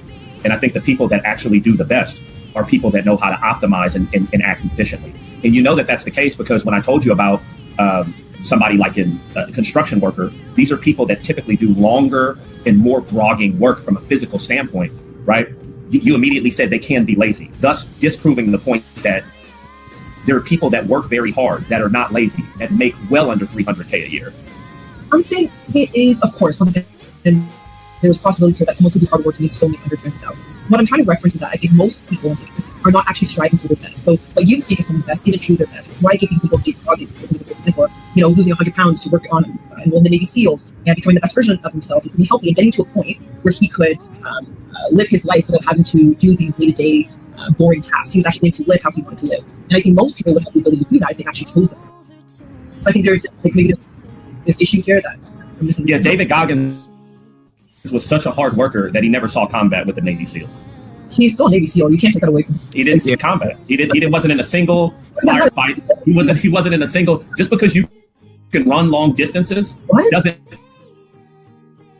doesn't make you anything. Just because you can put it. David Goggins to a 28-year-old female, Eric. Yeah, absolutely. They both act the same. They both. All right. So we got some of that in there. Let me share a little bit of my point of view here with this. So I mentioned this before about like Berkshire Hathaway going all into cash. Now, you have to remember, if you do money market funds or short-term T-bills, T-bills are basically like 1 month, 2 month, 3 month, 6 month to a year in bonds. Okay, so those are short-term bonds, so they call them T-bills. You get about like 4 to 5% still. Okay, because the Federal Reserve has made the short-term rates so that, yeah, you can get 4 to 5% on them. CDs probably don't make as much. CDs are kind of similar, so if you know what CDs are, they kind of are, but unless you are in a small bank, big banks don't give you a lot on CDs. So CDs don't get you that 4 to 5%. At one point, some banks were offering 3% on CDs, but so those are certified deposits. That's what CDs mean. That's a boomer type of instrument, but most people don't need to use those anymore. You can have T-bills, or you could buy an ETF that matches the T-bills, or you can just go money market fund, because a lot of brokerages, when you sell your stock, they automatically put it into a money market fund for you if you have the prerequisites. So you have to have, maybe on Fidelity, they require you to have like 100,000 or something to get the maximum rate on your money market fund on some accounts, and other brokerages might have different options. So you should look up on your own brokerage what they do with your money when you cash out, because cash might not just be cash that doesn't pay you any interest. You might get locked into a money market fund automatically, which is nice. So anytime you sell a stock, you will be locked into a 4 to 5% over 1 year, not 4 to 5% every month. Okay, don't confuse. So you take the 4 to 5% divided by 12. That's how much money you get per month. So you look at Warren Buffett. Why is he doing this? Why is he putting in cash? Well, cash pays now. Cash wasn't like what it was before, right? We have high interest rates, so 4 to 5% over a year on cash ain't bad. And if we look at this tweet, U.S. money market fund assets are up to a record $8.24 trillion, a 58% surge since December 2022. So all the big 5 managers who also run 401ks, Fidelity, JP Morgan, Charles Schwab, Vanguard, BlackRock, drove 69% of the total asset growth with a combined assets of $4.76 trillion. So a lot of people do just leave their money in cash. So this is passive. You know, if I have like billions of dollars, guess what? I don't need to do shit. So I don't need to work hard. I got my capital and I can make money. There's something wrong about quote unquote working hard or not making 375, you're lazy. No, I think it's better to term it this way. You gotta start thinking smart. So there's a thing about working smart.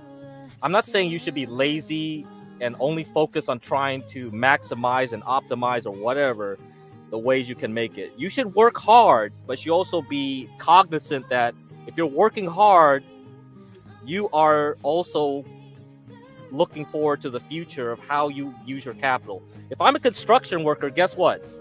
I am trying to save as much of that money as possible, as much of that capital as possible, so later on I can take advantage of this. That's basically what it is. Yeah. Do you take automatic dividends in general?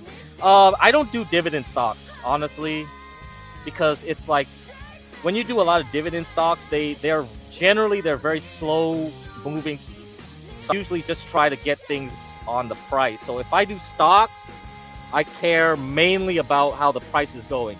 Sometimes I do care about dividends if it's like it has a very high dividend. Like the shipping stock I used to play, Zim. Zim used to have big dividends. But the problem with Zim, it's already bought out now, so don't bother with going to Zim. The problem with Zim was that like it goes to an Israeli company, right? So it's an Israeli-based company the Israelis take a cut of that tax before they issue the dividend to you in the United States. So that's kind of a little bit drawback there, but overall it was still a fat dividend. So if you cared about dividend, yeah, that one was one that I used to play. But in general, no, I don't try. Or do you mean like does it get reinvested automatically or something like that? I don't go that far into it. Yeah, I try to avoid stocks that I have to think about those things in general. Yeah. Is that a song copyright free? It's a cover. So sometimes I get away with it. The AI doesn't consider that the original song. Yeah. So yeah, I can play like all the stuff. I always try to get covers. Yeah. Yeah, bank savings rates are piss poor. Yep, you got to get a high yield account at minimum. Yeah, usually the big banks don't care anymore. They make most of their money on credit cards now. That's why they don't need to offer much on savings accounts and CDs and stuff. Those products are really not competitive, especially now that people are a lot more smarter and they have access to things that used to be kind of like exclusive. So there's a lot of competition, right? So CDs are not hot products.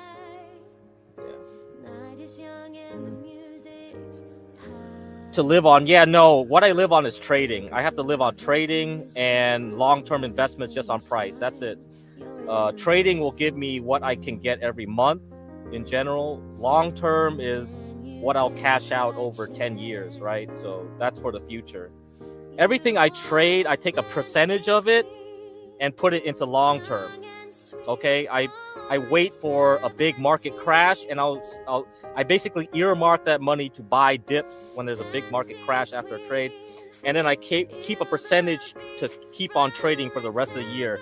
So I limit my trading to maybe 50K to 100,000 in my trading account every quarter, and I try to meet some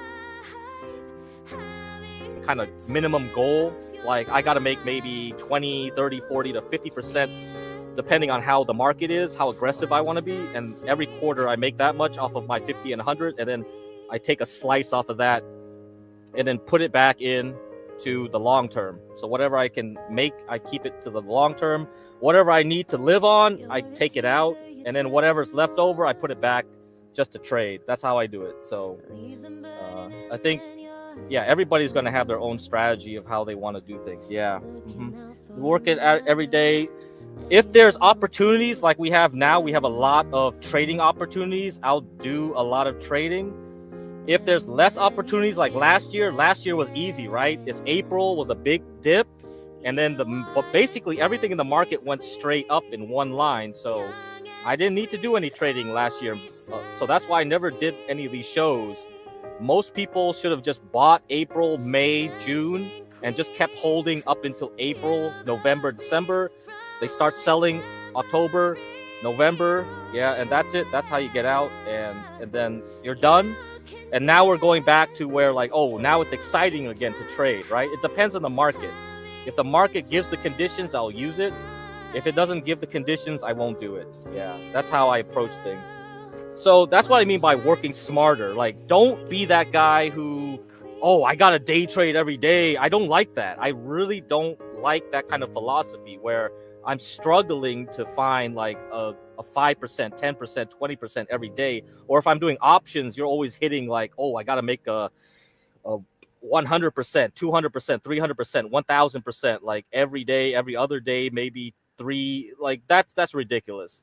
You're putting a lot of pressure on yourself to perform.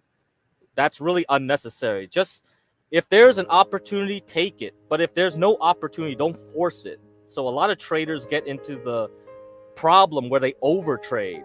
And when you overtrade, you're going to make more mistakes because the probabilities are against you. When you're forcing something that you know is a low probability trade, you want to do it when the casino is giving you that opportunity where it's like, oh, the odds are more in my favor, then you do it. Otherwise, yeah, if you just do it every day, it becomes kind of like you're trading random noise, and you might as well just go to a casino at that point, in my opinion. Maybe you're a really good trader and you have really good psychology and a good technique strategy, then fine, go for it. But I think most people can't do that, and that's why you always hear like 90% of traders never make money, because I think they get into that groove where they're always forcing something that shouldn't happen. They're always looking for a trade. It's like, dude, if it's not there, don't do anything. Don't ignore it, move on. Don't always be looking for a bet to place. Like, you're addicted then. You're kind of like addicted to the action. Like, you wanna feel like you're in the game. You don't need to be in the game. Sometimes it's best to be an investor. Sometimes it's better to be a swing trader. Swing trader is 1 to 3 months. Sometimes it's cool to be a day trader because it gives you that opportunity. Yeah. So if you're the type of guy who's flexible, that's best. That's the best way to do it. But if you're not, then yeah, you rather just wait for the big dips. You get in, then you rally 20% on the S&P, you get out, or you see what's going on.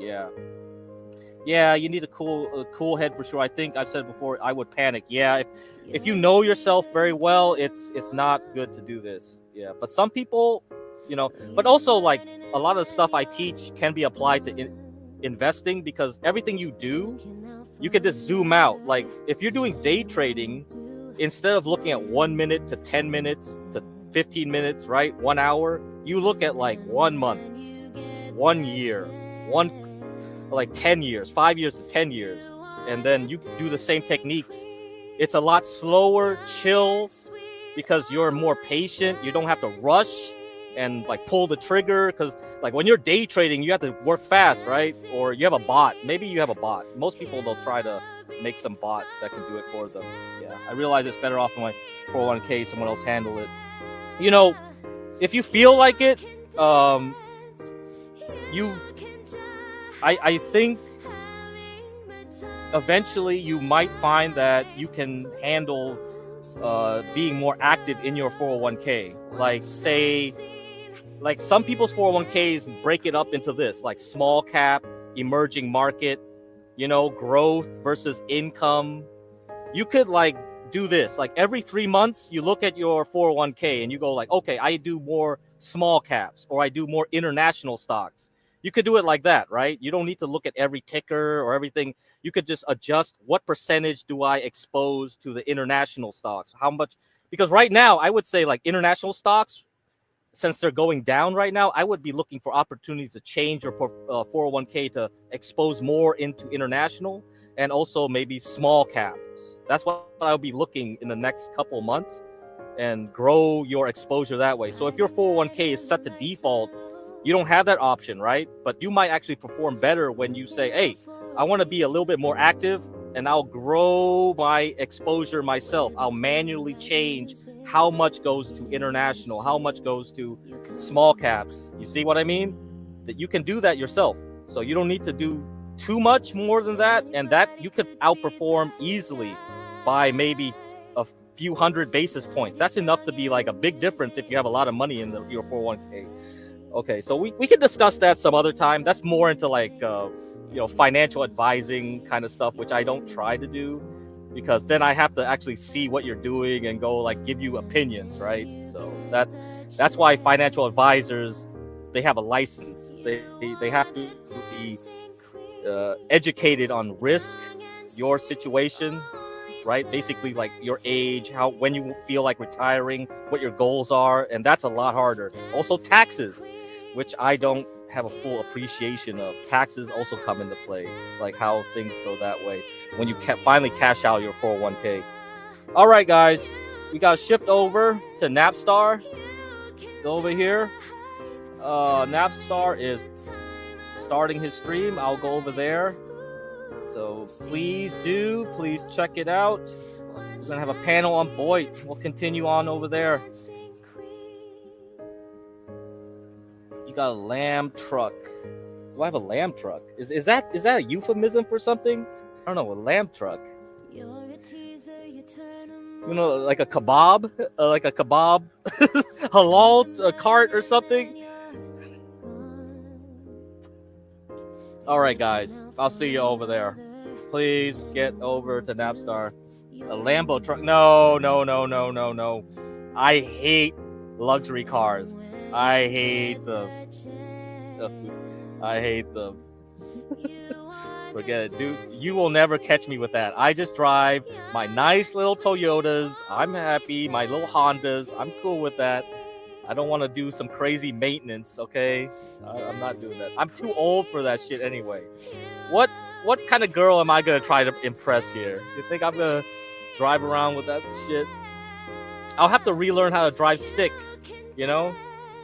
I haven't drove stick in a long time. I haven't driven one in a long time. So I pretty much have forgotten how to drive stick now. So anyhow, all right, guys.